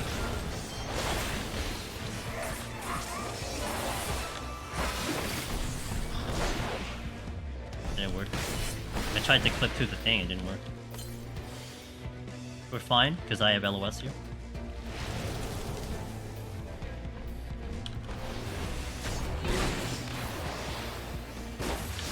Hope that was a decent answer for you.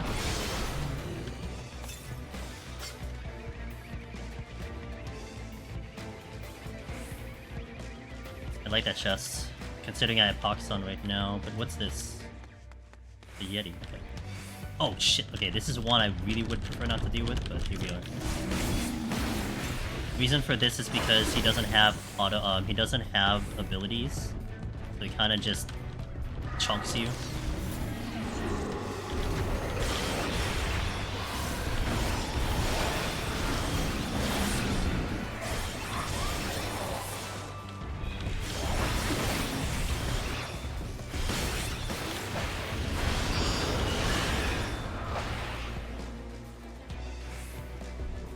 I planned that. Had my jump back, I was about to do the arm's length, but I wasn't sure the timing and I was a little late, but I wanted to make sure I had the angle so that I would be able to jump out of that. Keep me through the wall, come on, man.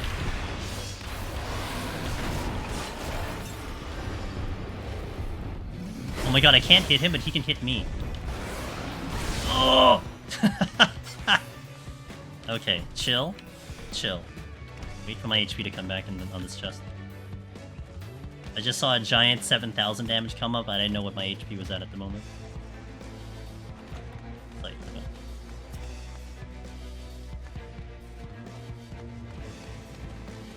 Go back to green kitty. Back to green kitty. Oh, wait. Respect the line. Okay. I wonder how they'll approach LOSing AoEs in the new Deep Dungeon. As they've increased the non-LOS, the non-line of sight rules quite a bit. So that's one of the plus sides I feel like with the current Deep Dungeon. In Eureka Orthos, they definitely seem to double down on line of sighting. I guess they recognize that we use it a lot, or it's been something that is a good strategy, and they certainly intended us to use it, you know, between the Giga Chads and the Sharks and the Doggos. So many of them require you to line of sight depending on the job you're taking in. And on top of that, they did it on the cave floors. Like, how many enemies that you have to deal with on the cave floors require line of sighting, you know? And those floors are so, like, tricky to find the right position, which I thought was great. I thought that was such a good idea. So probably, you might see more double downing on line of sighting, you know, thinking that as a strategy, but who knows? Depends on how they handle all the mechanics and whatnot. That's the exit. Use Rage and Cardia? All at the same time? Oh shit, dude. Bro, I would really love this as a Magislave right now. Okay. It's boss time. Boss time with bots. Seeing a room full of behemoths on floor 3 and EO is a little terrifying. Until you understood what they did, of course. Makes sense, Lion was not... No! Lion double attacks? Oh my god, they hurt so much. Save with the Hippogriffs. God, I hate them.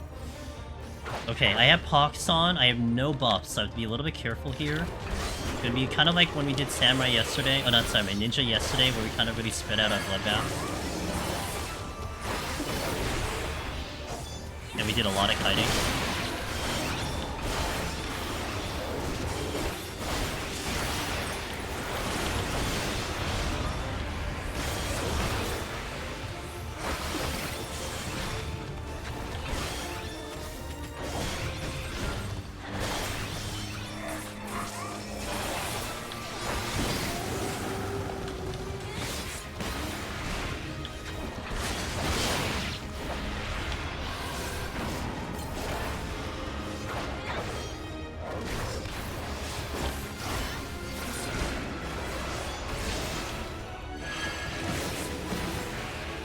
Buying some time for some HP here.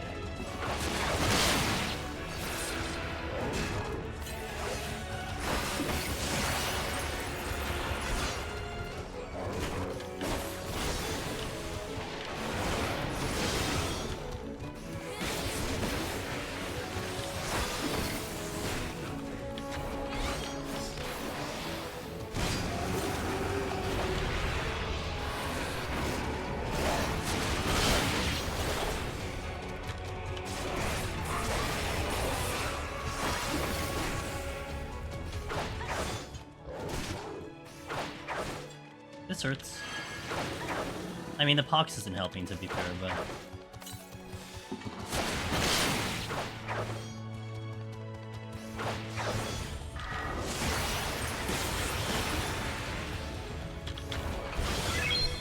Thanks for the follow, I appreciate it. Ed, thanks for the follow.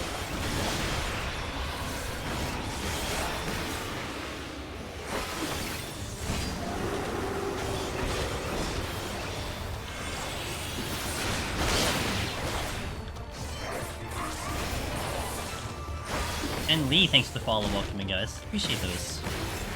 Thank you.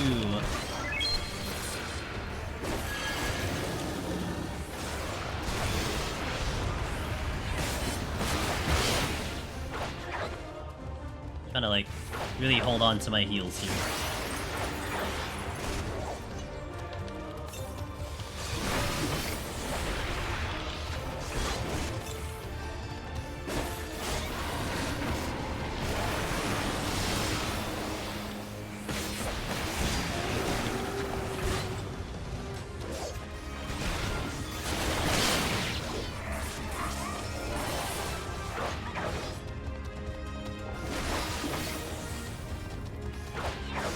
Stop hitting me! I'm gonna have to sprint. Imagine sprinting to avoid some damage here.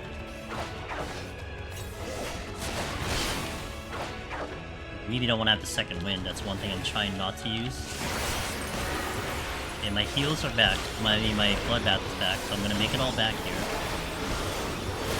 Like this is like a huge departure from Ninja.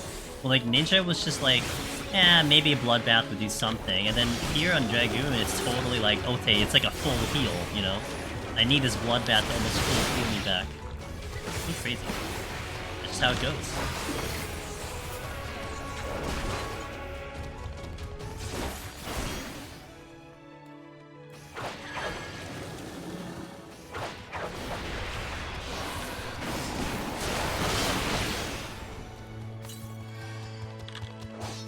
Not. We're 62% left to go. Pain. Ow!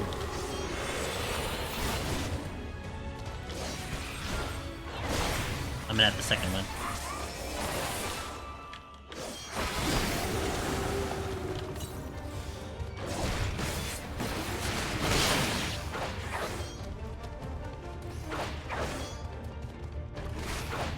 Stay away, dog. My Pops is almost gone. I am almost back to Bloodbath.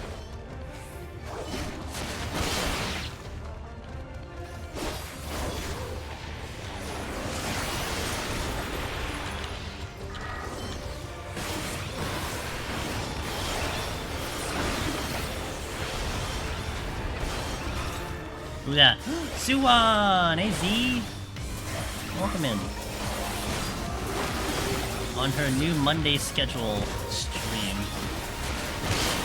Welcome in, guys. I'll be a little slow, so bear with me. We're trying to do this, the 80 bots without steal, and this hurts. Angelus Germanimate, Angelus Germanimate, Angelus Germanimate, Angelus Germanimate. Thanks for the resub, Z. Guys, that is my buddy, this Zuan, doing Final Fantasy IX. Jesus, stream, I love to hang in her stream. One of my favorite streams to hang in. Great variety streamer. Hold on, sorry, hold on. Wonderful variety streamer. Good friend as well.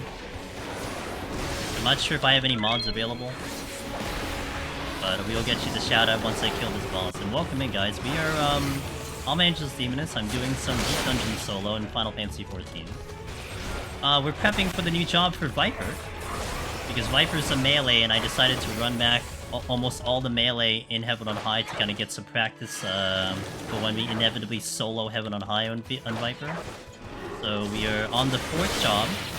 Completed Ninja, Samurai, and Reaper. And we're trying to do this job without a steal. And this is pretty painful.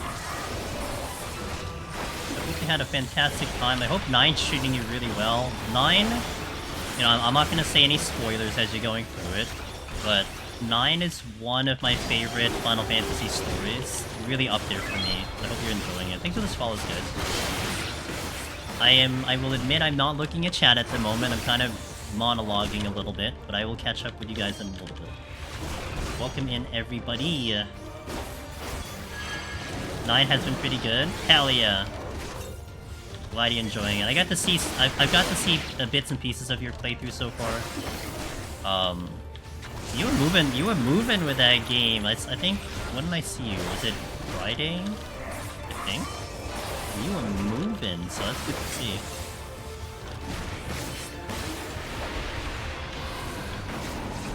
I have to do so much movement here because this guy hits like a freaking truck. Almost there.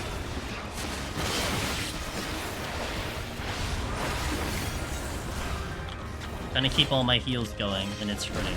Although this is probably better because I lost the Pox. I had Pox on earlier. Probably be better without the Pox.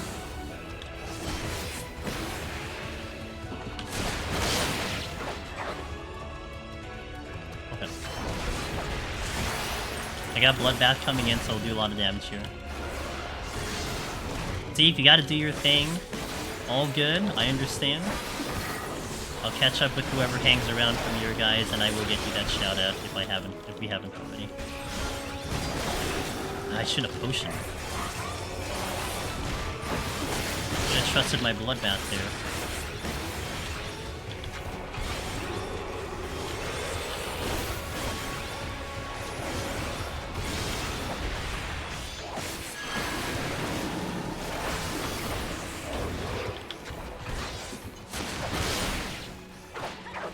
I don't have a potion running. Uh-oh.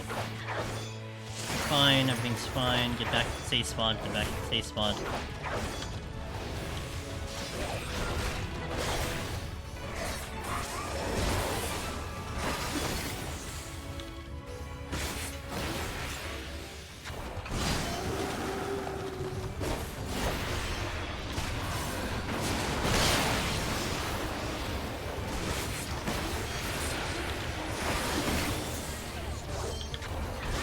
Almost there, 12%.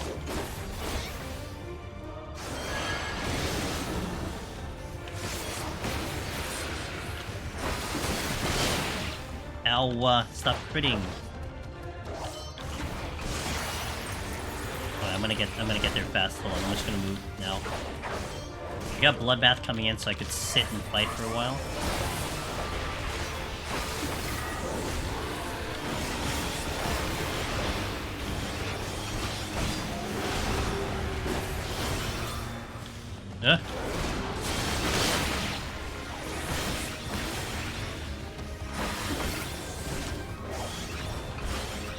Might just tank this because I have a hyper ready.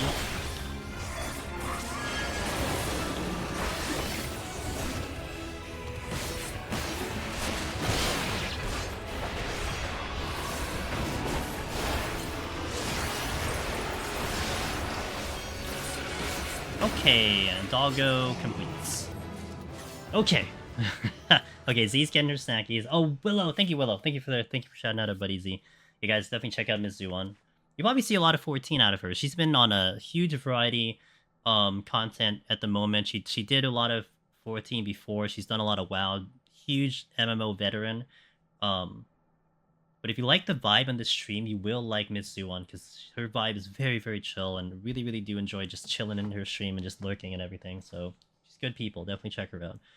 And I was also mentioning before for anyone from Zuon stream, if you're still here, we were on floor 31 plus, so we were in a big room. And I credit Miss Zuon because when she did Heaven on High solo for a little bit, she had this strategy I never thought about, which was there was these enemies that when you pull them, they eventually have an enrage and they just explode. But because it was such a big room, she just dragged it around with her and she just let them just explode on their own without actually doing DPS. I'm like, that is a cool strategy. I'm taking it. So I always credit Zuon for that one. Asta, Dash, Kazik, Hello, Emperor Nero, Ursa, Awkward, Crypty, DJ Valentine, Gondrith, Ilala, Erlufil, Mine Pines, Mirian as well, Pale. Welcome in, everybody. I hope you guys had a fantastic time with Z. I hope you're enjoying her playthrough. It's been fun. A couple of my mutuals have been going through 9 recently, and I've been thoroughly enjoying them experiencing it for the first time. Yeah, definitely check it out. Okay, let me see if I missed anything else. Oh, I gotta pick you guys up. Sorry. Yeah, you can scream. Gondra, you can scream. I'll pick you guys up now. So I know you've been asked this question before, but what class and which you gonna start with? Pictomancer for me, Vixus, and Heaven on High. That is set in proverbial stone for me.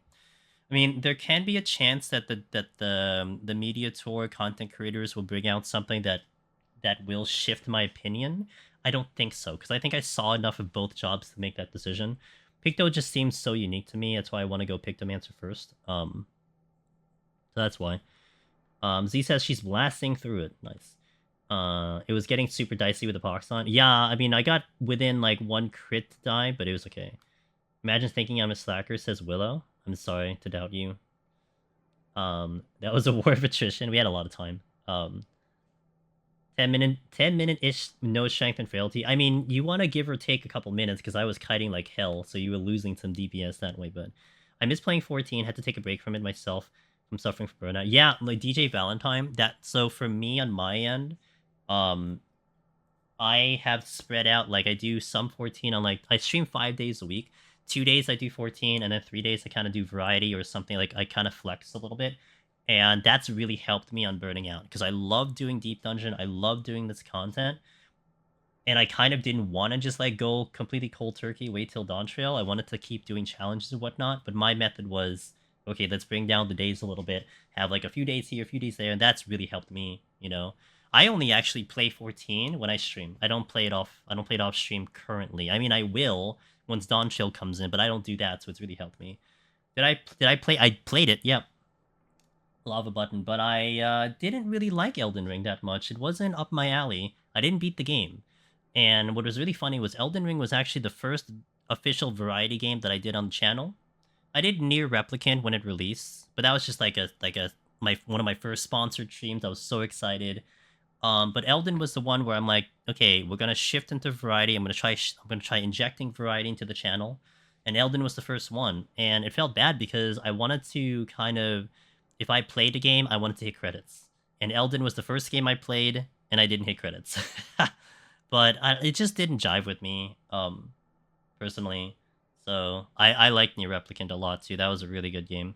Will we ever see you do an ultimate? I mean, it's not never, but it's I don't really like the idea of scheduling, and I always loved Grimmy being able to sit in front of my PC, log into the game, and have a choice of my own destiny. With an ultimate group, I mean, PF you could, I could PF it, but I also don't want to deal with I don't want to deal with that either, you know? I mean, the ideal situation would be to run with a static, but I don't want to have to feel obligated. I don't want to feel an obligation to a video game, not at my current status, you know what I mean? Yeah, I have a stream schedule, so technically I'm obligated to playing games for you guys, but it's my choice. So that's one of the main reasons. It doesn't entice me. It's a challenge I don't care for. You know, it's a title I don't care for. I'm like Necromancer for life with the title. So it's just nothing that I have no desire for it, if that makes sense. But I'm not going to say never. If the perfect time and the perfect place and the perfect storm comes in, you know, it's not about, it's like, it's not coming from the angle of like, do I believe in my ability to complete it? I feel like I can do it. I don't know how long it's going to take me, but I feel like I can do it. Yeah, it's just, I'd be aiming for an achievement I don't care about. I humbly request that you coach me to HoH. Well, you know, ask the questions, Tasmanian. Ask the questions. I got you, dude. Record your runs. You know, I mean, I think you're streaming too. If you record your runs, I would love to. I don't mind, like, you know, giving a little feedback to see if it might help. I've done that a couple times, and that has definitely helped. I think some people. So, okay, I'm gonna take a break here. Restroom break, ad break. Get the ads out of the way so you guys don't have ads in between the floors. We got 20 more going in. So thank you guys for watching. We'll play some background music. It only gets weirder from here. So if you thought that 80 boss was odd, well, don't worry. The entire 81 is the same thing. Memorize commands, each one, hundreds of floors of different deep dungeons. You can memorize all three. Again, I don't have a doubt. Honestly, and again, it's not to like brag or anything. I don't think I'll have a problem completing an ulti. I don't know how long it'll take. It'll probably take me a while, but I am very goal-oriented. If I start the goal, I gotta finish it. And if I make this like 3-month commitment, I gotta like, you know, I'm signed up for it. So it's one of those things I don't know if I want to make that commitment. 10 more expansions and ultimates can probably solo. I could do that because that's on my own time, you know? Okay, that's on me, so I'll do that. But... Alright, BRB guys, thanks for watching.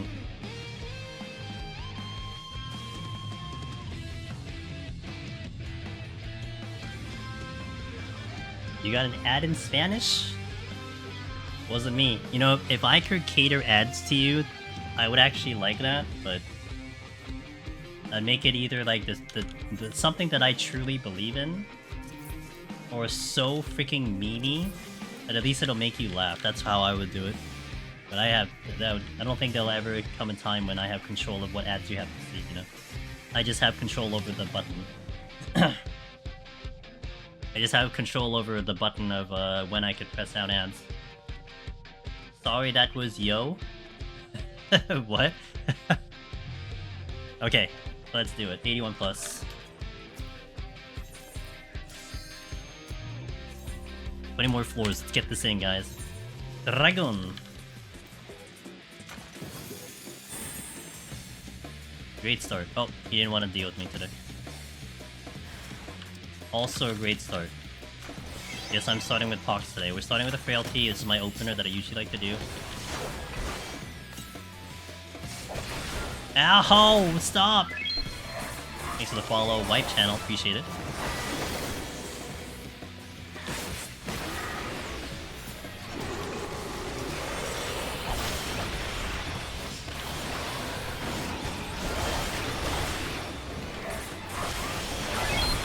Ah! Okay, we're good. Dragoon is really strong.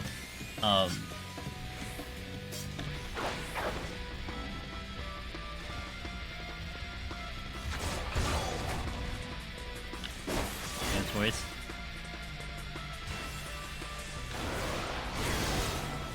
No, in. Okay.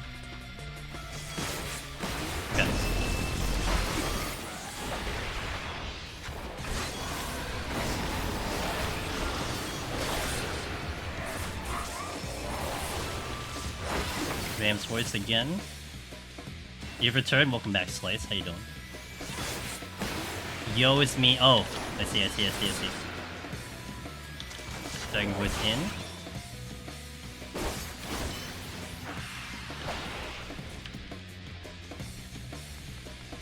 There's a Garula here. Wow, I heard it from all. Oh, it's walking away from me. But I heard it all the way from there.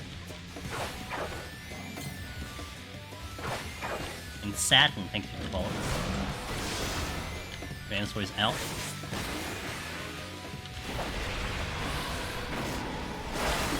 Hey Ryukin, how you doing?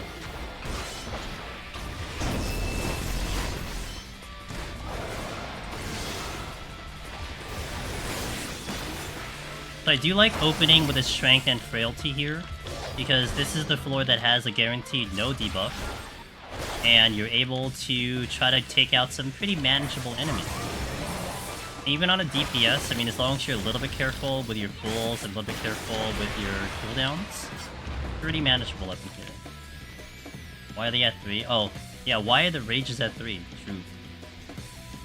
Kinda wanted to maybe do a patrol, but I gotta move this way. I don't know where the other patrol is, so I don't want to get clipped. Oh, let's see it. Dragon voice in.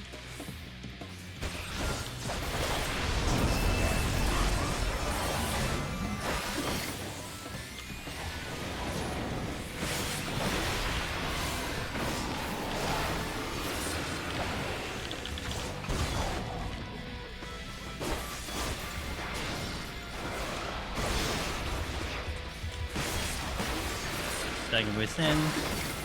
The Frailty is off now. That's a patrol coming in.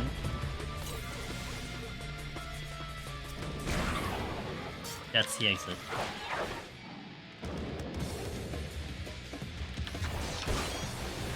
If you had to pick the most iconic Deep Dungeon mob, would it be Chimera? Would it be Chimera?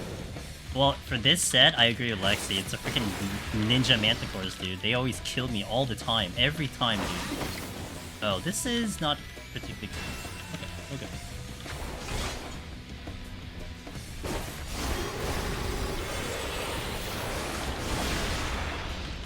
Watch my AoE.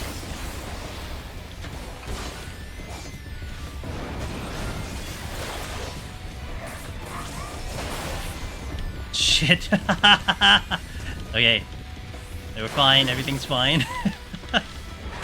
I didn't see that other one. I thought there was just one, but I didn't see the other one.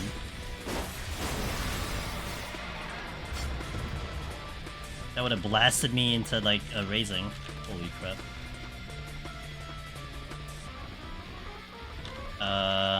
There's a chimera here. How did you not pull it? Magic. I don't know, snapshotting. I'll take it. Whatever it is, you just take it. One of those things, you don't question it. This is ass right now. I don't want to be here. It kind of sucks though. If this thing hits me once, I'm gonna fall over.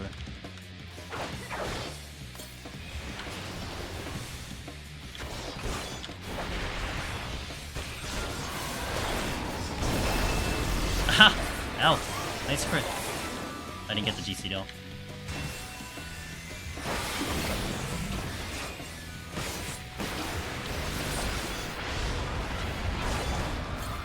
That's within range of dying.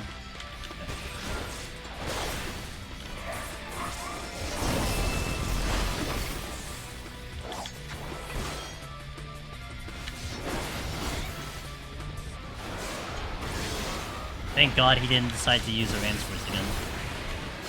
Okay, there's a chest in that room. I think I want to check it if I can get there. I don't think I get past the ape at the moment. I don't know what the other patrols are. I don't think I use anything. Possibly using floor wipes moving forward, depending if the floor is bad.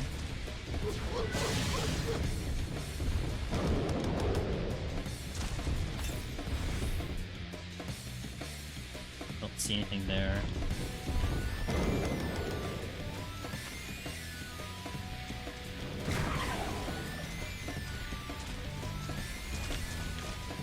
I was gonna backflip, but it's getting a little weird.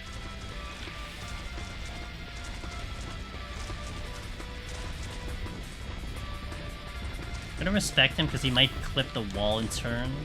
There's a possibility of that. Alright, let's go. Ape should pump his chest before he turns. Just kidding. just kidding. Bad intel. Possible. There's at least 3 more patrols floating around, so I gotta be careful here. Alright, I'll first one. Someone clip. Yeah, please clip it. You're giving me excuses for shorts.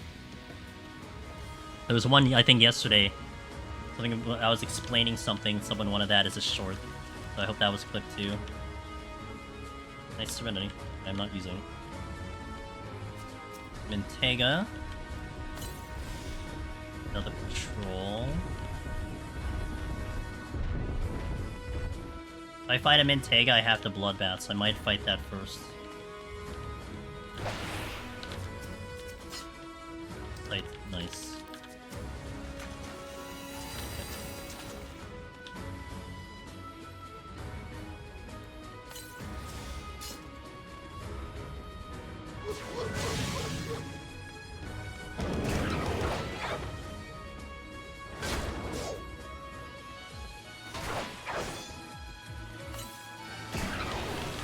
That hit me from there? Are you kidding me? Shenanigans.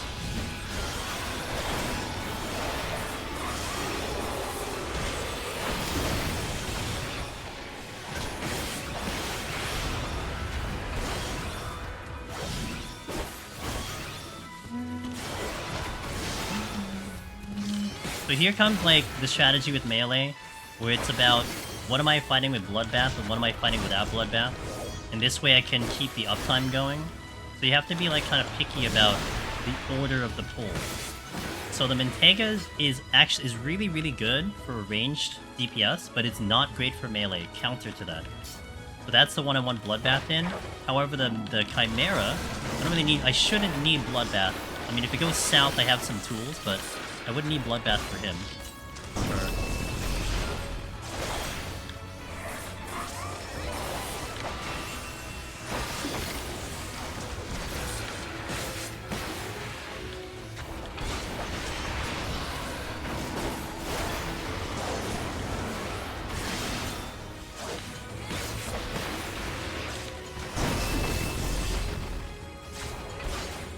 So at least one patrol.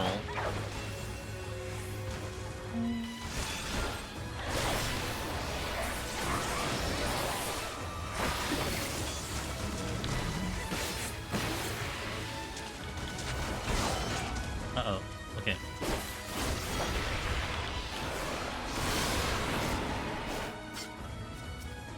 That's the camera I forget. Yeah, I was just about to say, it did 2 in a row, and I was like, you better do something else. Yeah, I know there's one patrol floating around. Tega, 2 patrols floating around. Okay. Okay, make that 3 patrols. Let's just go. I'm not gonna hang around for these walking past me. Oh god, no, no, no, no, no, no, no, no, no, no, no, no, no.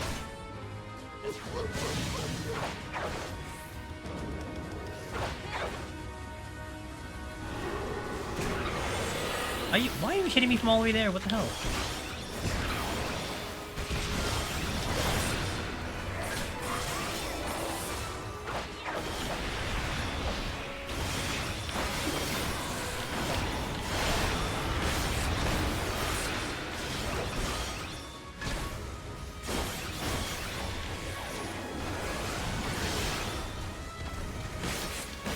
The bushes are kind of annoying me right now. I did a direct crit on my piercing talon. Pretty badass. Need an angle? Okay.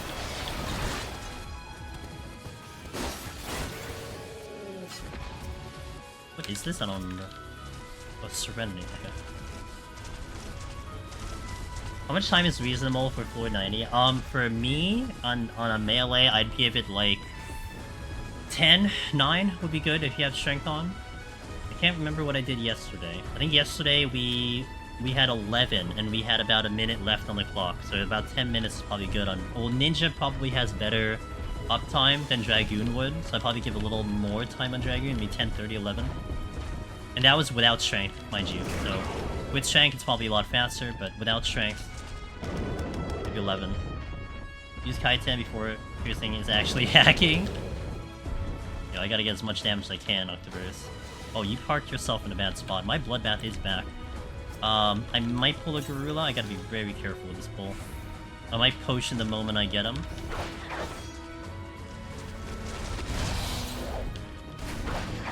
Good.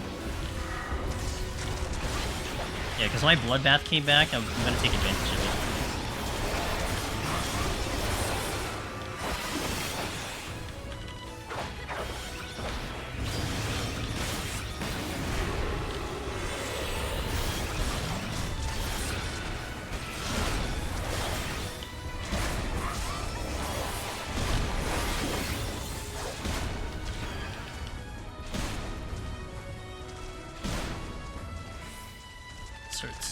I don't know if there's something coming. I feel like I hear something coming.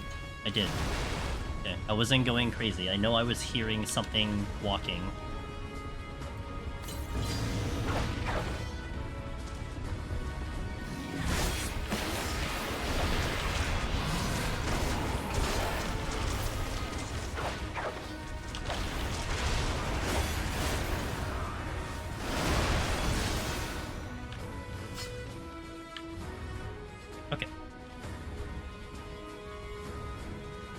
I want to see if I can try to get to the exit right now, because I'm really far from the exit and the key did go orange.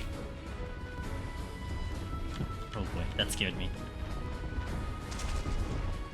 Also, it'd be nice if I had something better to pull. So me taking so long on this floor isn't really that bad, especially when I'm kind of planning to maybe wipe a floor coming up.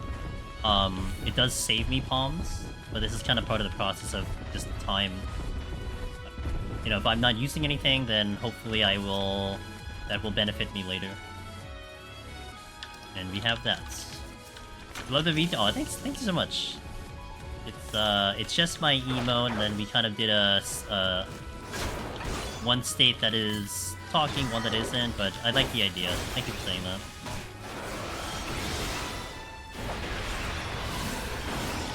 Yeah, Bloodbath, I can make back quite a lot here. Hoping this is all I need. The flight can get a little weird though. Reason for that is if it gives me a really bad debuff floor, I'm kind of forced into doing something about it. If it's clean, it'll be great. I can get through and then nothing, but see what the floor gives me. Did I get to this chest? Oh, I did. It's a flight. Yeah.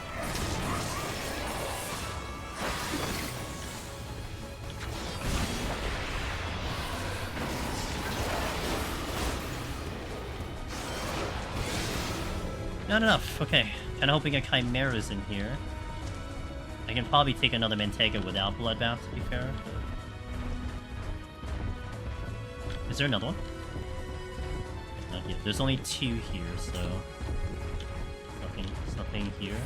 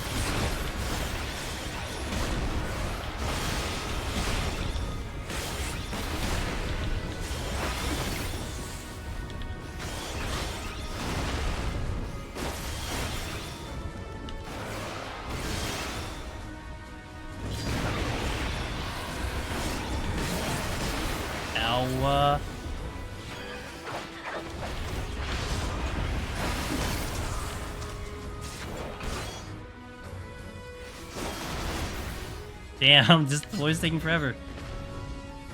Okay, what's in this room?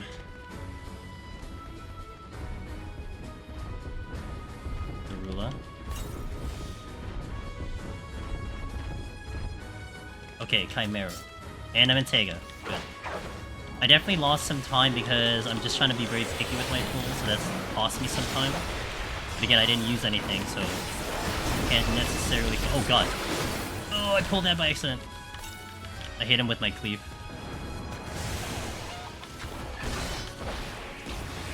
I actually thought I was in a decent angle. I guess not. So the Mantega comes out, he's going to gap close me right away. So I need to be kind of a little bit prepared for that. I have Bloodbath coming in. May hold on to my Bloodbath here. Gonna do that.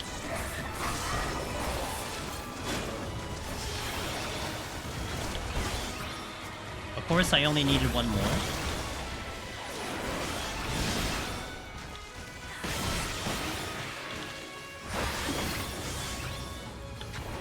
Surprised that the second gorilla didn't turn left and aggro. Well, I think I moved just enough, so I got there luckily.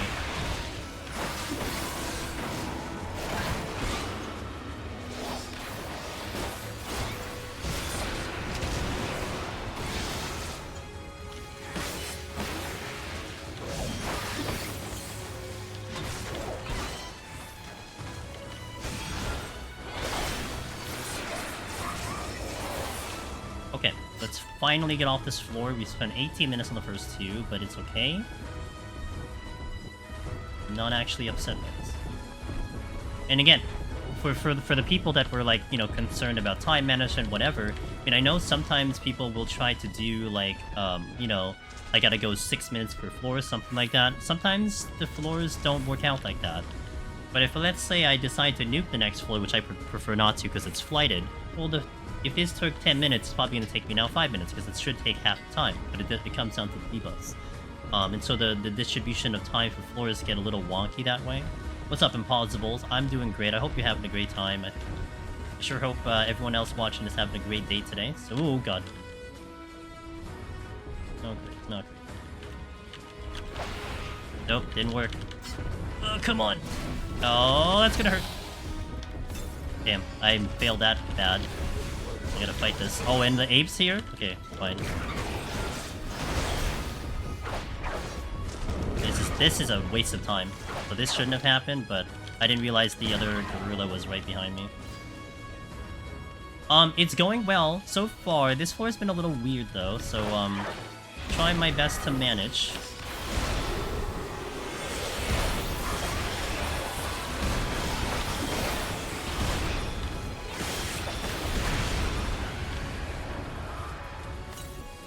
my burst off.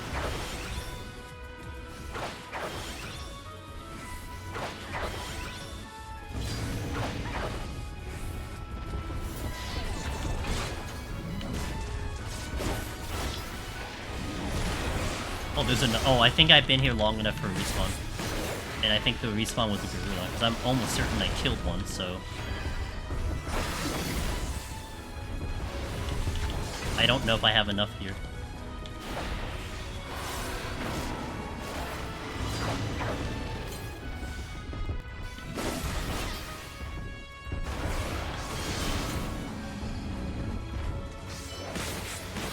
Okay.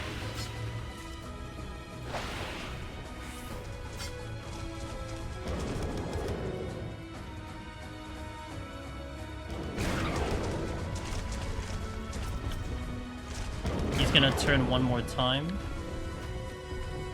I will risk this chest. Yeah, that's worth it. Okay, that really helps. Probably means I have to instead. It feels bad about spending a long time on the floor. I had a 91, 92 combined. 28 minutes! That sounds like my healer runs. Oh my gosh. But it's okay. We have a flight. Hopefully we speed this up. I can fight this. I don't know if I want to fight that, though, in particular. Chest first.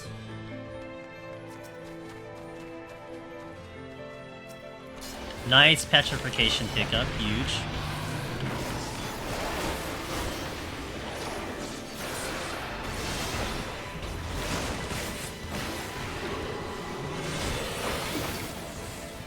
Trying to see where that other one is coming. It's not coming here, I guess.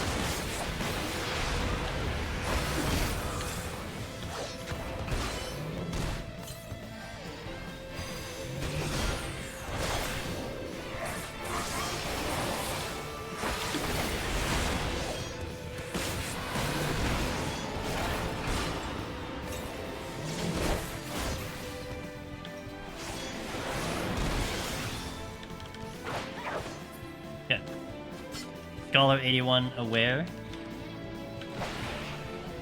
of Mr. Uzi. My ninja cleric spent 50 minutes on 91. Max kill with the treasure room and not enough white mages. Yuck. Ew. I do need these spawn chests.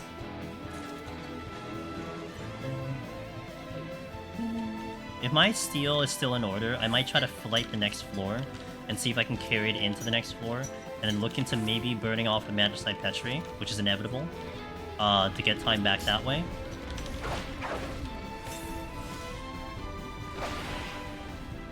That's not great. Damn it, I was hoping he would get into this room.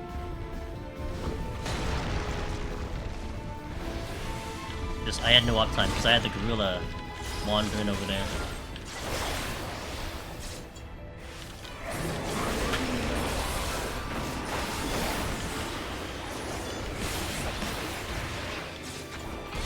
Want to get back into Deep Dungeon, but no longer have my Deep Dungeon group anymore. Okay?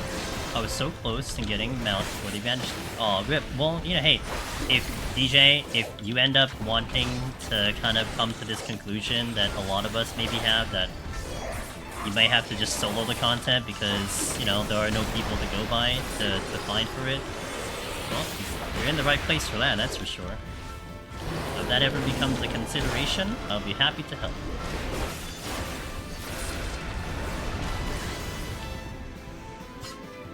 Hit me up, Deep Dungeon Discord.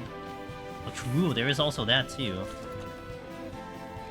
Lava, do you have the link, by the way, for that Discord? You can't post it yet. You gotta let me know because I gotta permit you. But if you wanna toss the link in chat, you don't have to. But I can probably pull it up. But if you got it, let me know.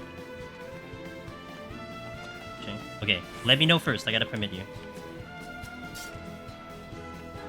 We'll do this one. Yeah, the Deep Dungeon Discord Lava's talking about, it's different than my Discord. My Discord is a little bit more focused in on, thank you, Willow. It's a little bit more focused in on the solo aspect. Like, you could certainly ask if for a party, but everyone's so split around the data center that, you know, it's like, you might have a small chance of actually getting a group together. But the other Discord that Lava Button is talking about, it's the bigger Deep Dungeon Discord. It's more oriented to like a larger Deep Dungeon community, not just solo. And they run parties all the time. They're pretty well run too. The mods there are pretty nice. At least with my interactions with them. So yeah, you might be able to find a group that will just clear up there. And they're pretty good about stuff, like, because they have, like, a list of people who are, I guess it's like a briefing list, so they actually kind of, you know, make sure that if you're gonna join a run that you're committed, or you plan it out, or something like that. You know, so they have the whole thing. So I think you get quality people in there. Thank you for sharing that link, Lava Button, I appreciate it. Lava is busy in that Discord, so you'll see a lot of him in there. But yeah, that might be a good start if you want to do that too.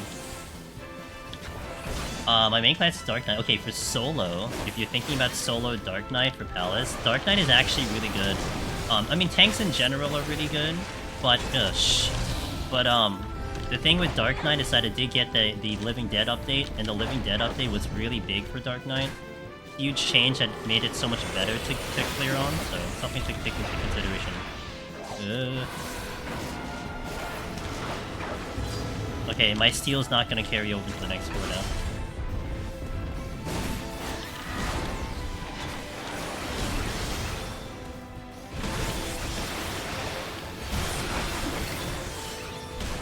A lot of damage.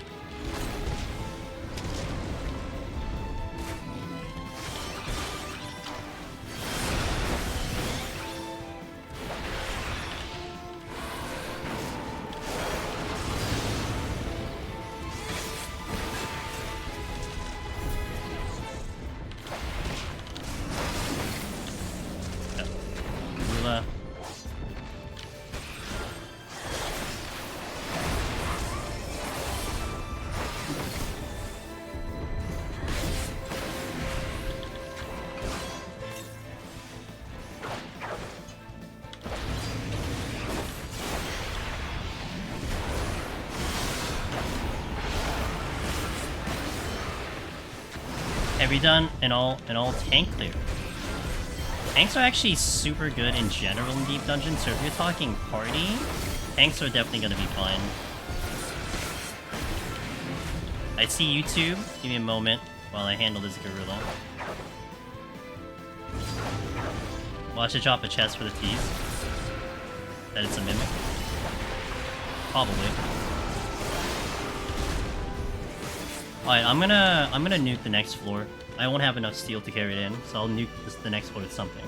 What's the most reliable way to farm potsherds and Palace of the Dead? This might sound like a lot of work, Lisa, but I had always suggested people to try to get to floor 101+, especially solo.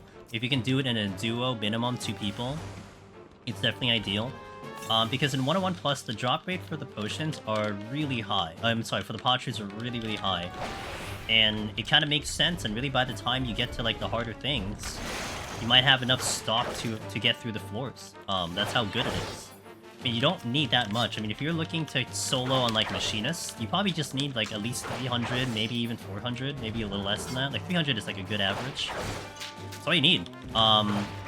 And especially if you're trying to prog for, like, the first time and everything, you can start with even less than that, see how far you get in general, and then by the time you get to, like, a serious run, you're probably going to look at a really good stock of Pomanders. So you can approach it like that. You don't need too much of a starting spot, but unlike Heaven on High and EO, you don't have that repeatable floor. You get a guaranteed at 50, and you get a guaranteed at 100, but get yourself to 101, get all the bronze chests, and you'll see that your stock will go up pretty quickly.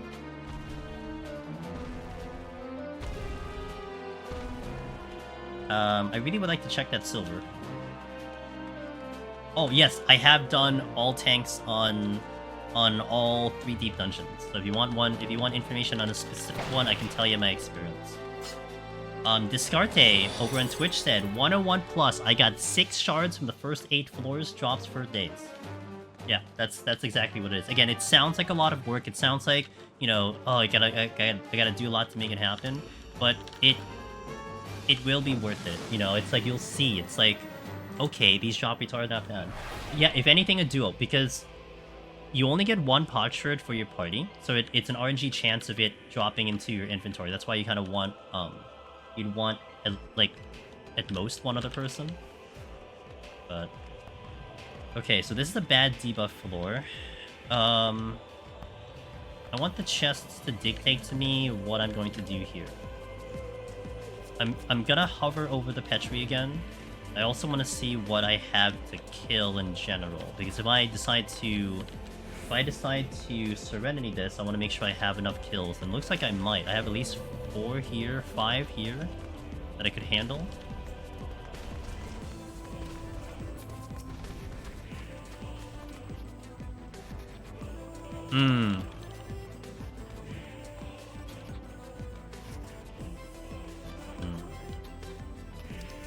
I'm gonna Serenity.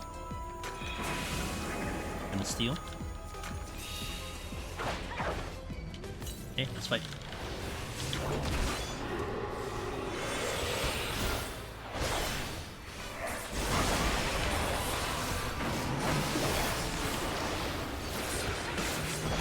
Just gonna try to pull non-stop. I got 5 kills right off the bat here. So we'll just do this. Clear this room up. Get ready just in case the patrol shows up. And move back so I can get not clip this Ventega like I did last time.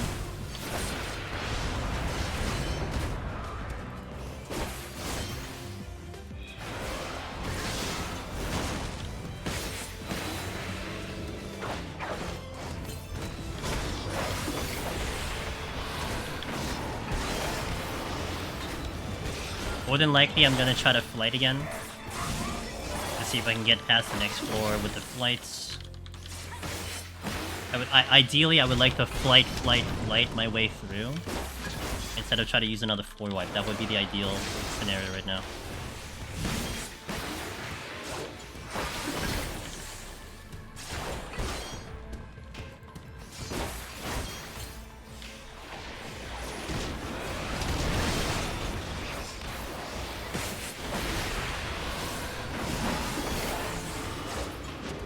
Exit. One more. Okay, let's go. We got uptime here. I can hide behind the wall when he does this, the point blank.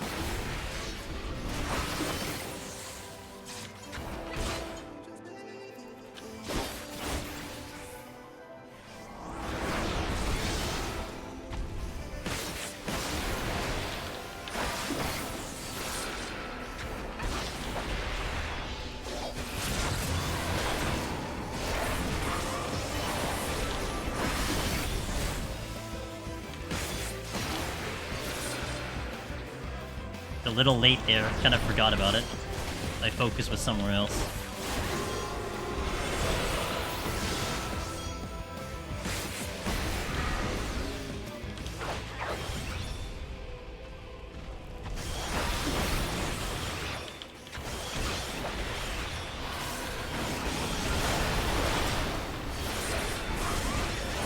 There's this Shinzei that I was trying to keep track of. Do you not use your altars on this set on melee because the Steeless Mimics get scary? You know, I thought about using an altar. I think what it is, Willow, I'd rather get rid of my flights and then pushing maybe Magicite to 2 first before I push the alteration out. Does that make sense? Because usually what I would do is like I would flight 84, try to fight through 84, and then I would YOLO 85 with an altar. To see if it was going to be a bad floor and then just nuke it if it was bad. I think I got thrown off because of that no items floor. So now it's like, I think I'm trying... Oh, this one was a no items, I think, right? No, this was no abilities. Yeah, so kind of threw a little bit there. Yeah, I'm not against an alteration at all, but I would do an alteration where the backup plan was to nuke it. Get a lot of mimics, I just nuke it. Like bad debuffs mimics, nuke. If it's Korrigans, and then mad debuffs, I'd Serenity and then fight the Korrigans and then get the kills that way. Because I zoned out on fighting 93. Fighting a Gozu, fresh strength and steel. And stood there for the big... Oh, rip. Yeah, it happens. You know, you're thinking of a lot of things all at once, so it is what it is. I mean, not to mention what's distracting me is this Shinzei, and I'm trying to be a little bit careful about him. And that's usually what gets me sometimes.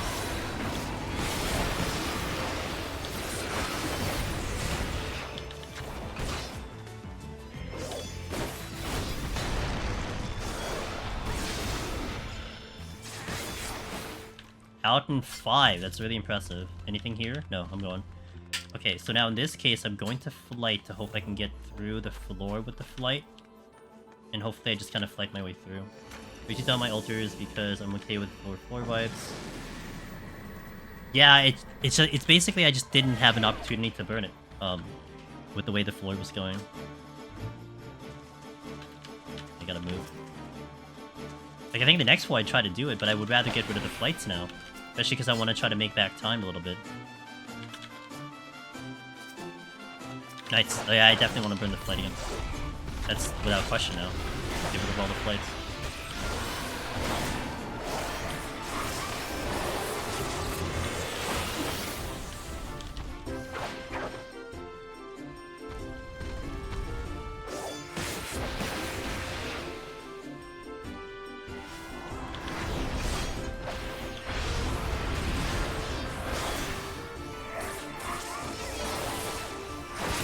Yeah, exactly. It's one of those things, you know. More like 8 times out of 10, I would do it this way, but in this case, it's like, this is what we're doing today.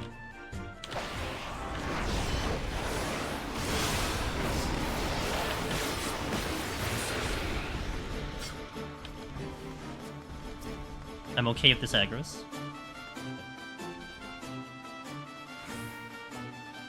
Speaking of FF9. I was lucky. I was lucky. Could have been way worse. Oh, rip. Okay, well. Get lucky one way, get screwed the other.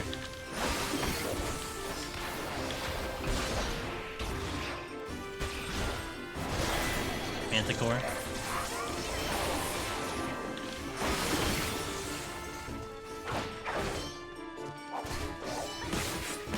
I still have steel on, so it's okay.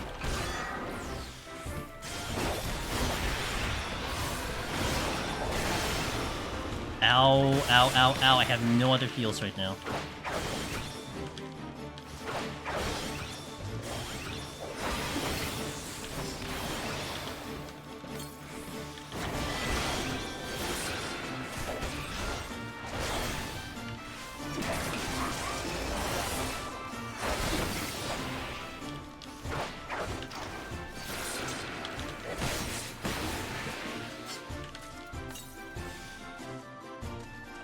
Okay, good pickup. Let's get out of here. Another flight. But I do have Pox on, so it kind of makes it a little bit complicated. I'm kind of thinking I would actually burn a Strength Steel, but I kind of would prefer not to. I could do the boss with... I think I can do the boss without Steel. It should be manageable. Just do I open with a Strength Steel? Even if I get a no items, then what is it? Like I have to just nuke it. Can't just go in as is and hope the debuffs aren't terrible. I gotta watch this elephant. I'm gonna make sure that he shoots me first, and then we proceed. Or I can go soon. Okay, not yet.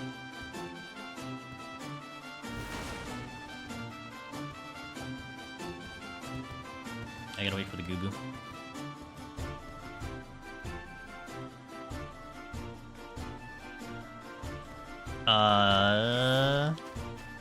Ew, that is... That's a big if. I don't think I go for that. That's too iffy for me. I'm gonna bring it all the way back first, because the elephant's gonna shoot me before the Gubu goes. Like, his angle is just... Like, I'm trying to picture the conal, and it feels like it might clip me if I try to go through. I'm gonna assume that he's gonna turn around on the next movement, which he doesn't exactly turn around, but I think that's manageable. Okay.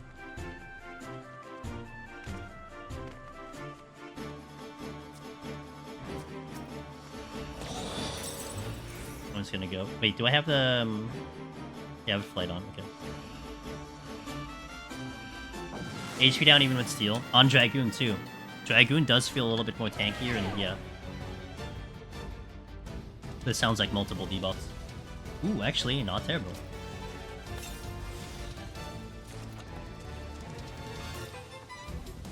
I see Kenko over there. Ryujin.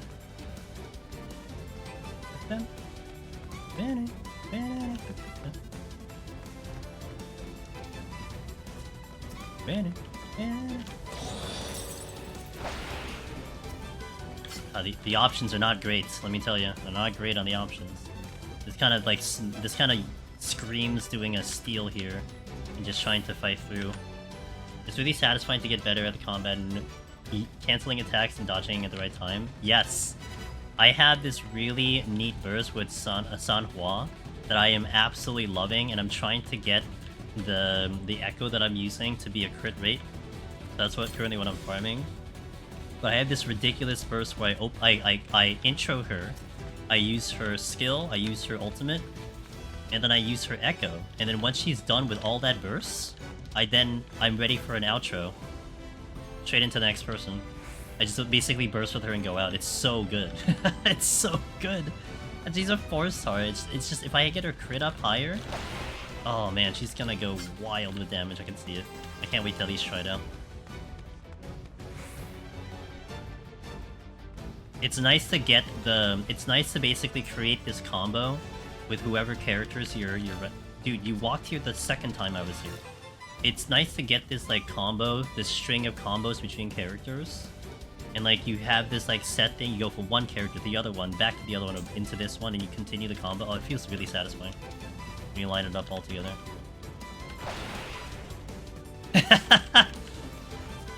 If it was gonna aggro, I was about to steal and fight it, but it's whatever. I'll take it. I'm gonna take that. Blind ass Gozu. I have no options to fight, are you kidding me? This is a strength. Okay, this is just a steal. I'm not even gonna question this. This is strength steal. There's literally nothing to fight right now. Manticore first. Nice flight.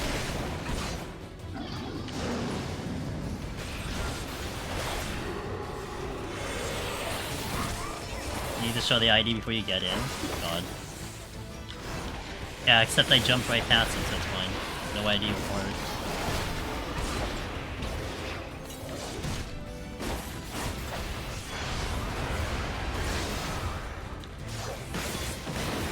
I'm gonna do the Kenko next with Bloodbath, and then I can do the Gubu without Bloodbath. That should be fine.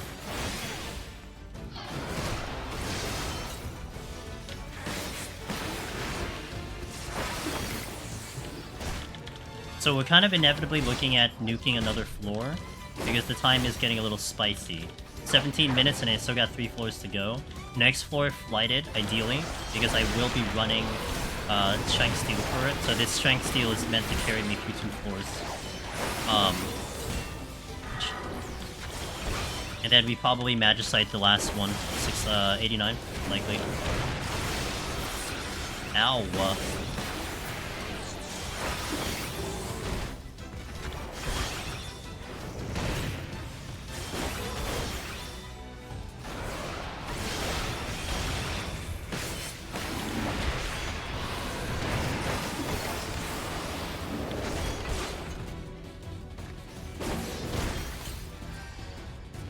Okay, cool. Gonna prep the line of sighting for the Gubu Grief. This one's a little bit tough. I can predict the first 3, but the last one gets tricky because he just auto-attacks.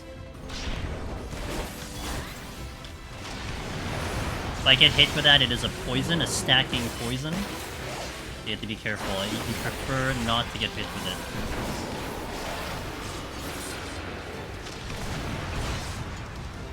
Okay, this next one's gonna be a little bit tough.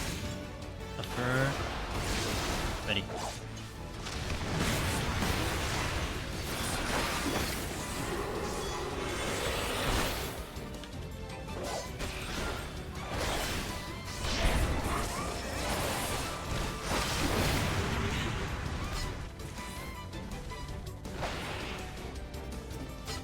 Okay, Regen. And the Bloodbath's back up again. By design.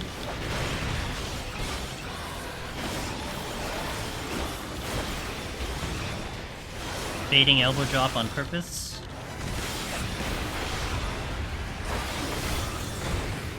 Ow.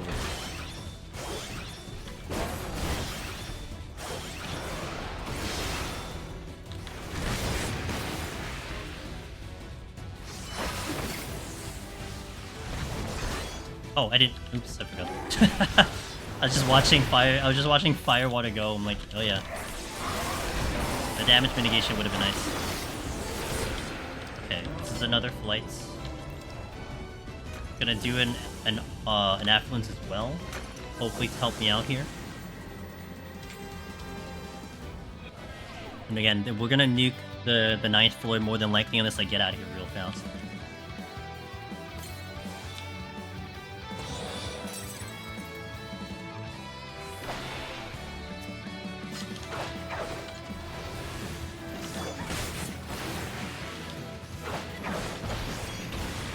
They gotta move.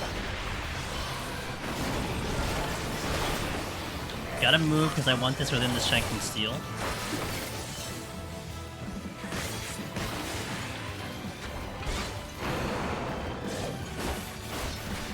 Now remember, we started this whole set with almost like a 21-minute 81-82. And now we've kind of managed time back more or less to normal. And we're still walking in potentially with 4 wipes. We did pick 1 patch me up. But not too bad of a floor. We just kind of just kept moving, kept doing our thing. And now we are here. Retrospect, I probably should have pulled the one by the exit. Because if this is a mimic, then it becomes a bit of a problem. I see the Manticore. That's if I need the kill. But I could be out in 2. Like, 2 kills is possible. Probably should have killed the one by the exit first.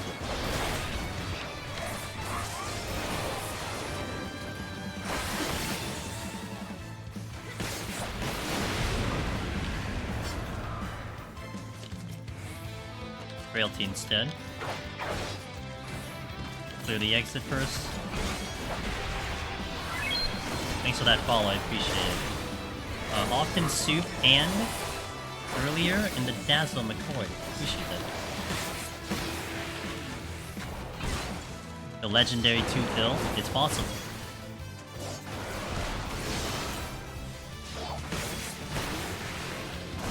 Oh, I was way too late.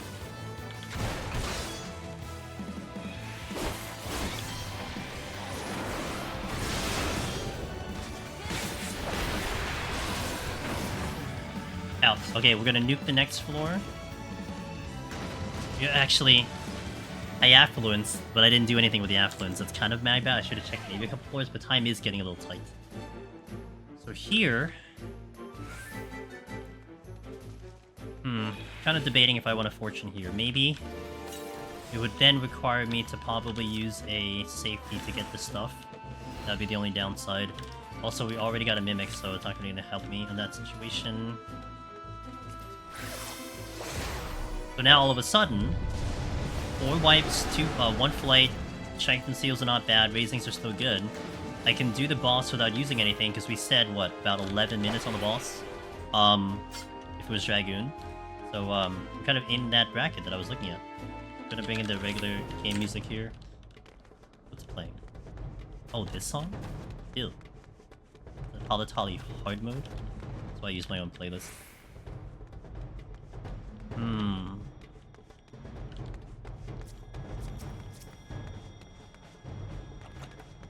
Okay. Do I risk another one? That's the question.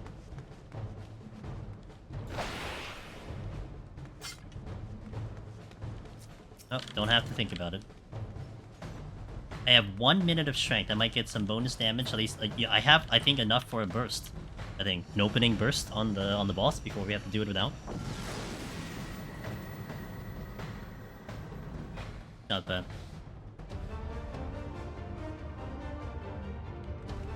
Okay, gotta go.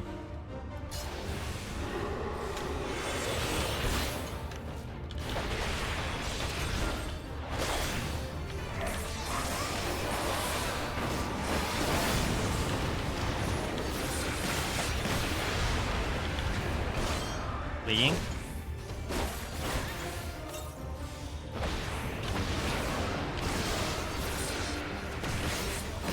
Alright, at least I got a good opening damage there, so that might really help me with time. Heal is dropping, strength is dropping. Alright, melee strat time.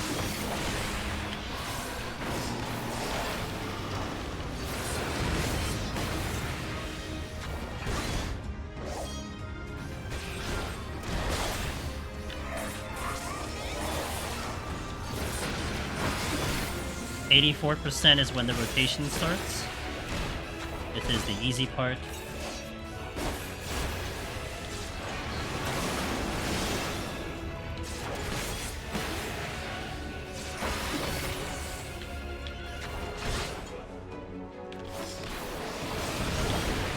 Alright, here we go.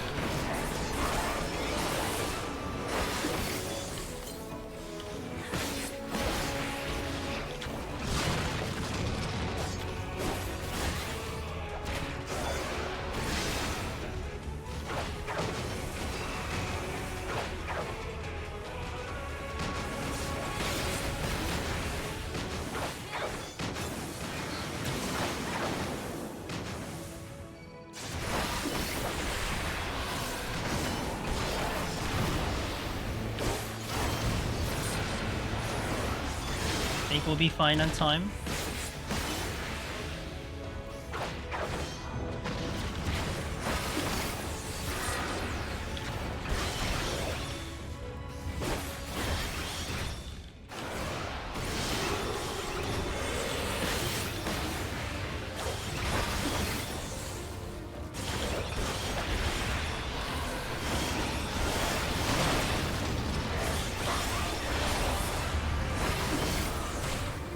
Okay, moving. Potion just dropped. We're going to be using, hopefully, just the Hyper Potion to get me through here. Probably going to combine it with Faint as well.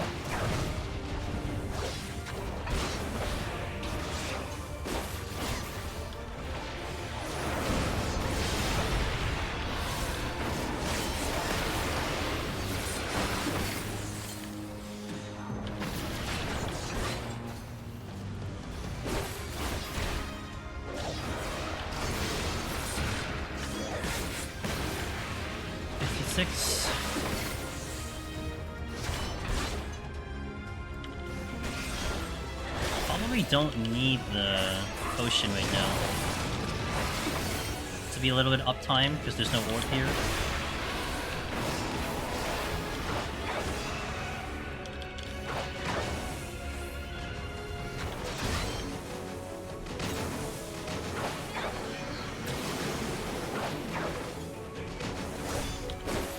Bloodbath after burning Knuckle Press. Not burning Ray.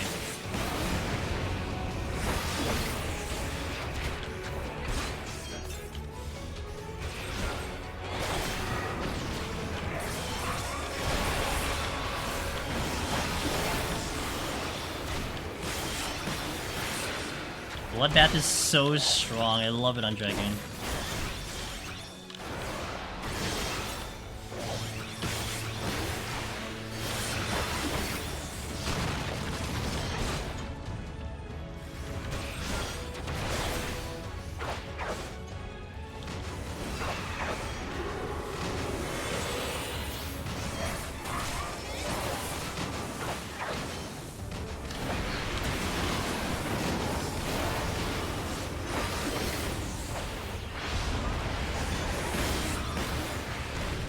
Okay, halfway there. Looking good.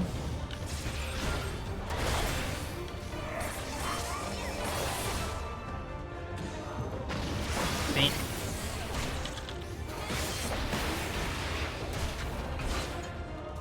And I'll save the potion for kind of an emergency if my HP drops a little too low for my liking. Oh, nothing. Oops. Okay, well, might drop low. Probably gonna potion. He's gonna sneak in a hit.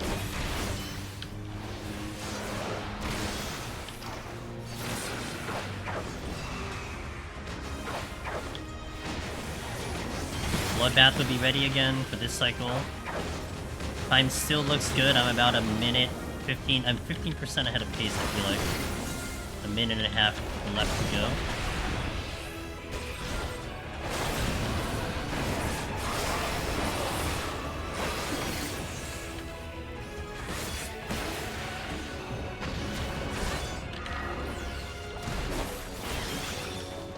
Okay, 40%.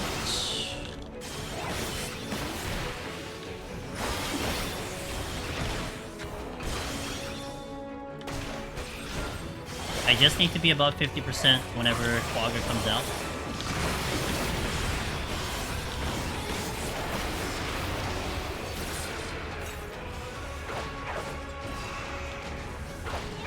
Holding on also to the second win. I'm holding on to that second win again for emergencies. Maybe get like unlucky crits or whatever.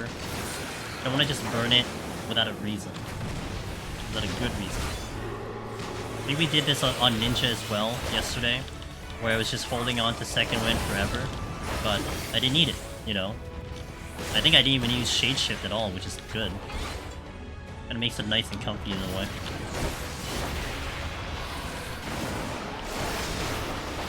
Feint is cycling through pretty well. I have one cycle where I Bloodbath and the other cycle where I Feint and possibly Potion, so it's kinda nice. It's working out really nice with the rotation.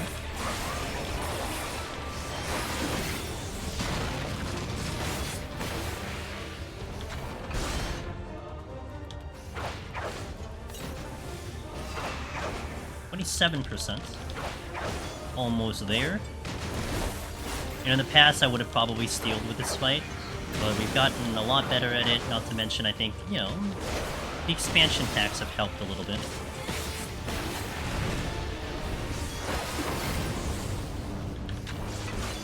I do kind of wish this fight was a little bit more involved, but I still like it. I think the initial prog of this fight, when we first got here and we were first trying to understand how to make this fight easier, it was a lot of fun.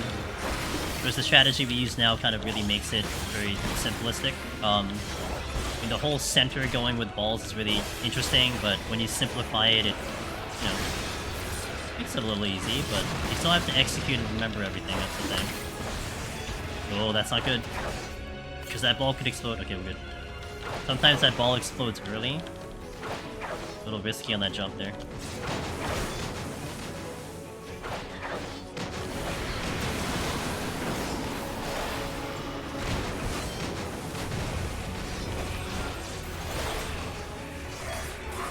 I had to drop food to survive a Quagga on Black Mage. Took way too many autos.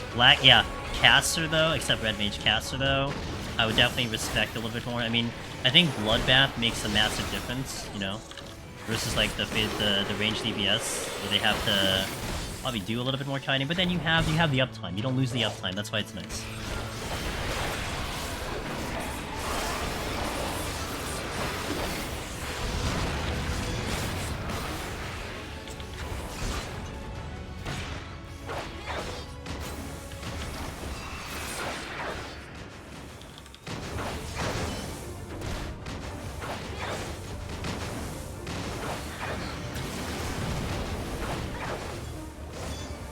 Alright, looks like we're probably going to have about a minute left on the clock. Really good. I would say the palms could actually be a little bit better, because we did skip a lot of chests, but time was tricky. I mean, that 82 was really brutal. That definitely ate up a lot of our time. But even with that long floor, the palms are still pretty damn good. Can't really complain at all. Hoping for a nice, comfy 91 clear. Hopefully. The Serenity at 2, though, can be concerning. That one can always be a little dicey. I don't like Serenity less than 3. Especially walking into 91, especially with shenanigans I've seen in 91.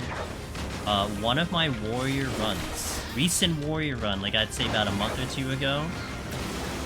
I kid you, was it Warrior or Summoner? Maybe Summoner. I kid you not, we had a Gloom from 92 to 99. Every single floor had Gloom. And something else. Every single one. I could not believe it. I've never seen that before. 92 Gloom, 93 Gloom, 94 Gloom, 95. It was just like, I can't believe it. Like, that actually is a thing. I mean, of course it's a thing, but to see it, you know, on your own file is mind-boggling. I remember when we ran at Northeast South. Yeah, I mean, it's still a good strategy. I mean, you do that for range, you know, if you wanna not do steal, not a terrible idea. I mean, a couple people have had iterations where they do like that melee strat, but give it a little bit more kiting distance, so you still kind of do it a little bit, the same thing, just more running. I'm not used to it, so if I have to go no steal, I would go northeast, southwest. And again, better for range, really bad for melee, because melee, you lose the uptime, but range, don't, it's all good. It's 808, I believe it'd be... yeah, right? I know, I've been there. Alright, 10 more floors, guys. Let's wrap this up. I'm going to take one more break, get rid of the ads, and then we are in to the last floor. Let's see how this goes. Thank you for watching, guys. I get some background music going. Appreciate everyone hanging in. That's a little too hard. Let's go a little bit different. Nice classic. You might hear this song. What song is this one? This is the fighters the crystal. Might hear this in this might be a song you hear in the Final Fantasy Alliance raid. Because this is one of the classic Divine Might, yes, one of the very classic fights in Final Fantasy XI. You're getting the first boss, which is the Shadow Lord, but for like the third alliance and the second and third alliance, this Archangel's Divine might be one you might see, and you might hear this song. So, BRB, couple minutes, and we'll finish this file out. Thank you everyone for watching. I'll see you in a little bit. Let's do this. Okie dokie, let's do the last 10. Mesinya, I hope you're doing well. Good to see you, buddy. Hope everything is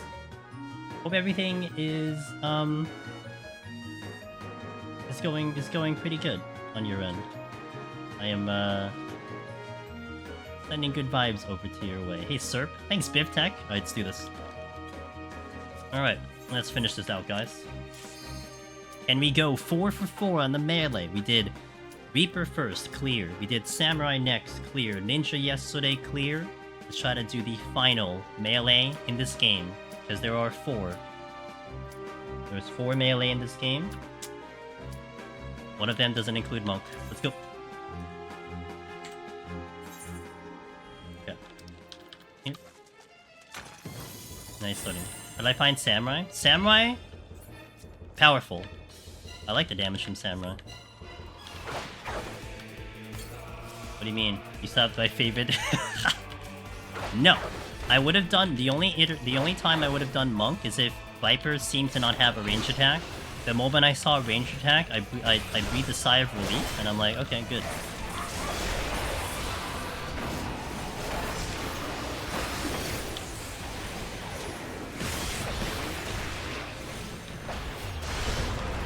Oh, I forgot to buff.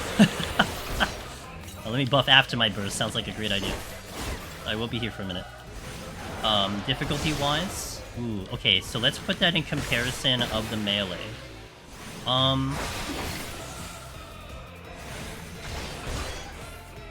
You know? Okay, let's put the 5 actual melee. If I were to say difficulty for me... Samurai would be 4th, with Monk being the most difficult. It would go like Ninja to Dragoon to Reaper to Samurai to Monk. Now, it isn't to say Samurai is bad by any means. Like, Samurai is great. The damage burst is awesome. It's just... It's not that great when it comes to Bloodbath. I do feel like my defense on Samurai has always been so iffy. Dragoon, you feel the defense on Dragoon. Like, you just feel a little more tankier on Dragoon, which is nice. Reaper kind of just makes it up because it has a really high amount of damage. That's why I put Reaper above Samurai in that respect. Monk is just, you know, it has its own issues, so kind of in its own category, if you will. Yeah, like Ninja to me, survivability on Ninja, I've really got down. Dragoon just again feels a little bit more tankier, and the Bloodbath return is insane. So, yeah. Oh yeah, Reaper is just really freaking strong. Layla, hey, thanks for the follow, welcome in. This is a really good starting floor. A lot of white mages I can pick on. I would prefer not to buff here. To hold on to what I have, my Shank and Steel, unless I pick one up. And actually what I may do is, considering I have a lot of options to fight, I think I actually stay away from a gold chest until I'm maybe like 5 kills in or something. This way, if I get Ox already, or if I get a Mimic, I can delay and probably steal for that Mimic, then leave. That would be what I'm thinking of. So, I would kill these white mages here. I'd maybe try to find one more, kill that, and then if there's any gold chests, we start opening them. See what the game gives me. And I'll be okay with a steal usage. I just did a landmine, says Octavarius, dash with Reaper without taking damage. I swear my account, my future. No, I believe you. No, Octavarius, I was saying it before, like, I've seen it before. I know you can do it. Never have I ever been able to do it, you know? And I would just leave it at that. Like, take that information as you will. It's like I would love to demonstrate it. I would love to showcase it. I just never can do it, so... But watch the gamers who can. That's all it comes down to. I just don't know. I don't know how to pull it off for some reason, you know? I got 3 affluents on floor 1 on my new machinist run. Get those shots, man. My future unborn child. You know, it's a positive outlook in life, you know? The ones I'm going to have in the future. The ones I maybe had in the... I'm concerned about this warrior. The ones I had in the multiverse, you know? I'm not gonna cleave because of the warrior. Hell yeah, Badama, I work fast. 5.5, almost 6 hours. 21 to 91. Pretty good, huh?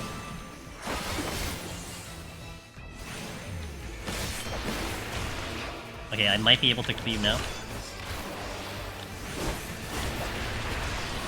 Honestly, should have waited because I had my jump ready.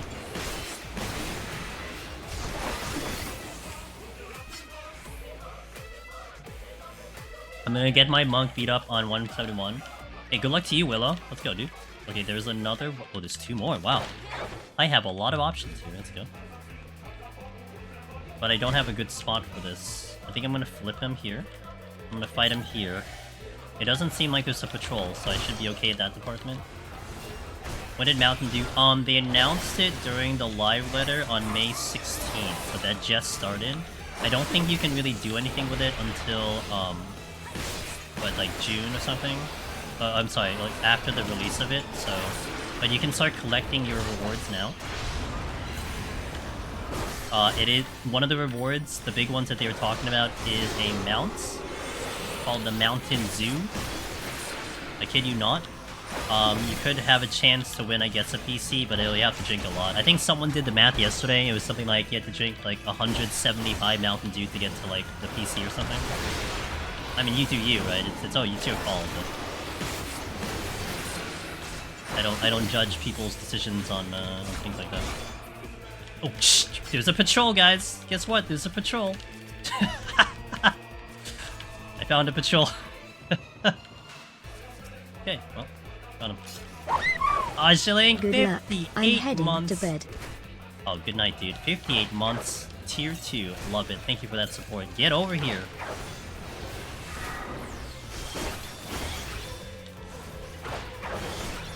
Man, and it gave me the false sense of security, because I basically had not seen a patrol in like 6 minutes. And I'm like, okay, we probably don't have a patrol, and then it starts showing up. It's like insane. All the Mountain Dews you saved up come in handy. It's supposed to have a redeem on the cap, so I don't know if like maybe the ones you already have it, so just note that, but if it is, then pog. You get free diabetes with the mount. Look, mount collecting Kaguya is very serious, okay, man? Again, I'm no judge. You do you.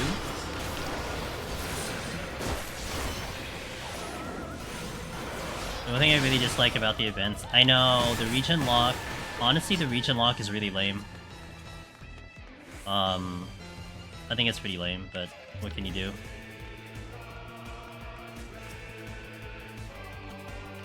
Serenity, that's huge. Shh. Whew.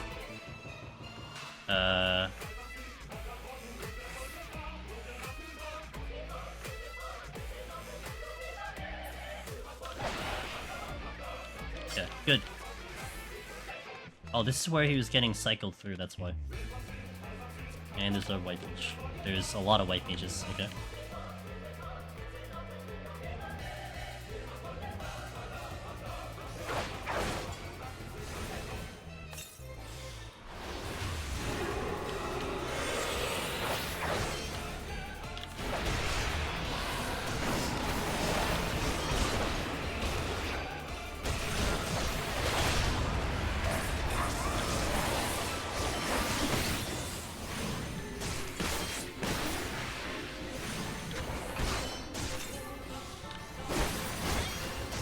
You want all the mounts? Yeah.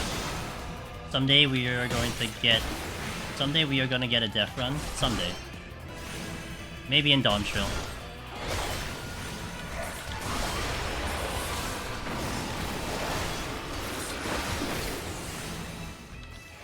Forgot to use a raising and died trying to do... No! I'm sorry, Tasmanian.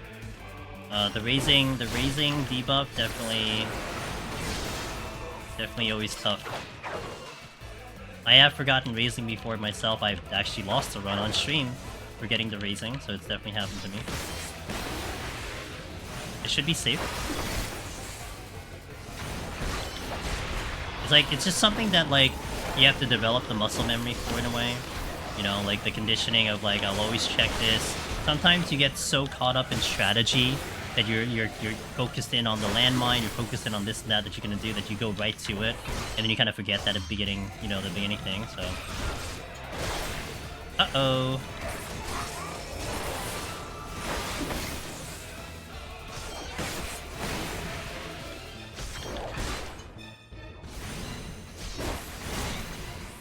Why are you stone skinning the Gozu? Really?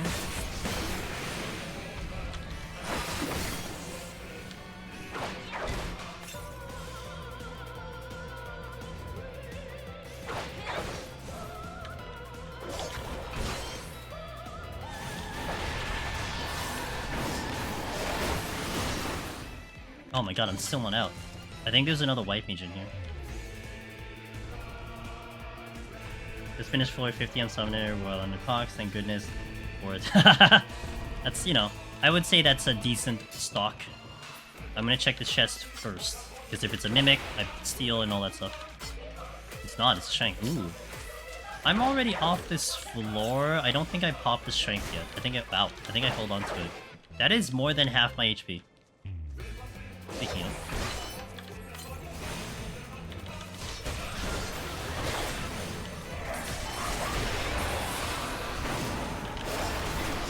I'm gonna turn around here because I could come back again.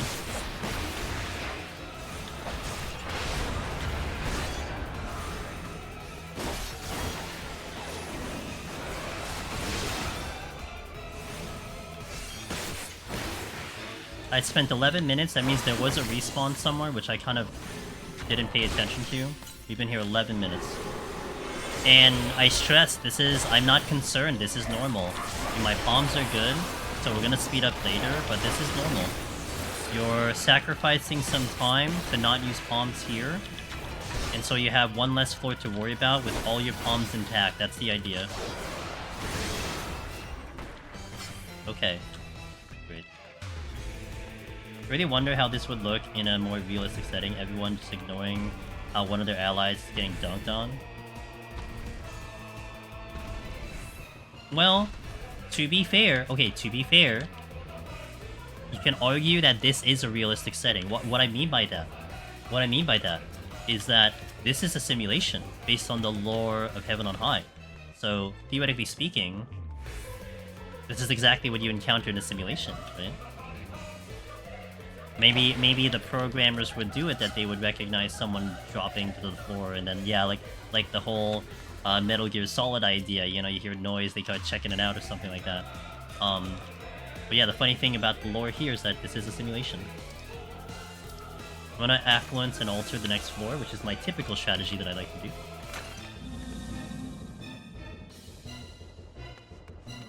Aggro links in Deep Dungeon? God. I actually thought, you know what would be I thought of this wild idea. That, what if, like, there was an interaction with enemies to specific rooms? So, like, what if you pull, like, a Chimera, and then you pull into this specific room, that the room starts activating random or set types of traps and AoEs on the ground, or, like, from, like, the sides or everything. So you start getting, like, side attacks, you start getting floor attacks. It's almost like a buff via the room. You know? And you would do that maybe for the room and the hallways too, like you would have different things that interact with the enemies.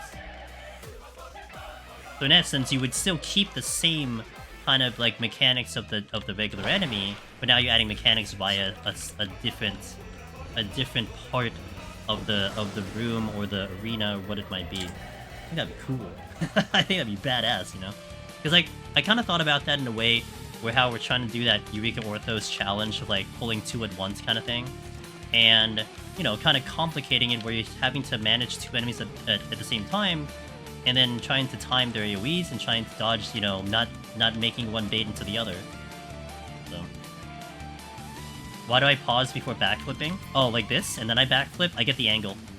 I'm trying to get the angle because I have done it before where I would turn and try to backflip immediately, and that's what happens. Like, I wanted to go here, but if I don't wait to see where my character is facing, I do it too fast, and I get penalized for it. So that's why you see me pause. Shit. Well. Steal. Oh, God. Wait, buttons.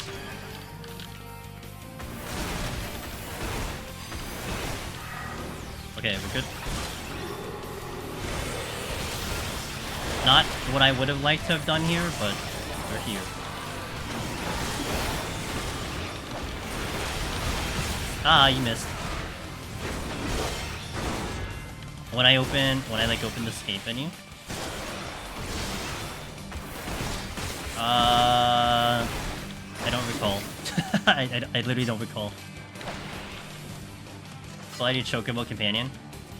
That was just an accident. I just opened up the wrong menu because I was spamming my heals. Oh, that's bad actually, because this doesn't have frailty. Okay, that's my bad. I didn't follow my own rule.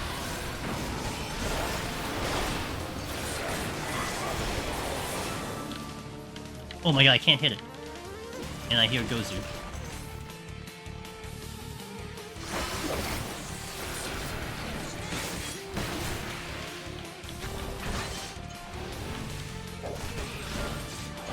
You've done it a lot. Thought it was something. So wait, so what am I doing? I am pausing after I backflip. So like I backflipped and stopped, like literally just like don't move anymore, is that what you mean? I gotta like almost have to see it, I don't know.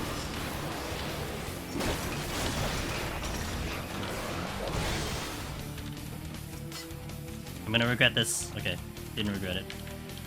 Here. I opened the escape menu after I backflip. Like this menu, I opened that. Am I doing that a lot?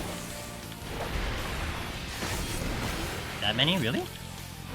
I don't recall. If I do it, then I'll probably think of it.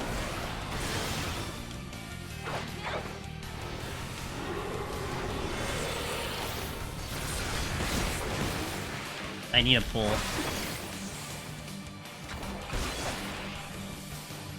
Oh, that's dumb. It's fine.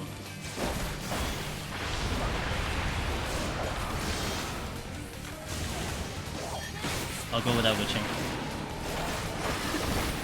I kind of just went a little brainless there because I had the frailty on. I mean, it does open me up to get to the other rooms, but... Kill all patrol will trigger some new patrol boss or something like that.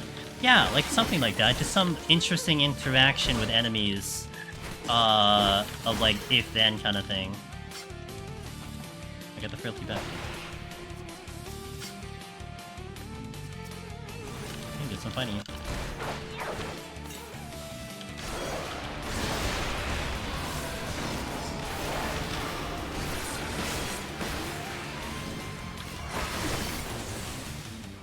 Okay, the steel pickup actually was very good, because that kind of erased my mistake on aggroing the warrior. I consider that a mistake, because I was going to try to see what's on the floor, but then in retrospect, I couldn't have gotten past the mimic that was there that I just killed, and I wouldn't have got to these white mages, and it doesn't seem to have many options. I guess it worked out, but...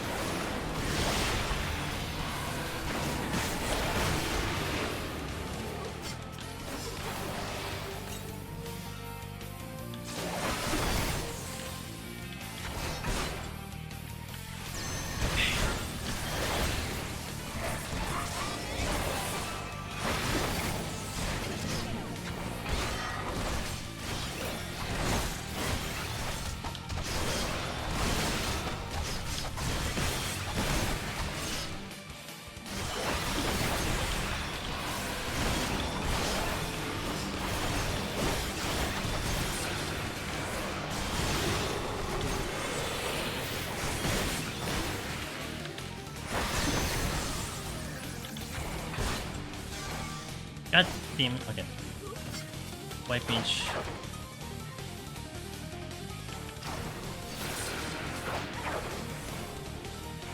I gotta turn around because of the Gozu that could be coming.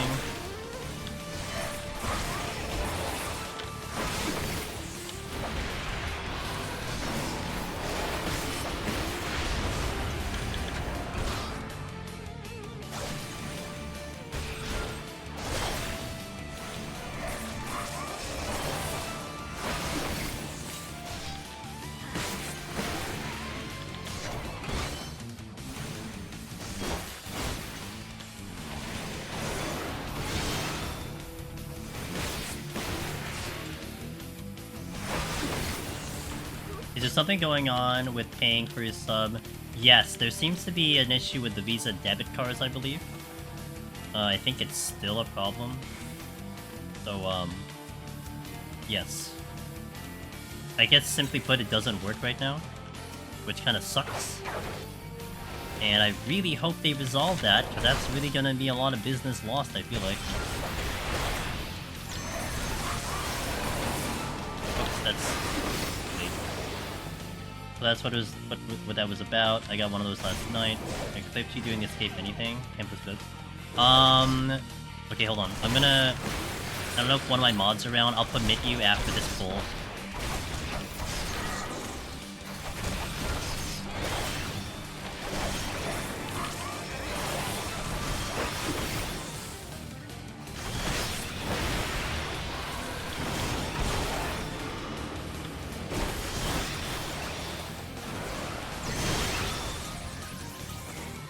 Let me get in the exit first.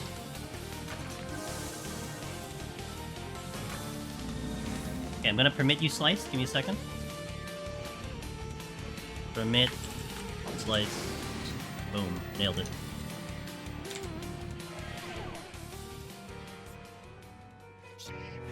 Okay, I'm gonna click that, but I'm not gonna look at it right now. And I will check it in a second. I'll probably check it like after this floor. And then do it. Okay, now... Oh, nice pickup. Okay, so this kind of screams Magicite. At the moment, this screams Magicite. Ew. So I'm gonna check what's over here. I guess while I'm waiting, I'm gonna look at this clip. Oh, I see. You know what that might have been? Slice, in that particular instance where I hit escape. I think what might have been going through my head at that moment was I might have targeted the monk real fast, and I was gonna backflip into the monk, so I wanted to make sure that I wasn't going to accidentally auto-attack him, so that's why I hit escape to prevent the auto-attacking. I want to say that's probably what happened. Does that make sense? So I don't think I do it often. That's why I was kind of like, wait, when do I do that? But that probably would have been the reason. Because that is my kind of instinctual method of canceling an auto attack. Is just hitting escape. I don't trust unsheathing. And I say that not to say that you guys should untrust unsheathing. It's just I had one bad experience on Behemoth where I swear I hit my unsheath button, which is Z, and I saw my sword like literally sheath on Gunbreaker, and it didn't do anything. So now I'm all paranoid about it. That's it. Just cancel keybind. Yeah, that's fair. Hey, whatever works. Whatever works. You know, that's all it is. So whatever worked for you. But for me, that's why you see a lot of escaping, because I just don't trust it. I can guarantee escape works for me. And also, it's a nice visual cue, Slice. You know, I see a menu come up, I know, okay, alright. I hit the button, I can see something come up, I don't need to worry about listening, I don't need to watch my character, that just is what it is. So ideally, I probably nuke 94. Probably. Unless it's clear. 94, 95 we nuke, fight the other ones, because I prefer the enemies up there. Blind. Petri. I've saved the Serenities for later. Intuition, love it.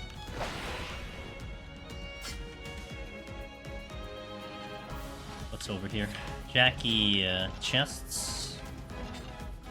94, 95, 96, 97, 98, 99. Okay. I can safety insight all the way up. Honestly, probably should have sighted instead of safety. But it is what it is. Oh, I got you, Lexi.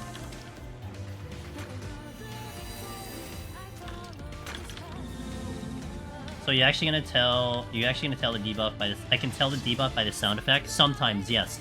Blind and ability do have a little bit of a unique sound when I hear it. So I can tell kind of between the two of them. The rest of them, they're kind of the same, like HP down, blind, oh not sorry, HP down, auto heal disable, those kind of have a very similar sound. The one I cannot hear, which people have told me has a sound, is Gloom. I don't hear Gloom. I don't know if it's just too quiet for me to hear, but I do not hear Gloom. So I don't know when that shows up. I'm always confused, Amnesia. They have a similar, like, Amnesia and Blind have a similar sound to each of them. Different from the other buffs. But they are similar to each other. But there is a little bit of a different sound to those.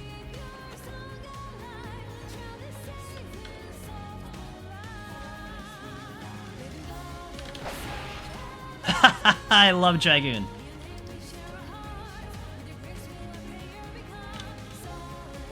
I want that chest. I don't want to sprint because I need to stay with Petri. Oh. It's time. That should be illegal. Like you're just kind of like, you know, creating geometry and just jumping into the safe spot. That's it. Come on. Come on.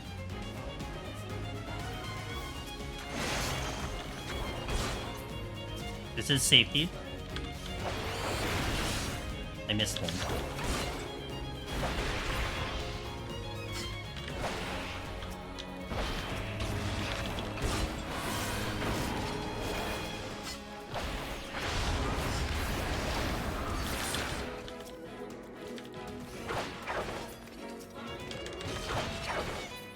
Okay. I didn't even go to the exit. Damn, I thought that was the exit. Shit. Well, alrighty. Ready?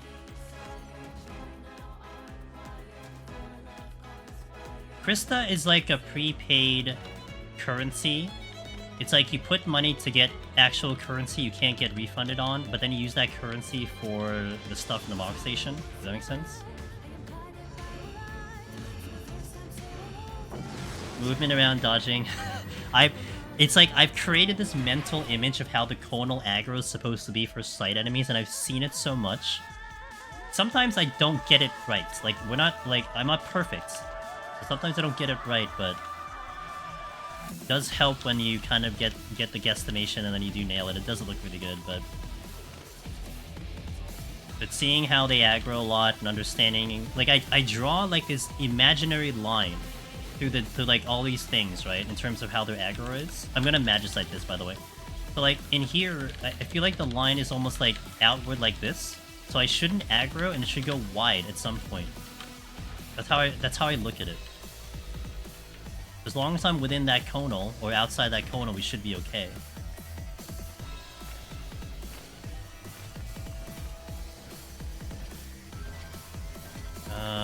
I'm gonna try to check as many chests as I can, but Odin definitely is coming out to save the Serenity, and I just fight through the rest of these. Oh, that's about all I can do. Okay.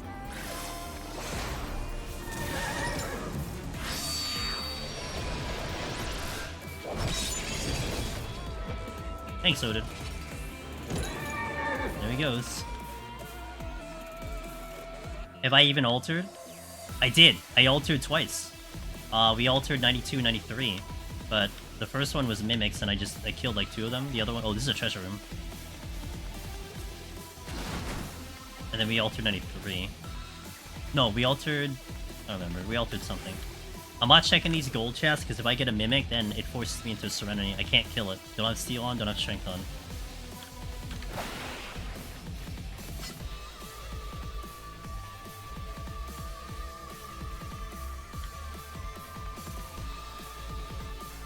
Oh, you were gonna move... Oh.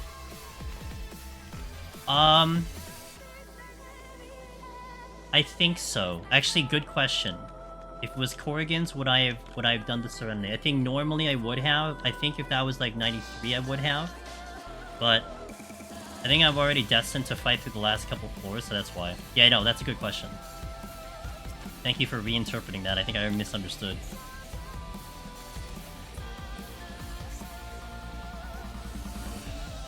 I think this deep, it's like a little different.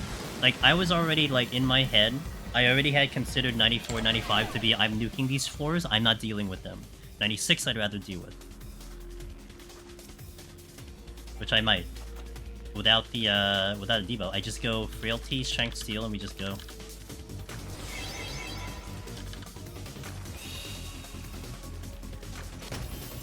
And then I have Serenities all the way up.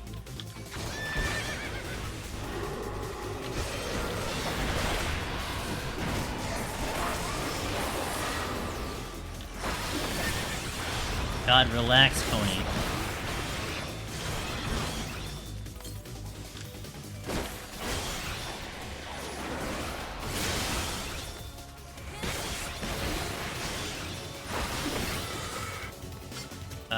That one first.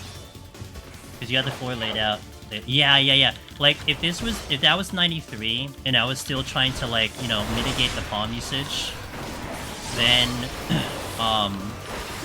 then it would be like, okay, I would rather fight this if I see Corrigans. But now I'm already at 95, and we kind of have, what, 96 set, 96 we're fighting, 97 probably nuking or fighting, one of them I'm going to be flighting. You know, we flight 97, nuke 98, then we only have one floor we need to get through, and I have full Strength and Steel, so... 93 is different because, like, I'd rather not nuke that early. And I usually get white mages and, like, some better enemies. But in here, 95, you're seeing a lot more Jinba, you're still seeing Kubanashis, and they're not favorable. Ow.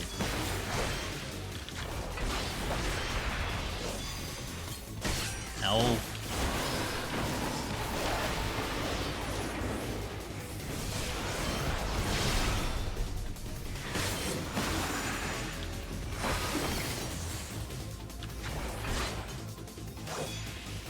The meteor plants on my previous position.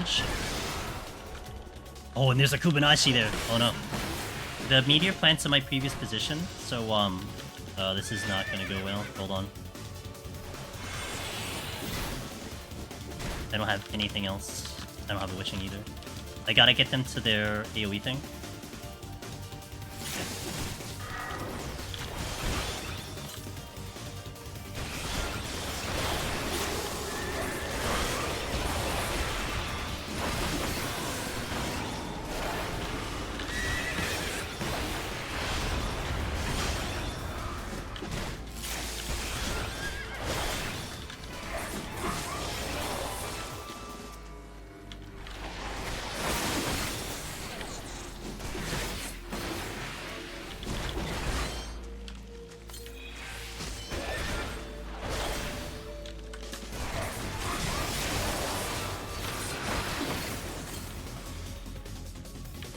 Oh, I'm gonna take... damn, that's unfortunate. Yeah, that sucks. I didn't realize he was using Burning Bright on that one situation. Damn. I think a dot's still on it, so I need to be careful. It is.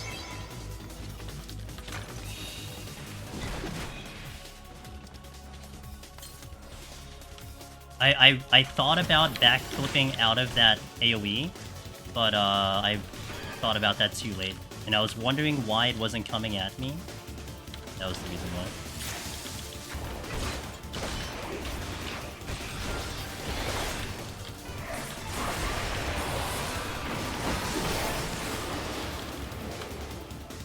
Forgot the reason.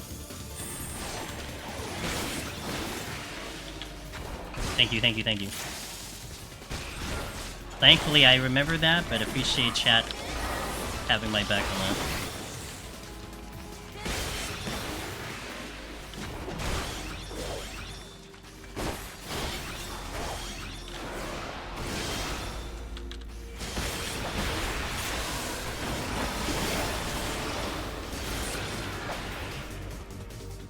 Okay.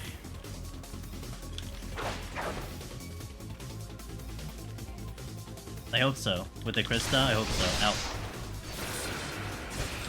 I hope they really do resolve that, because that's going to be a big problem for Dawn Trail.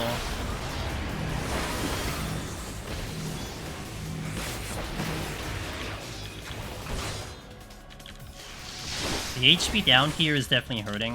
That's why it looks like I'm taking so much damage. It's because of the HP down.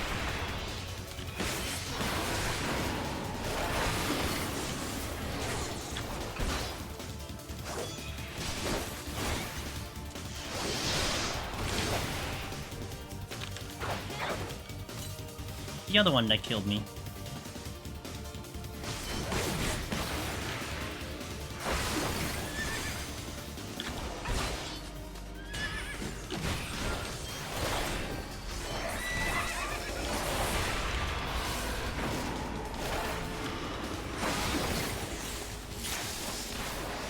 Oh god damn it, dude, really?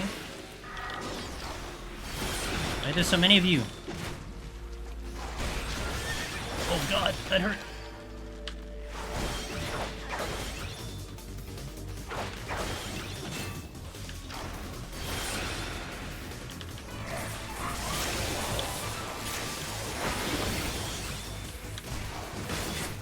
Okay, thank god that's done.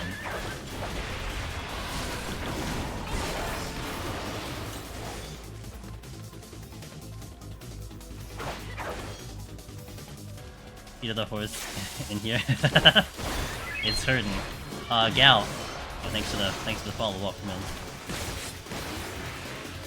This is what I'm gonna have to deal with on Viper, so I think this is really good practice if I say so myself. Really would like this heal.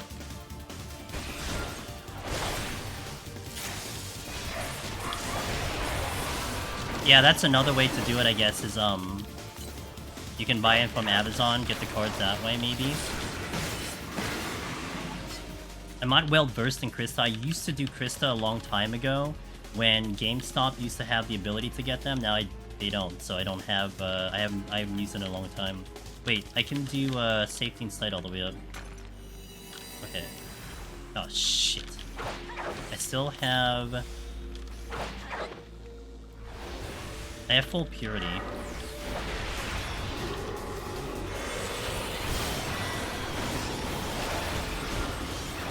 This is actually going to get a little tricky, because I do have to fight through one full floor right now. Because one is petried, one is flighted, but I still have one floor I need to deal with. That death earlier didn't help, because I was kind of banking on having that many resources for the last bit. So, it's going to make this a lot trickier.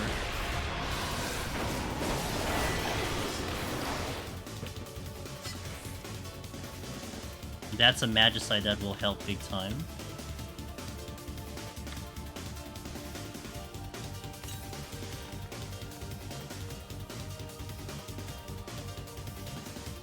This Strength and Seal is probably dead to me. I might alter the next floor, and if we get Korrigans, we get a little lucky. That becomes a floor wipe-ish. That's what I... Ooh, hold on.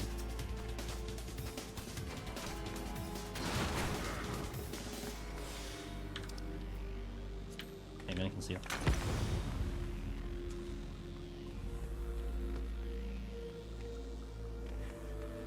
These horses are out for blood. Dude, they were out for blood yesterday, too. They were kicking my ass.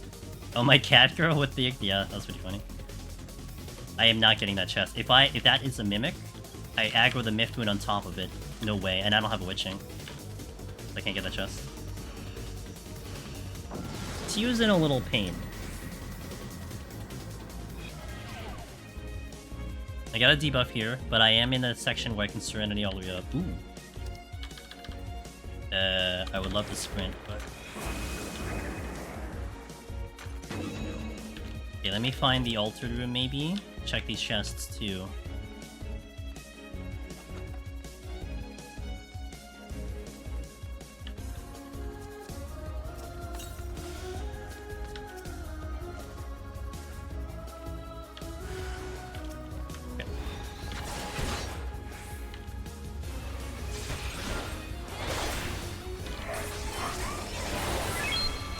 For that follow, I appreciate it. Shizmo.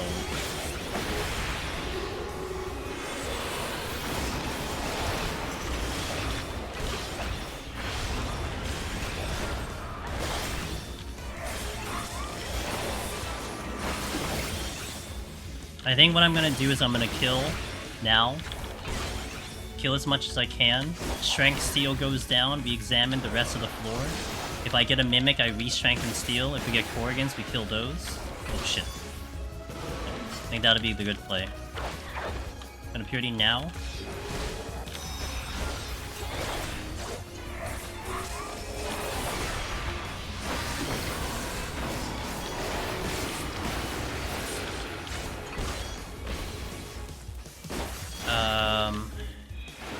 Okay, Strength is going down. Who would my next pull be? I probably can pull a Zen Key after. Yeah, probably. Those weren't too bad when I fought them on Ninja yesterday.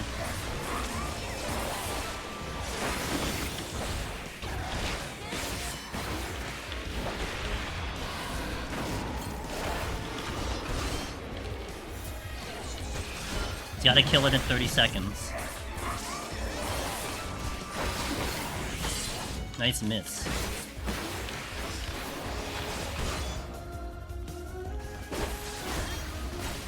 Guess I'm gonna hold on to Bloodbath. I was gonna use it for this fight, but it's just a little chill. Nice miss again. Let's go. Not complaining. 10 seconds on that steal. I have Bloodbath, but I think we'll be okay.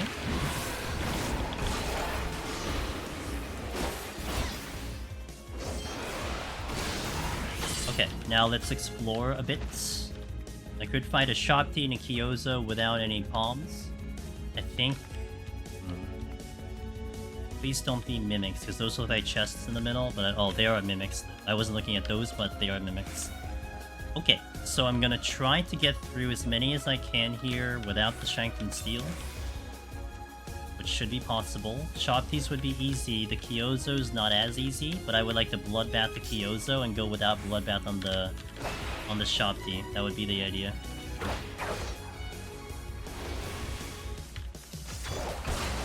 Gonna hold on to my Strength and Steel now.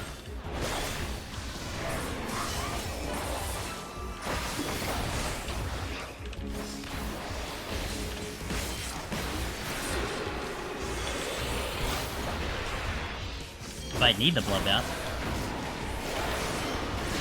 If he's ever gonna hit me. I mean, that's fine, just don't hit me. I don't have to deal any defense. Ow. Okay, now you're hitting me. Oh, now you're hitting me.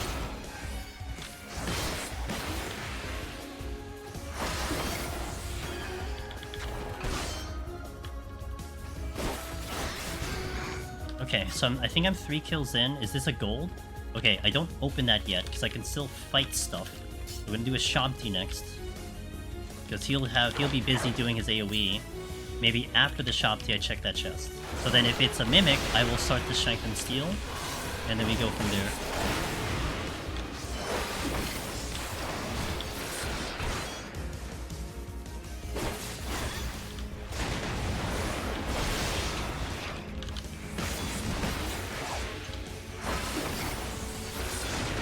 One of the better mobs for me to go for, because of him basically attacking every other G-City. Very good. Gives me like 2 or 3 ticks of my potion. Good survival.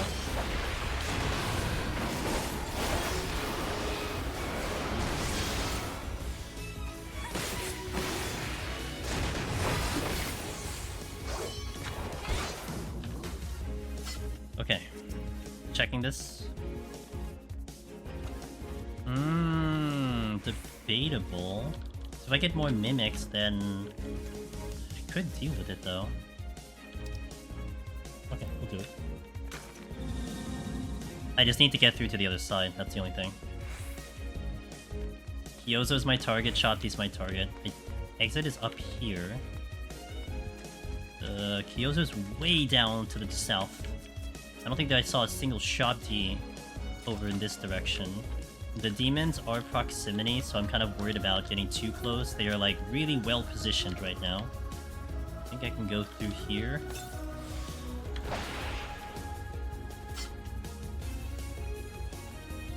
I was willing to take that okay, yeah. I was willing to take this aggro. So, he's probably gonna get his defense boost on, but I'm going to drag him out really far away just so I don't have to deal with other crap. And then deal with the defense boost later. I think I know there's a chest south, but I might just purposely ignore that for now.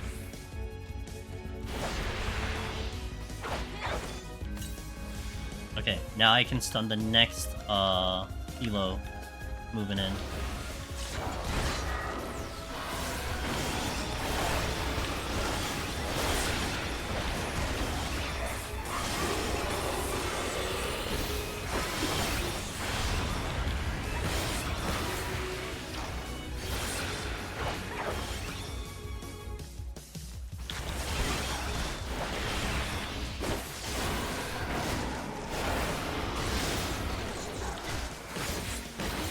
Bloodbath's down.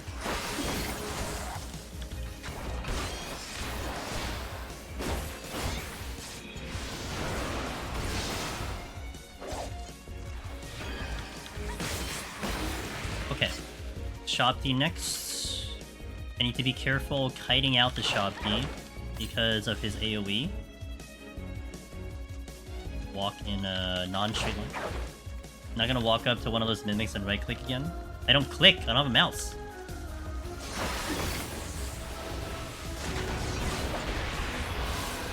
But no, I would not do that. I would prefer not to do that. I wonder now that Dragoon doesn't need eyes to enter Life of the Dragon if they just increase the Guskorol CD by 1 minute, fit the minute burst. I guess that's something that I'm not gonna be well versed in. But probably. Went the Amazon route. Okay, I hope it works for you, DJ. I'm glad chat was able to help. I'm sorry I wasn't really much of a help there, but chat got you. Chat be good. We got a good chat over here. Okay, that's great. I would prefer not to surrender to conceal. So I only have one. Sneak in here. Flight. I think I shouldn't have flighted. That was in my plan because I had the altar. Whatever. Did it. My fate's decided.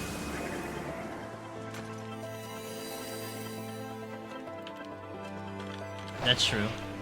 More dodo chance, it's right. We don't have the thing going because Sheila isn't here, so. Okay, Shank Steel. I know where the exit is.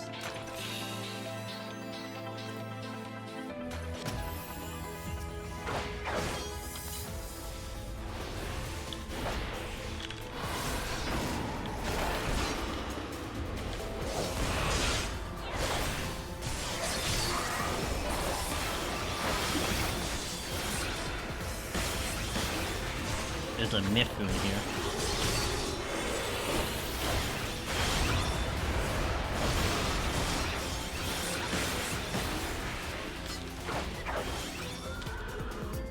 Angry horse. I got a dodo in the treasure room. Last time I was here.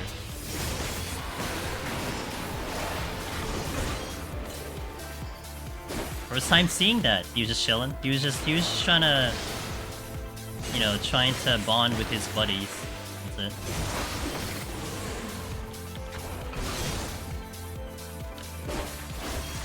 Hang out with the crew, yeah, exactly. 1 Tenma. What's the exit though? Corgans! I'm out here. Maybe. Yep. Sick. Alright. Was a little dicey 11 minutes in. Go. Alright, let's see if we find the dodo. We don't have the prediction going, but sometimes you see a dodo on floor 99. Only floor 99 can it happen. Let's see what we got. Wait, why is that blocked below? Okay. I know where the exit is. I can just go with the exit. I do want to find the dodo if I can. Okay. It did auto-mod that, so... let's see. There's multiple ways to go here. Oh, it's here! Oh, of course it's here, because you know why it's here? Because there's no prediction going on. That's why it's here. That makes sense. That makes complete sense. Oh, I did see it. Look at him. In all his glory. Come here, I want to fight you.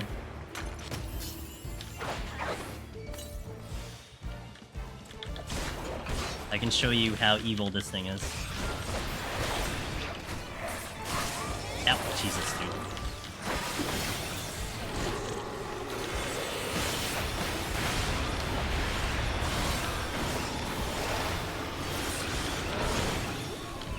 And I'm slept. And it's hasting. Here we go. This is where it's bad.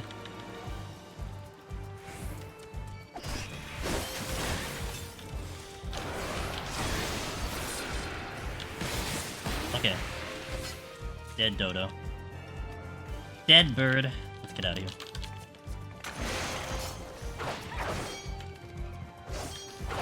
The opening damage was still severe, but the fact that it will haste itself, that's what makes it really tough. I mean, if you don't kill it fast enough, then you're kind of in trouble. I should have fortune.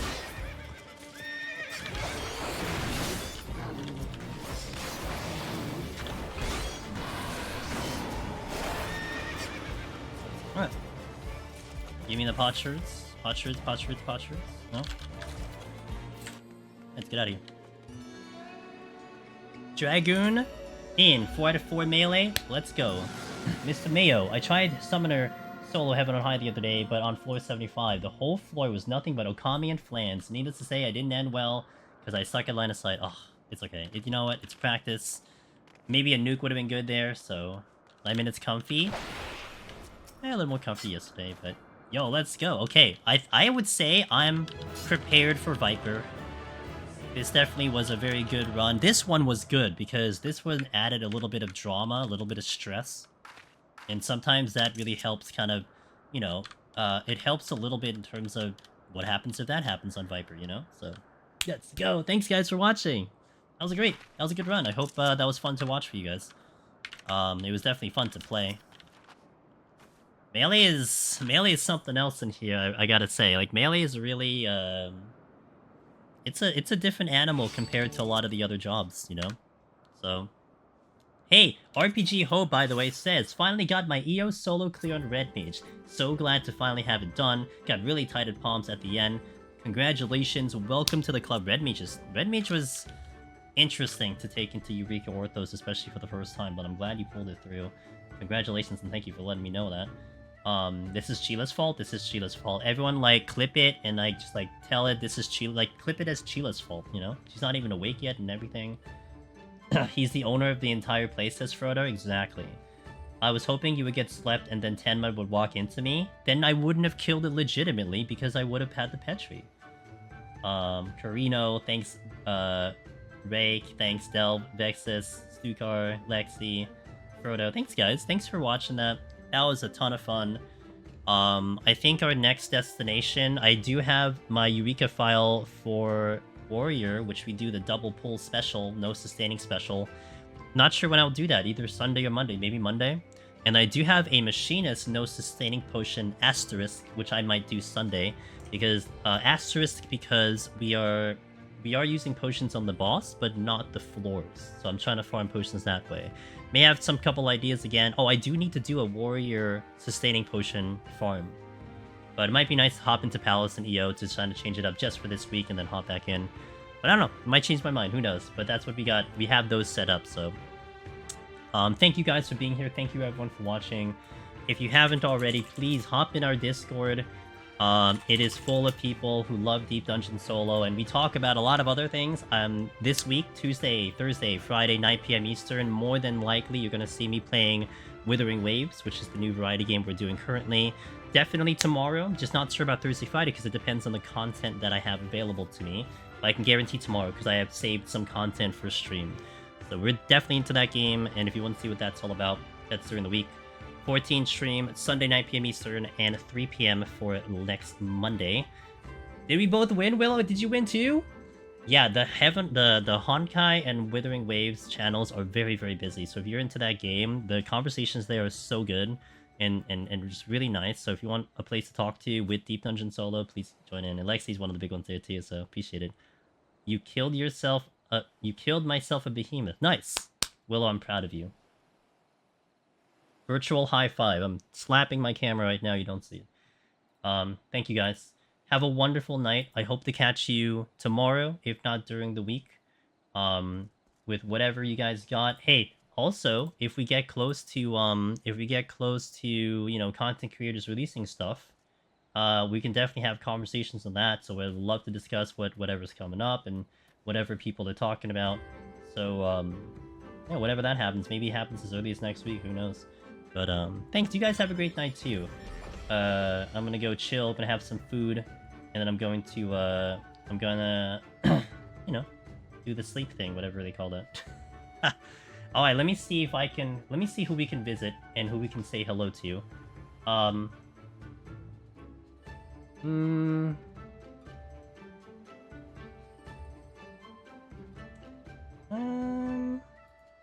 There's one person I could visit that I would kind of maybe like to. Let me see. Let me think about this. I haven't raided them before, but I do know of them. That's one option. I'm trying to see if someone's doing Deep Dungeon, but it doesn't seem like it, which is unfortunate. Sleep, what's that? Can you eat it? I think so. Maybe. Possibly. There's some Scholar Heaven on High on the go. There's some Scholar Heaven on High on the go. Weird. Oh! Chloe's doing it. Yeah, we can go to Chloe. Right, I see Chloe. Chloe kind of just started. Okay. Guys, we're gonna go visit our buddy Chloe Cupcake, who was here earlier. They are going for... I don't know if they're going for Omni, but they're currently working on Scholar. They're gonna give you a good show because they are currently on floor 69 on Scholar. And they just kind of started stream. Thank you for letting me know. Let's go to Chloe. Deep Dungeon associated with that. We'll go visit Chloe and cheer him on. He's a cool dude. And he knows his Deep Dungeon. He's getting really good at Deep Dungeon, so we'll go over there. But yes, appreciate you guys. Have a wonderful night. I'll catch you hopefully tomorrow, if not the day after that. Take care. Let's go visit Chloe Cupcake right now. See you guys.